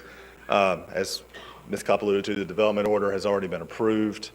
As part of the livery vessel process, to receive livery vessel licenses, we have to have this dock approved as well before this upcoming season, which everything has fallen into line to make that happen at this point. Just to give you a little background on the dock itself, it's 144 foot long to the T-dock. T-dock is, forget how wide the T-dock is, but it's another 6 feet wide. So the T-dock is 48 feet north to south, and then 6 feet, I guess, east to west. 150 feet total, which is right at the very limit of how far we could go out. That's really essential because of the water depth up near the shore, stays shallow for pretty good ways. So in order to get the boats in, we needed that to use the entire length. So right now it's 12 slips that are proposed. You probably noticed that the original submittal had more slips than that. The reason behind that was we were not aware that we could not have more slips than that until we got to the Harbor Waterways Board stage. And it was pointed out the density that's allowed is based on your frontage. So we had to go back and change our plan in order to meet the density that was allowed for boat slips. We already had a DEP permit for this dock at that time. So the DEP permitted site plan does not match up what was submitted to the city, the final plan submitted to the city. DEP is not concerned with that because we did not change the footprint of the dock itself. Distance out, exact location staying the exact same. And we are asking for approval from the city for less slips than what was being approved by DEP. No permit amendments needed. However, we're still going to be required, of course, to meet the city's marina siding permitting guidelines, which includes the density. And then, of course, our DO has certain conditions within it that play into this because of parking.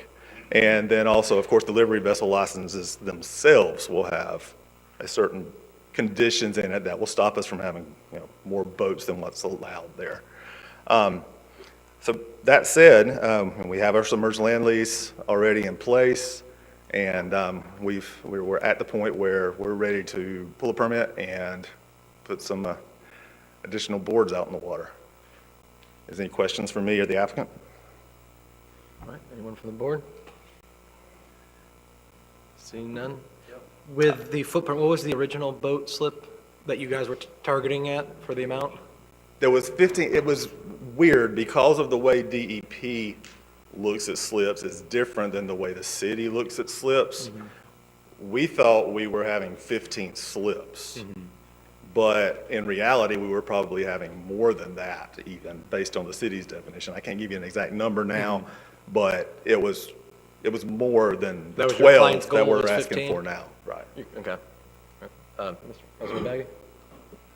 Okay, so just half these questions probably for the staff and half for you, Stephen. Okay. We're not the fueling of these vehicles. We're not talking about that tonight? Or can we ask about that? You can ask. Okay. What's the fueling plan to go out 150 feet to fuel those slip 7 and 6, I guess? Okay. Mr. Glaze, can you answer that question for us? Come up here, please.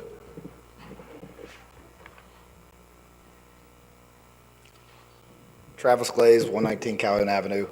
It's the same fueling plan that we submit with our livery license application, basically, but we have to submit that as well. But the boats, some of the boats get fueled at the co-op, and then at the marina, and then the other boats, we fuel where our skis we have on the beach area. So we just fuel them with when we pull them up on the beach, we fuel them up at night on their docking stations.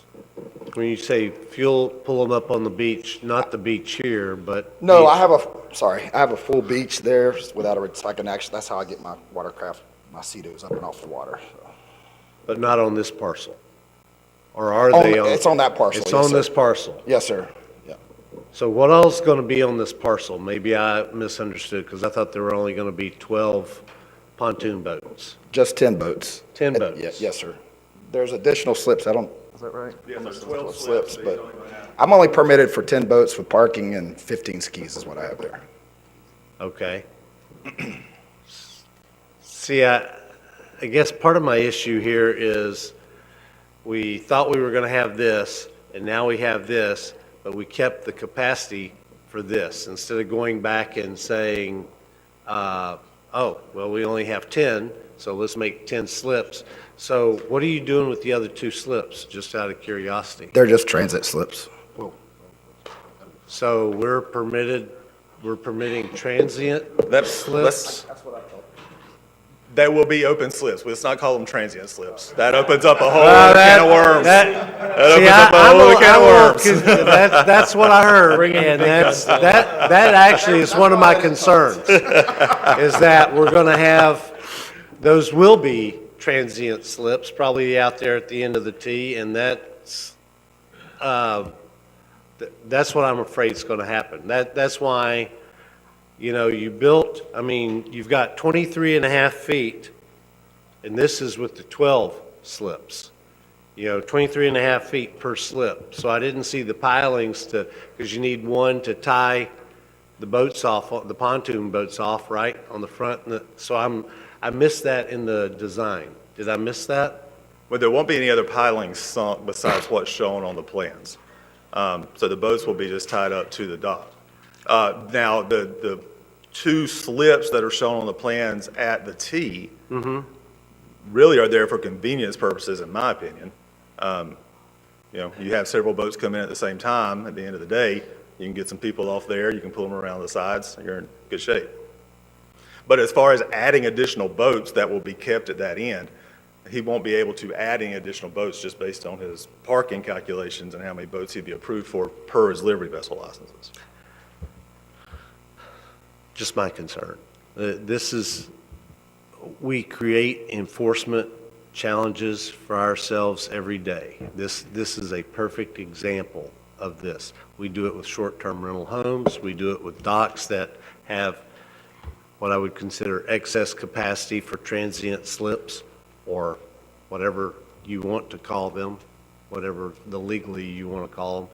And so that's my concern. It's, if you want 10, I'm fine. You're authorized 10. Build a dock for 10, and not 12, not a length that could actually accommodate 15 or 16 or 18 or how many ever you could squeeze in there. Build it for 10. And so that's my concern. Right, Councilman Schmidt? I appreciate it. Everything that's submitted, it's approved and allowed, what's being submitted, based on y'all's recommendation? Yeah, mean- the proposed dock does meet code, but Right. we do have 3 conditions. Right, I saw those. Well, I want to make sure that also Mr. Tatum is aware of the 3 bold conditions in the staff report. Did you read those? Because Well, I read them briefly today during deposition. Because so one let's of look at them, the again. third one, does talk about how your DEP permit and your USACE need to be revised to match the city plans. So that is currently a part of staff's recommendation, is these 3 conditions, and I'm pointing out that one because of some of the comments you made about DEP being okay, since their approval is greater number than ours, a greater density than ours, we still are going to request the plans be revised with DEP. And why do we need that? If I'll it's let less- Louis if- respond if- to that. If what's going to happen is even smaller and less than DEP approved, what's the purpose of making them do that? It's for consistency's sake, first of all, so that way when a plan is submitted for staff to review at marine construction permitting, there isn't a conflict between what is submitted to staff for construction and what was approved by the various levels of government. But don't you guys approve the design that's in the plans right now? We are looking at the design that was specifically set up for the 12 slipped, not the US ACE. Right, but you approve and review the 12 slip design that's in the city of Destin's, Correct. on the record, what they're gonna build, right? Yes, that's, And the DEP one's bigger, it has more slips. more It's not bigger, it has more slips. Gotcha. So is the design that you have already looked at and approved, that's in our documents, not worth much then, or? I'm sorry, repeat the question I guess again. I'm just confused why we can't just rely on what you're already reviewing and approving that's in the plan. Because this isn't for the building permit. We require when they submit for the marine construction permit that all the plans be consistent across the board from our level all the way up to ACE. Haven't we had a recent conflict between DEP designs and city Yes, design? we have several, and we've required those applicants to get their plans updated at the Gotcha. state and ACE levels. Okay. Is there an issue with that stipulation? Well, there's a couple of issues. One, if they're not going to issue a permit until that's done, I think it's a violation of state statute. But beyond that, from what I am told from the DEP individual I talked to, there is no mechanism for them to amend it without starting completely over, which is going to add a significant amount of time to this approval process. The core permit, on the other hand, at least what's attached to the submerged land lease, doesn't even show slips on it. So, you know, the site plan that's included in that is that may be not an issue at all. The DEP permit, yeah, it absolutely is an issue. And we have like, he meets code for parking and all that stuff as well, I imagine, right? We're all good? Okay. Well, I'm just gonna go ahead and kick something off here then, and I'll, we haven't done public comment. I apologize. Oh, you should have been more forceful then. All right, so I thought we did too. So is there anyone here from the public? Are we sure? I'm sure I did this. Okay, anyone from the public here to speak on this topic? All right, seeing none, we will close the public comments. And we'll entertain a motion, and then I'll get the, you going? Sure. I just wanted to verify one more time from our, I guess, attorney or somebody.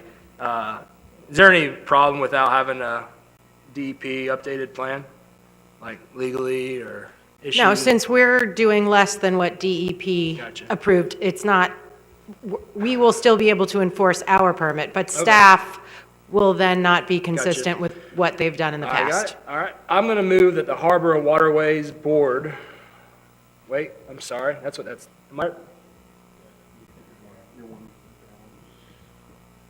that's what the recommended motion, but I'm just going to change that, right?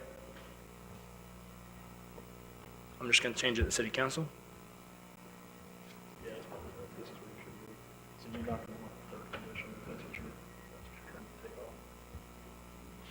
Apologies. Recommended motion does say city council. I don't know what y'all are looking at. Appreciate it. I'm having some technical difficulties. I'll move that the city council approve a commercial water sports docking facility at 119 Calhoun Avenue, which consists of a 144-foot by 6-foot access pier and a 50-foot by 6-foot terminal platform containing a total of 12 slips and comprising approximately 1,134 square feet. Subject to the applicant meeting all applicable city, state, and federal permitting requirements, with only conditions 1 and 2 as stated above recommended by staff. Second. Second in the motion, I will entertain some discussion. So Councilman Destin, take it away. Yeah, I got just a couple of questions. We're proposing to, and that's for the attorney and the applicant. We're proposing to put 10 pontoons and how many skis? Is that correct?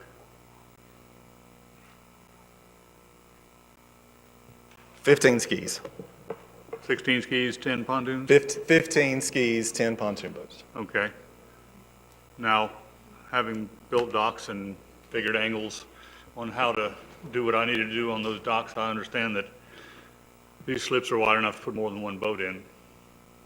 And is there any problem, since you only have licenses, or your applicant only has licenses for the 10 skis and the 10 pontoons and 15 skis, or however many, 16 skis, whatever it is, any problem? And is it possible to put that in as a caveat on this approval, that those numbers be restricted to that? Otherwise, I can see that we may well have a code enforcement problem, because you certainly can put more in there.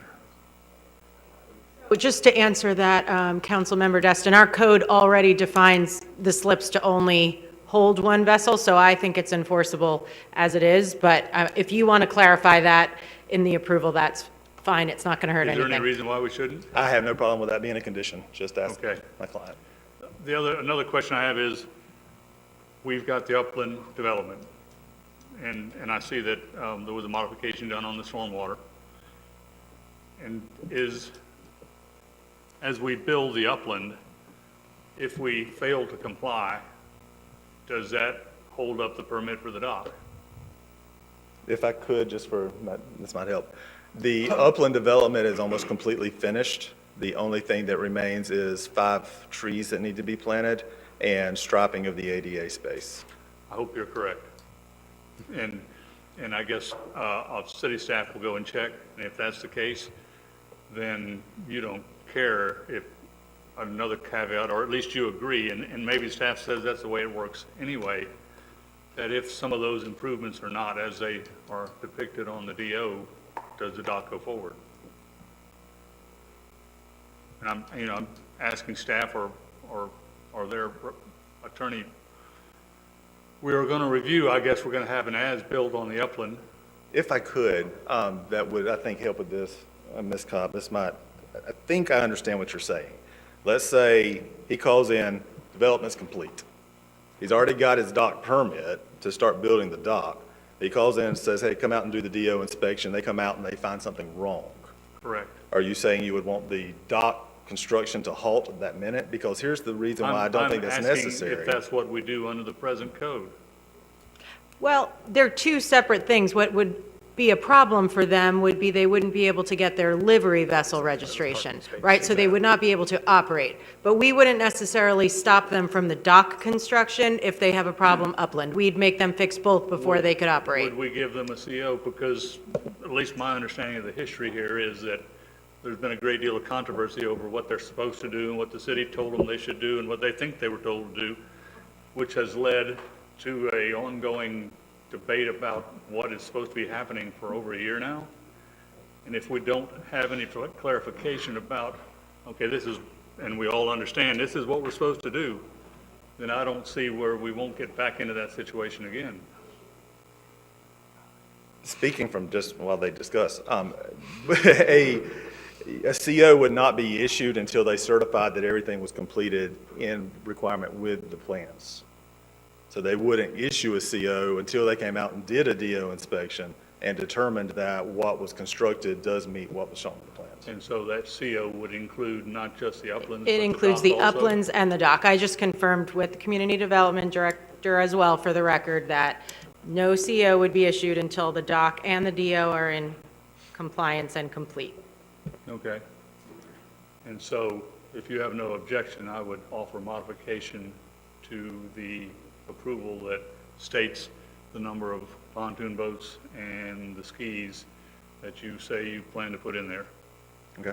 Do you have, as a second, everyone, yeah, Kevin's motion, Made so motion. let's, If Kevin would You accept talking that. about the number that he has, that he's operating under his business? I mean, because if Yeah. I have a pontoon, I can pull up at the end of the T-dock. Right, I'm talking That wouldn't about- limit that, right? Talking about the ones he offers. for- Oh, gotcha, From the yeah, medallions. sure. They said they were okay with it too, because that's all the licenses they have. all right, cool.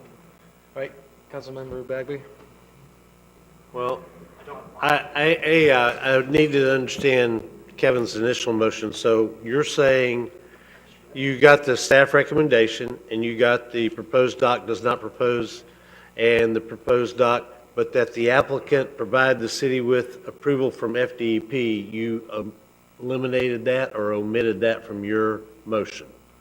You said 1 and 2, but not 3. So I just want to make sure I understand. Yeah, that's correct. Okay.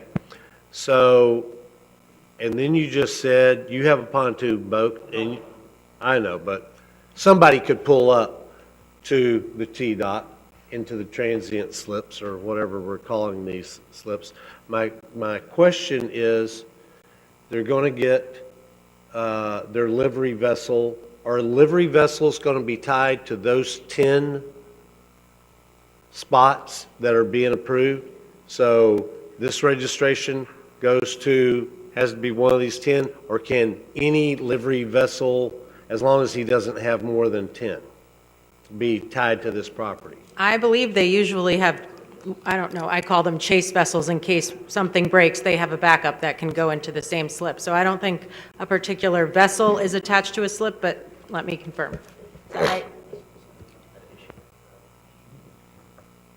So you have chase vessels, extra pontoons for if one is damaged, where you replace it, correct? So we wouldn't tie necessarily a particular vessel to a slip, because if it gets damaged during the day, they might switch them out.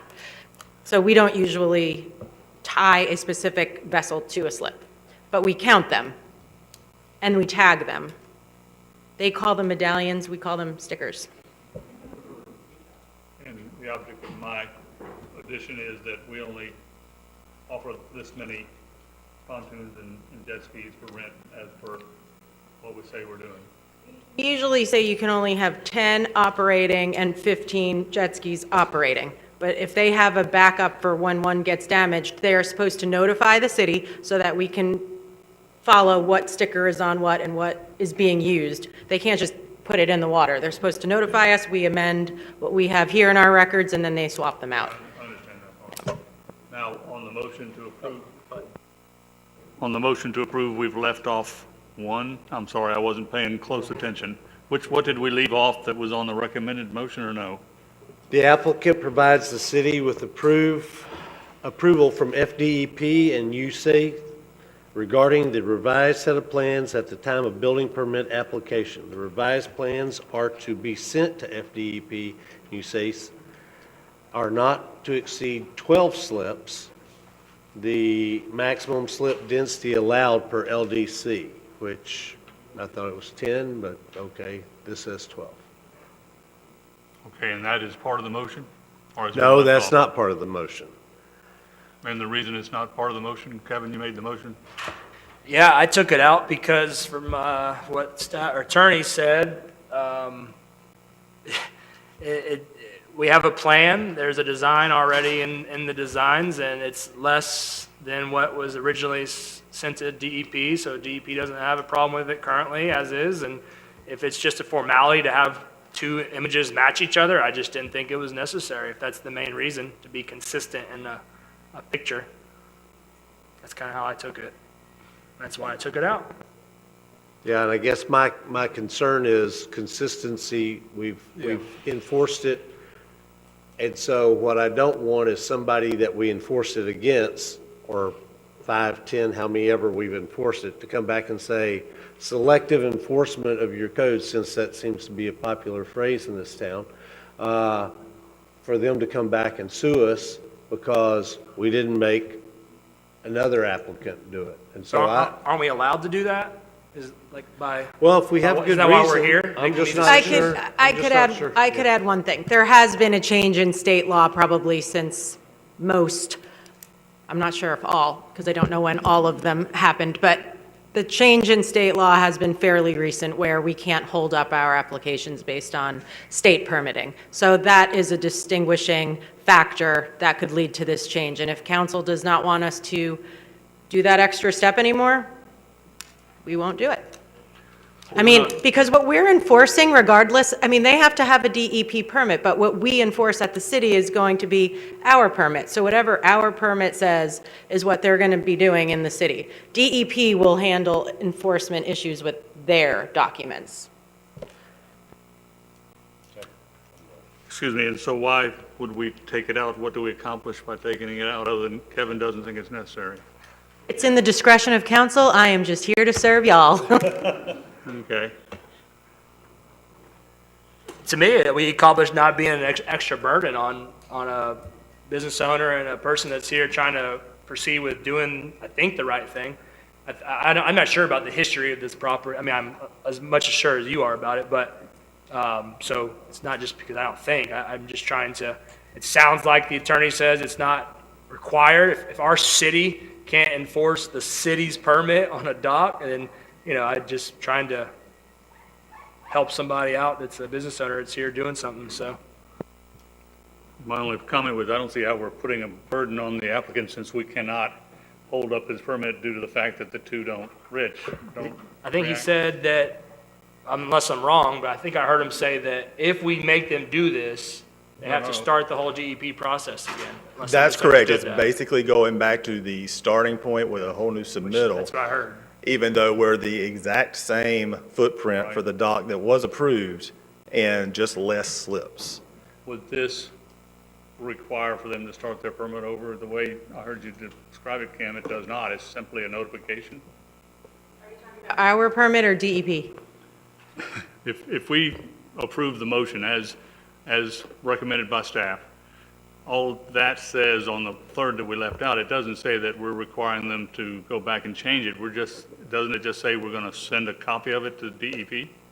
What does it say? No, it actually did say that we were going to have DEP change the plans to match ours. So that's what Councilmember Schmidt was taking out. Okay, well Yeah. then, I understand what he's saying. Okay.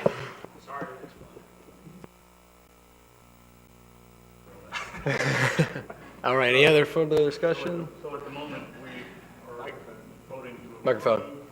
we are voting to approve with the caveat that the numbers will be part of our approval for the pontoon boats and for the jet skis, correct? Your motion, as I understand it, is for the first two conditions. One is the proposed dock does not propose a sewage pump out, therefore no vessels utilized by Wet and Wild will have onboard toilets per the LDC. Two is that the proposed dock shall install a white navigation security nightlight installed at the furthest point seaward on said dock, and such light is to be illuminated, and the rest of that long condition. And then the numbers of the jet skis and pontoons. 10 and 15 jet skis and 10 pontoons. Locks it in anyways. All right, everyone's mind's made up. We're ready to do this? Call the vote.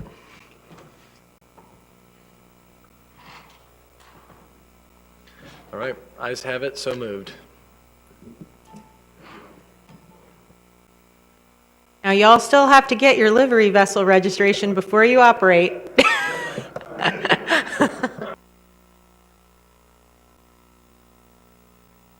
Kyle, was that the last one? That's it as far as public hearings. Are we over that? Okay. No, we're not. All right. Get my meeting notes here. All right, moving along. Comment, presentation. So we'll go down the list. Councilman Sweetzer's not here. Guile, do you have anything? Mr. Mayor? Yep. Mr. Sweetser asked if I could go for it. talk about that item for him. I Uh-oh, don't know if pitch that's it. appropriate or not, but he did brief me on his concerns. So, Can we wait until the mayor's topic on the same topic? So we can kill two birds with one stone? That works for me. We'll go down, yeah, because I'm going to go into it heavy. I have nothing. All right, Councilman Destin. Thank you, Mayor. Let's see, I've been back on this council now for 2 years and 3 months. During that time period, I have been speaking to various staff. I brought up at the visioning session that we needed to simplify and make our permitting process much more quicker for at least the simple permits. So far, we've made zero progress on that. And to compound that problem, we're having problems I'm sure we've all heard of with our computer systems.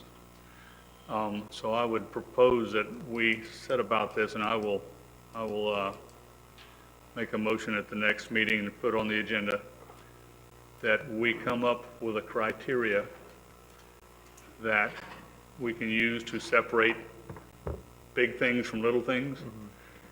And, we can give staff some time to come up with that, but that we move forward to segregating this. I don't know if you all remember at our visioning session, the gentleman that did it was from Gulf Breeze. And did a brief discussion on how they do it over there, where they have the minor permits and the major permits.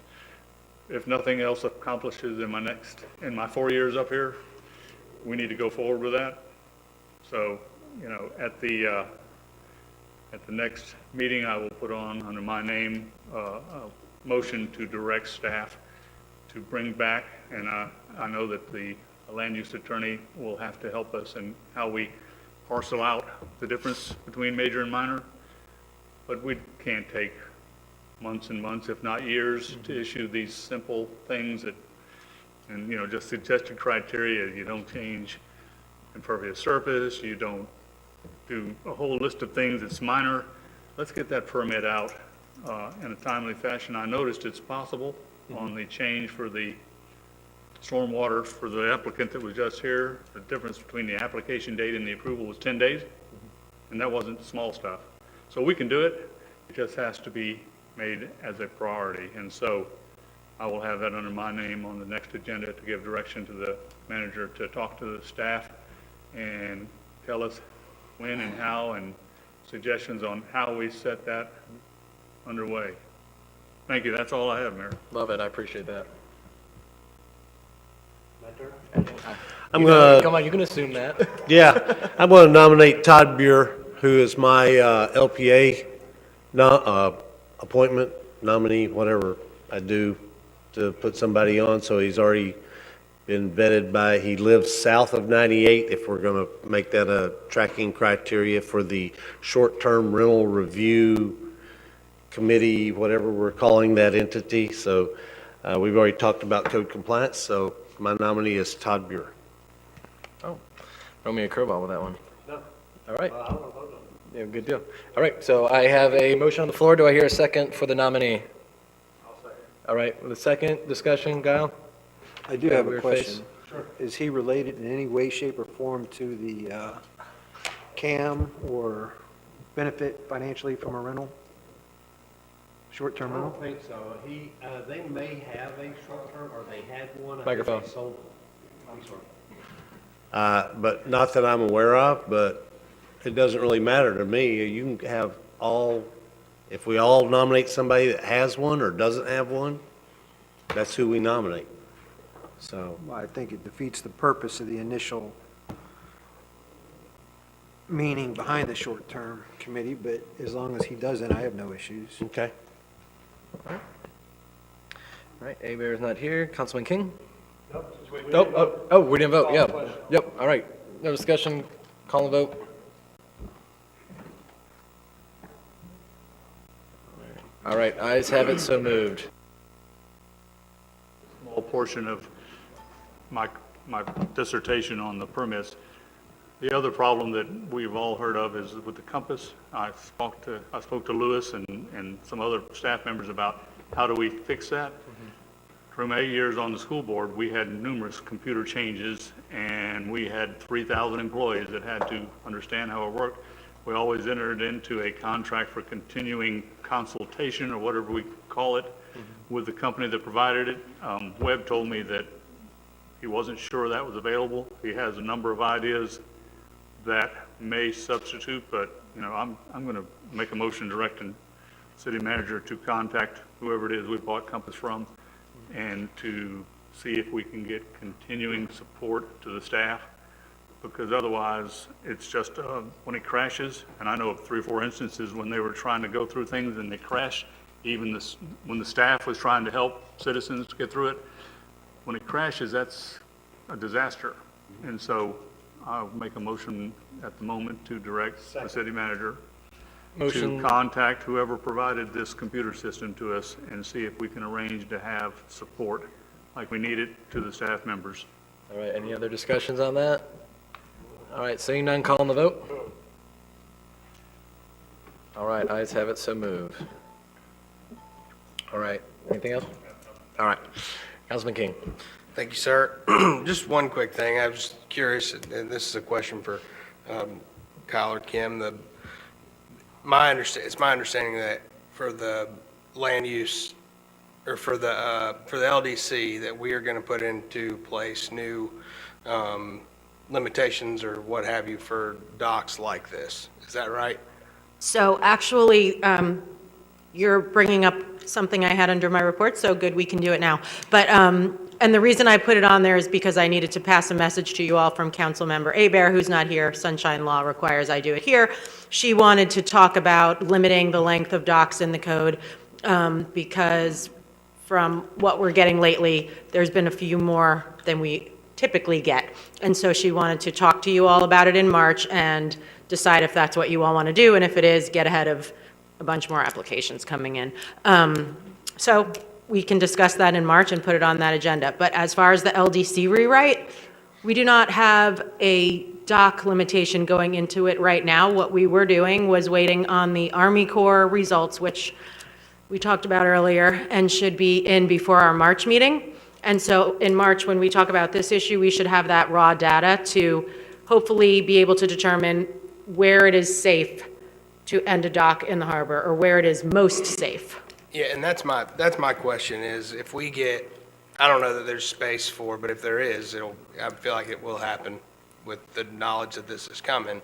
But if we have 3 more docks like this, and I'm not knocking Mr. Glaze or anybody else who's trying to do this, but what if we get 3 more permits like this before March, and we have to honor because our current, land development code allows it? And I seem to recall, I'm not trying to be smart here, but at one point, we had talked about enacting a, you can help me with this, Kevin. Pending ordinance doctrine, or? Moratorium. A moratorium on new marine construction. I don't remember where we left that. Maybe somebody else can. You did not approve it. Okay. I knew we had talked about it, and so, okay, great. Well, I just was curious if there is a way. There's a way, so there's different things you can do. I mean, if you wanted to revisit the temporary moratorium on docks, you could. The other thing is, if you knew what you wanted the length to be, we could invoke the pending ordinance doctrine and start applying it before the ordinance is actually adopted. With council direction to say, this is what we're going to do, that means if an application came in, we'd start applying it. Can I make that in motion form? You know the length, we don't have the Army Corps. The only reason we didn't do that now is we didn't have the data yet. But if you know, as an expert in the area, which I know you have a lot of boating and fishing experience. I've been on a lot of docks, but I don't know the proper exact length of them, And that's what we're waiting on. All right, I just wanted to bring it up. You could do it, you could ask us to prepare a temporary moratorium on docks if you wanted to, but it's not preferred. We'd rather wait for the Army Corps study. Okay. We just wait on that. All right, and then on that topic, I got, Guile, do you want to chime in? No, I apologize. It's not on that topic. I would like to go back and nominate someone when it's. All right, hold up. Yeah, all right. Is there anything else?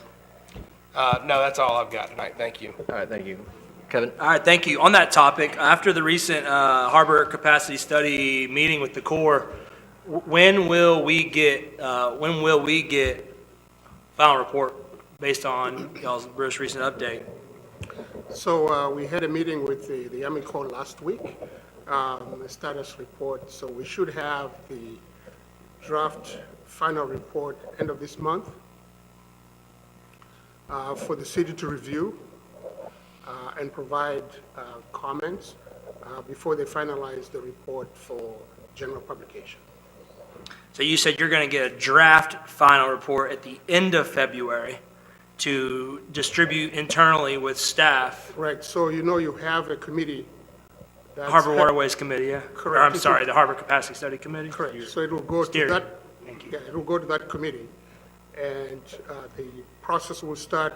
We won't have a problem bringing it to city council as well for input, but they want as much input as possible from all corners for the city. We're going to take how much ever long we want, whilst we formulate our final responses to things, which will inform some of the questions we've just been talking about tonight.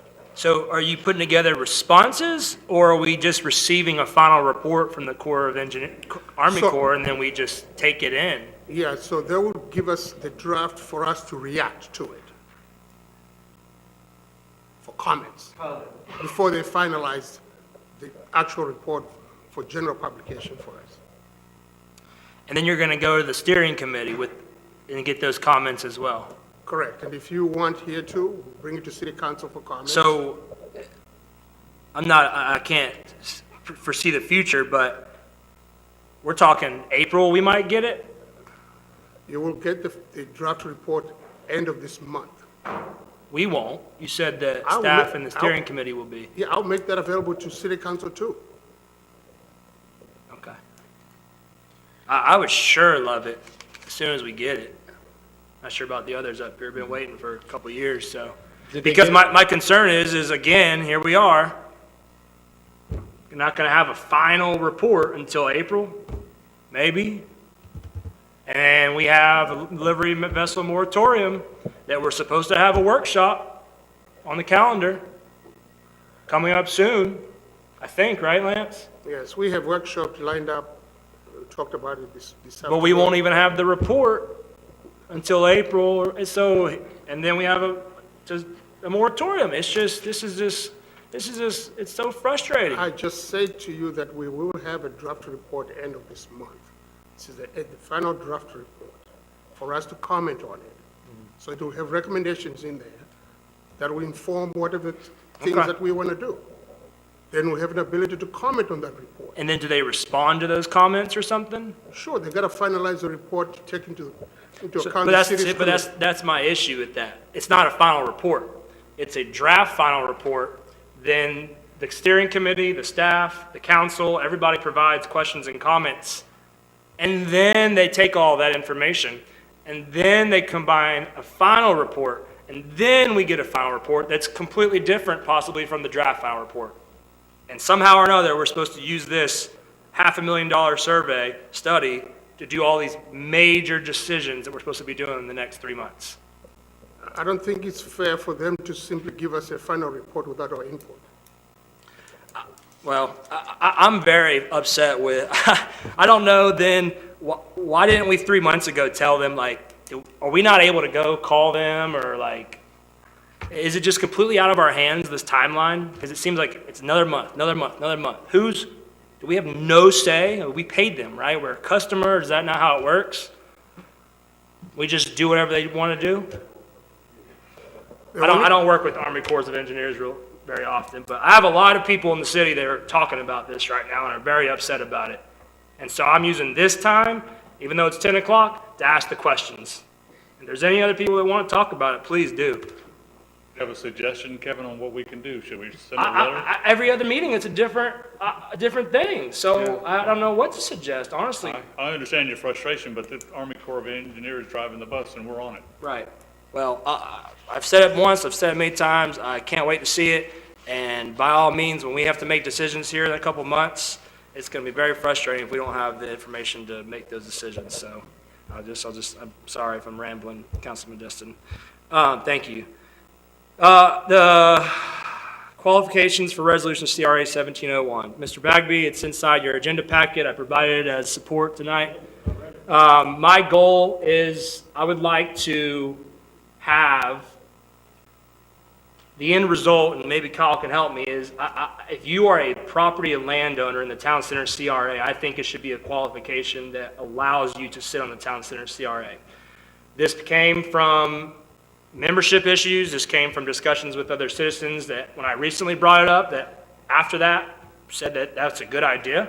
And so I'm making a motion to have staff bring back the updated resolution to include that as an allowable item. Edit the resolution to allow that. That's my motion. Okay. All right, with a motion and a second, does anyone have any discussions on this topic? The only thing I wanted to just chime in, and Kevin, All right, Kyle, go first. just real quick, and Kevin, we discussed this. There are some legal issues. I just need to look at the CRA statute, but assuming council directs that, we'll look at it and we'll bring back something next time, assuming it's legal. And that's the gist of my direction. I know that the makeup of a CRA advisory board is in state statute.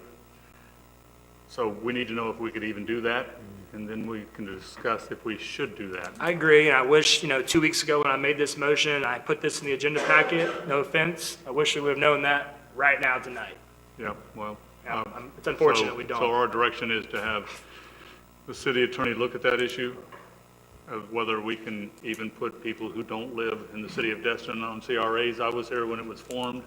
My memory is that we cannot, but you can certainly verify that because the makeup of a CRA is set to reflect the people who, either citizens of Destin who live or work in the CRA district. And, we'll just have to verify that. Then we get to the question about whether it's even proper to have people who do not live in Destin or are not citizens of Destin sitting on a CRA advisory board. But those are two issues. So are you making a substitute motion then to? The motion is to have Kyle look at the issues and. Sorry, the motion was to edit it and bring it back. It sounds like you might want to make a substitute motion then. I don't want you to make a substitute motion because I like my motion, but I'm just trying to help you out. I understand. If you're not willing to change it to have Kyle look at the issue, then I will make a substitute motion that directs Kyle to look at the issue as to conforming to state law. Second. All right. We'll vote on that matter first. Let me ask you, if there's no issues, can he make the change and bring back the draft resolution as I've requested? So we can discuss it then, so it's ready? The motion is to have him look at the issue and bring it back to us. Got it. All right, we got a substitute motion on the floor. We'll vote on that first. More time.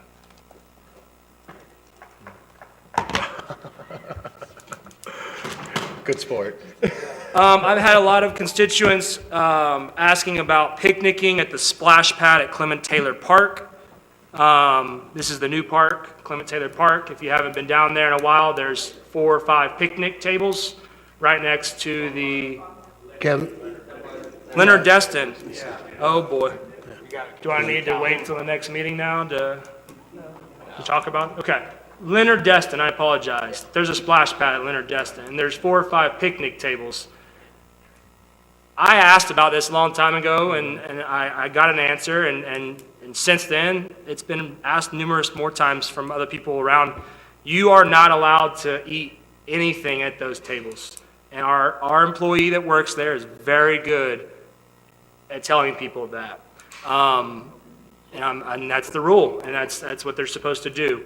I'd like to hear for sure why we can't eat there, and if we can't, what can we do to allow it? Because we built this beautiful park, we built this beautiful seating area, and I bring my kids at 12 o'clock in the afternoon, I'm packing lunch, there's a table and pavilion all the way at the other side and end of it, while my kids are sitting, it just doesn't add up. So I'm sorry, it's on the agenda, but is there any further answers or ideas on how we can change this or allow it?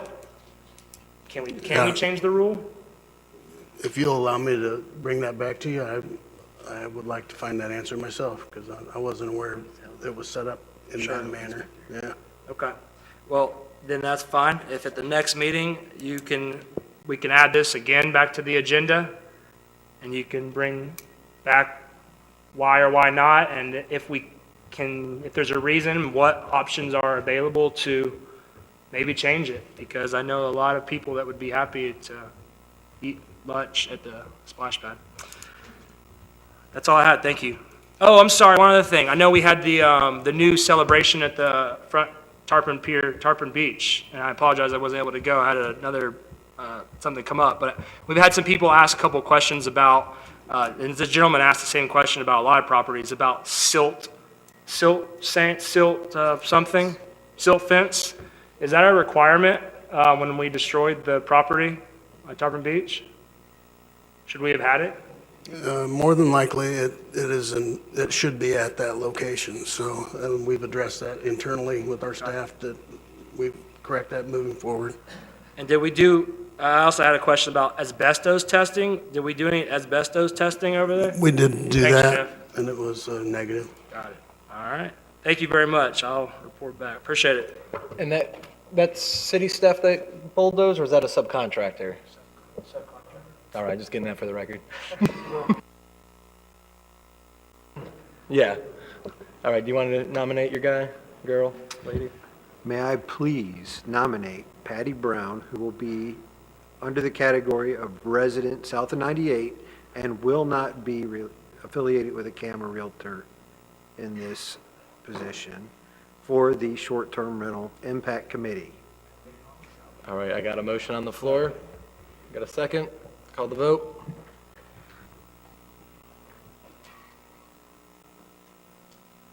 All right, so moved. Jumping in before I go. Want to go? Yeah, I'm good. Okay. All right, I'll make this quick. So I got the opportunity to do the first draft 30% plan of the Joe's Bayou Boat Ramp and Nettie Kelly Nature Walk. It was presented at Parks and Rec Committee. DEP presented it. It's a really nice, well thought out plan. That committee had already kind of thrown some preliminary thoughts at them and had some things written down.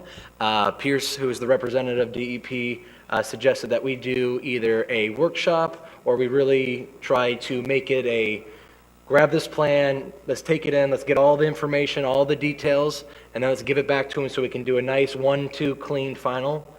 He's very excited and adamant to try to get this project started later this year and ideally finished next year. So I think that's pretty bullish on his end. But to have a state government wanting to really push this project, I think we should try to do our best to do so. So with that being said, I wanted to kind of double down with the State of the City event and tie that into a Joe's Bayou workshop afterwards. So that was actually kind of one of the two. State of the City is typically, I'm going to probably go 10, 15 minutes long to just address everything. And then I was hoping to get even more productive with that meeting and then turn that into our workshop for Joe's Bayou. The State of the City address right now is for February 23rd at 5:30 in this room. And so I would say just, post for a 6 o'clock workshop for Joe's Bayou. And that way we would at least have some preliminary internal, Thursday. That way, whether it would be that first meeting in March or the second meeting, we'd at least have done our due diligence, we get it through the committees, and that way we can present to DEP our revisions, and they can kind of get back to work on the design of the second draft of that 30% plan. So with all that in mind, I would, I don't know if, do I need a motion for this, or can Mr. I Mayor. just call a workshop? Is there another day you could consider? I mean, we had a resolution to only have one meeting this month, one council meeting, and then we have the vision session. Is there another time period you can do that? Or it would have been nice to have two meetings, For just sure. council meetings. No, for sure, yeah. So, I mean, for me, as far as a timeline, the sooner we can do this workshop, the better. So, I mean, is there a second? I don't mind doing it on a second day, but I'm just looking for a date now at this point, so. Mr. Mayor, do you want me to reach out to Pierce and see his availability and then throw those back out to the council members in an email? Ray can do that. Yeah, if that's the better option of just trying to get a date down that everyone works with. Yeah, I just want to get this workshop going ASAP. Okay, yeah, I'm fine with the 23rd. If you can do the State of the City address in 30 minutes, it will be the first one I've been to. I said 15. You put it 15 minutes. I'll take the over. Oh, you take the over? Well, you're winning tonight. You can get paid tonight too. 15 minutes for All right. Well, I said 30. I said 5:36. All right. Well, I'm just bringing that out there. So yeah, thank you, Webb or Lance. Let's get some dates going. I think that a motion in support of that would be the proper way to proceed. Okay. And I'll move that we schedule our workshop for Joe's Bayou on the same night. All right. 6 p.m. 6 p.m. Yep. In this room. In this room. Mike. Yes, I'll second. 6 p.m. in this room on February the 23rd. I'll second Mr. Destin's motion. I have a question, sir. Yes. Do you expect a decision at workshop or just a consensus? I think I would say at least a consensus on the project details that we need to address. I know some of it might not be able to completely develop inside the workshop, but I think there's some moving parts, whether it be bathrooms or things that would address the issues that we're seeing at that park. And I think they did a really good job at the first draft, but I think there's some local perspective and some knowledge that we have of the problems at the park that we could at least address in detail. The only reason Point I out asked that because we you cannot vote or make decisions at a workshop. At a workshop anyways. Yeah. you can't make a motion during a workshop. Correct, yeah, I'm not looking for motion, just more so making sure we really get the exact guidance of the council as well as the input from all the committees. All right. We had a motion and a second. Motion a second, call the vote. Yeah, I appreciate you, it's over 10. I normally give you guys crap for slowing down after 10. All right, land use attorney. Okay, just one item since Councilmember King brought up the other one about the docks. As you all know, the Destin Fishing Fleet sued the city over the 2018 comp plan amendments. It was a very good job by Kyle and Bill and our whole litigation team in defending those amendments, which were right all along. The city prevailed in all counts. But what I wanted to bring up tonight for you all was attorney's fees, because we would now be entitled to them per the judge. The judge notified the city that we prevailed in the lawsuit like the first week of January, and then she entered the judgment on January 31st that entitled us to the fees as well. So just to give you a ballpark idea of where the city's fees are, not including the fleet's attorney's fees, the city's fees are probably around $354,000 right now for that litigation over the 5 years. 206 of that is with our litigation counsel, and then 100,000 of that was actually paid by insurance. So the city paid him about 106. These fees are still accruing as of now, because we may file a motion to actually have the attorney's fees calculated. So with that, if you have any questions or comments about the fees, happy to talk about them. Do you need direction to like go get it? Or are y'all just making that? No, at this point, we don't. At some point, we may discuss it with you further at an executive session unless Kyle disagrees. No, I mean, it'd be standard. You'd pretty much always file that, and then the hearing will get set probably 3 or 4 months out, so. Yep. It was, obviously, this isn't like a budgeted item. Does this come out of general funds, or where did that 2.6 come out of when the insurance ran out? Well, you all did approve hiring the litigation counsel, Bill Warner, but by a separate contract. So I believe it came out of the general fund? Yeah, that's correct. And it was budgeted. They gave us an estimate of cost, and we gave them a not-to-exceed amount. Yeah. Okay, And so Kyle and I were, if you add both of us together, we came out to about 150. They were at 206. So altogether, you know, we're over 350. Okay, all right, thank you. One comment, Mayor, and I want to congratulate our attorneys. This was an extremely complex issue, and they were against some of the best opposition that they could have in the state of Florida, and they prevailed. And I just want to thank them for their work. Yeah, congratulations. All right. March meeting amendments. Is that number 2? Are you good with that? We're good. All right, I know we talked about it, just, all right, and was it Kyle's left? And this thing, we probably want to talk about this at the next meeting, since we're going back to first reading on the cemetery, but it's just what you want the rates to be. But since we're going back to first reading, I'd suggest let's just move that to the next meeting. All right, and with that comes our final favorite part, public comment. Anyone else? Come on up. Yeah. I appreciate y'all hanging out with us tonight. Sandy Trammell, 3823 Indian Trail. I'm surprised you didn't catch this, Mayor Uh-oh. Wagner.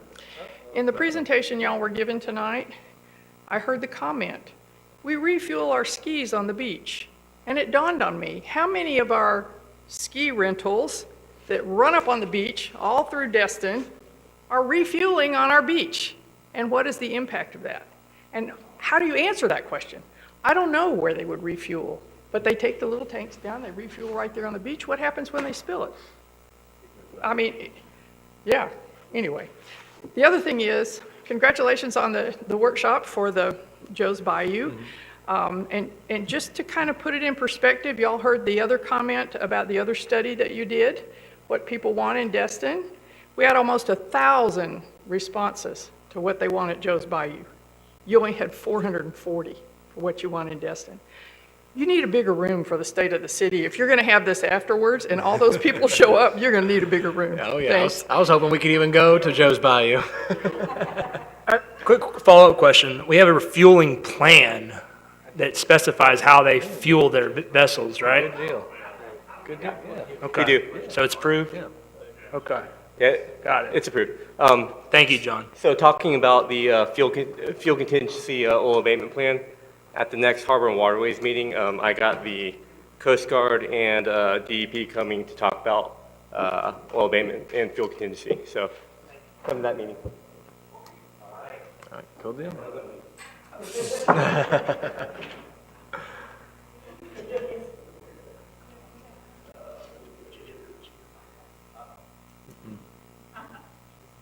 Marcy Bell, 3 Gulf Breeze Court, code compliance. Can we talk about it just for a minute? Uh-oh, you got 3. So, let's talk about their computers in their trucks. The computers in their trucks that we paid for, taxpayers paid for. I at one time did a public records request just to figure out how much money was spent on them, but it's like tied up in Public Works, a line item or something or other. Anyways, so I don't know that dollar amount, but they have non-working computers in their trucks. Meaning, if you talk to an officer, Danny, maybe you can answer this question. They don't connect. There's some sort of a connection problem. The sheriff's department doesn't have that problem. They can use their computers. So my point being is, let's get IT to get that thing working because we paid for it. Let's make it work. And then maybe they're not like doing all their work, getting all their pictures, like they can sit out there and do it from the vehicle. I think was the whole intention of it originally.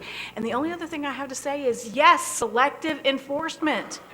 Marcy? Targeted enforcement, all of that. Marcy, I think, and staff can correct me if I'm wrong, but a year or two ago when Joey was here, we gave him all the approval and the budgeted items to fix that software license and plate thing where they can all talk to each other. So I'm not sure why it's not working. It's not working. 'Cause I think we did 2 That's years like a ago. #1 complaint from the officers. Gotcha. It's not working. Can you answer to that? I mean, not answer, but can you answer that question or? Yes, Marcy. I know we're fixing to upgrade to that new system, so it's supposed to eliminate that issues that we've been having in the field with the connection with actually adding the case files and the pictures into the case. Instead of the officers coming, to be able to log into the system, be able to hook everything up, to be able to do. That's that system that we approved a year or so ago, money and all that? We don't have a talk-to-talk system. We don't have a radio system. Gotcha. Yeah, so just when we went from Citizen Serve to Compass, where everything changed, so the new upgrade that we're fixing to go through is supposed to eliminate that issue. So to clarify on that, Danny is correct. We entered into agreement with Energov, and their first available upgrade date was this week. Gotcha. And what this system is supposed to do is streamline the way that heavy data is used, such as photos, and then load it into the system. So when there is connectivity issues out there, this software that is going off-premise to in the cloud will help alleviate some of that. There we go. And then, yes, selective enforcement, targeted enforcement. All the rules should apply to all the people equally all the time.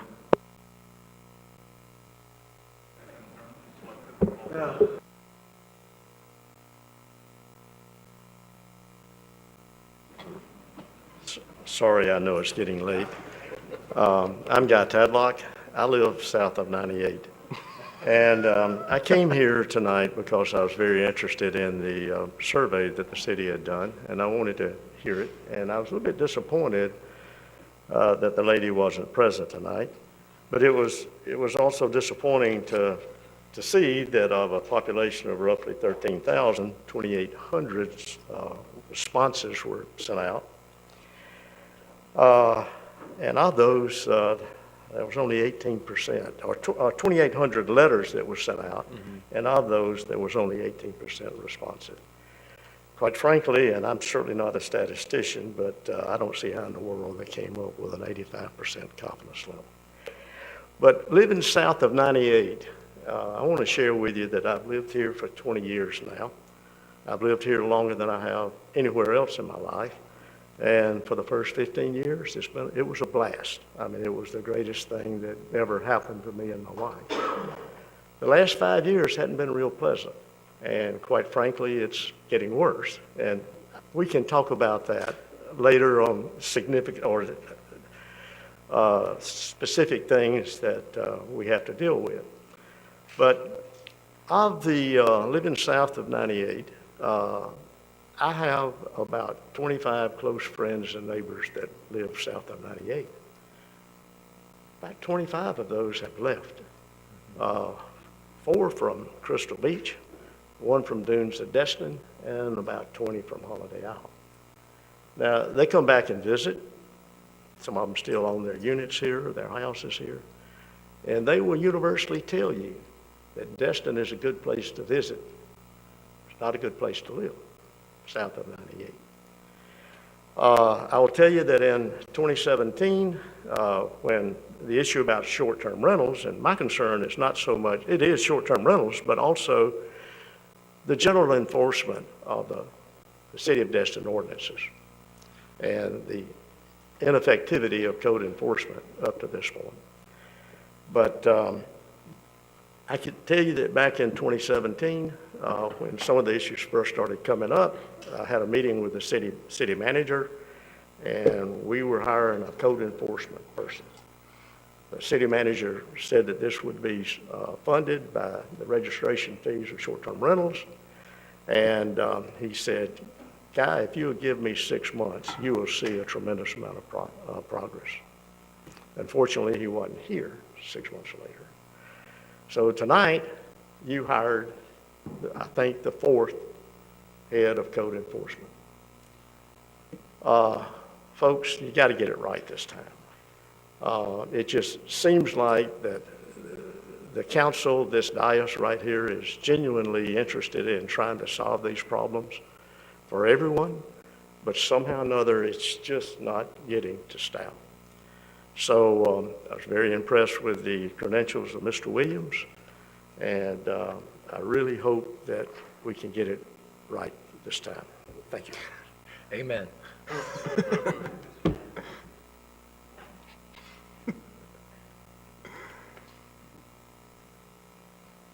Becky Pritchard, 145 Timber Court. I will only take 1 minute of y'all's time. It just kind of dawned on me when, I used to not be able to go to the beach because we didn't have enough beach. Now we bought some beach. Now I smoke and I can't go to the beach. That won't stop me from going to the beach. But it just made me think that, used to go to a bar for happy hour, smoke.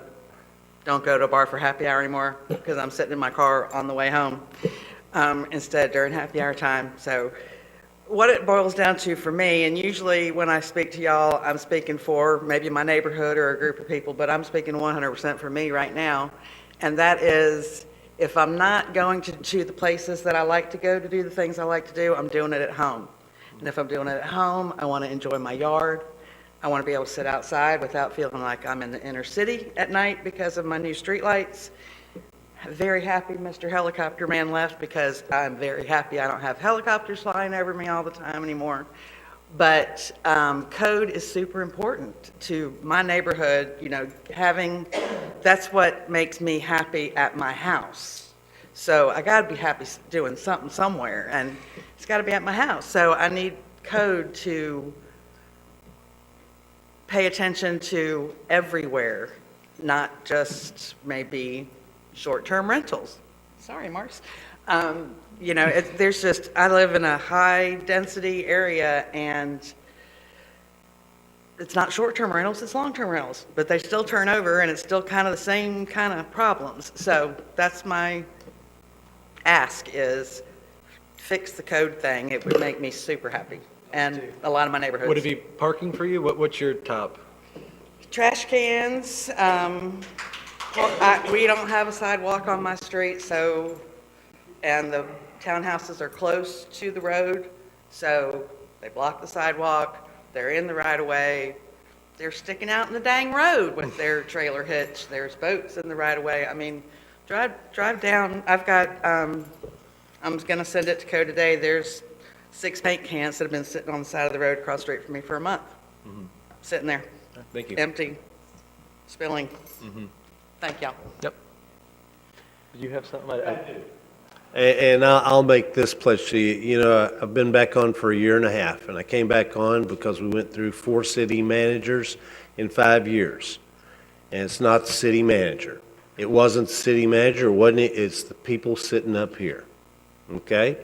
And it's the same thing about code enforcement. We've gone through 4 and 4, you know, we've gone through, I think, 3 since I've been back in a year and a half. It's not the code enforcement, and it's not the staff. It's the people sitting up here, because we aren't clear exactly what we want. We want everything enforced all the time by everybody. Okay, we can do that, but you guys were fixing to triple your taxes, because we're going to have to go out and hire about 40 people to enforce every one of our codes 24 hours a day, 7 days a week. It's about setting priorities. It's about accountability. And we're going to fix it. There's no doubt in my mind we're going to fix that, Guy and Becky. But we're going to have to get in the visioning session where we can sit down and we can tell the staff and the code enforcement department, and then come back to you and say, yep, if you got a problem with X, you need to call. Because what their focus is and what their priority is Y, Z, and A. And we set that priority, and if you don't like that priority, you get to vote, you know, for the 7 people that sit up here or the 8 people that sit up here. We have failed you, and I don't say we, just the people sitting up here. We, as a council, for the last 5, 6 years, have probably failed you because we did not do that. We finally, I'm hoping, get it right with the city manager. You know, at least this one's lasted for a little while. So, well, until next meeting, I don't know, but we're... Just for the record, Mr. Bagman, I mean, you're saying a lot of things right now and speak on behalf of a lot of us, and I just want to say I disagree with pretty much most of what you're saying tonight. So I'm not going to go into argument at 10:30, but I want to put that on record. You can disagree, but I will tell you, the whole reason I ran and the whole reason I won a year and a half ago was because we went through 4 city managers in 5 years. And that was the thing I ran on, and that's what I told people. And that outcome was that outcome. Ouch. Oh, sorry. No, I mean, it wasn't against you. Yeah, it wasn't anything against you. No. Oh, no, I was just having fun with They it. were sick and tired of watching us go through. Yeah, and they thought I was 11 when we went. At least they thought I was 12 this time. Well, I've only been here since November, so I think that was directed to that end of the room, not this end of the room. All right, has everyone said their piece for the night? Yep. All right, meeting adjourned.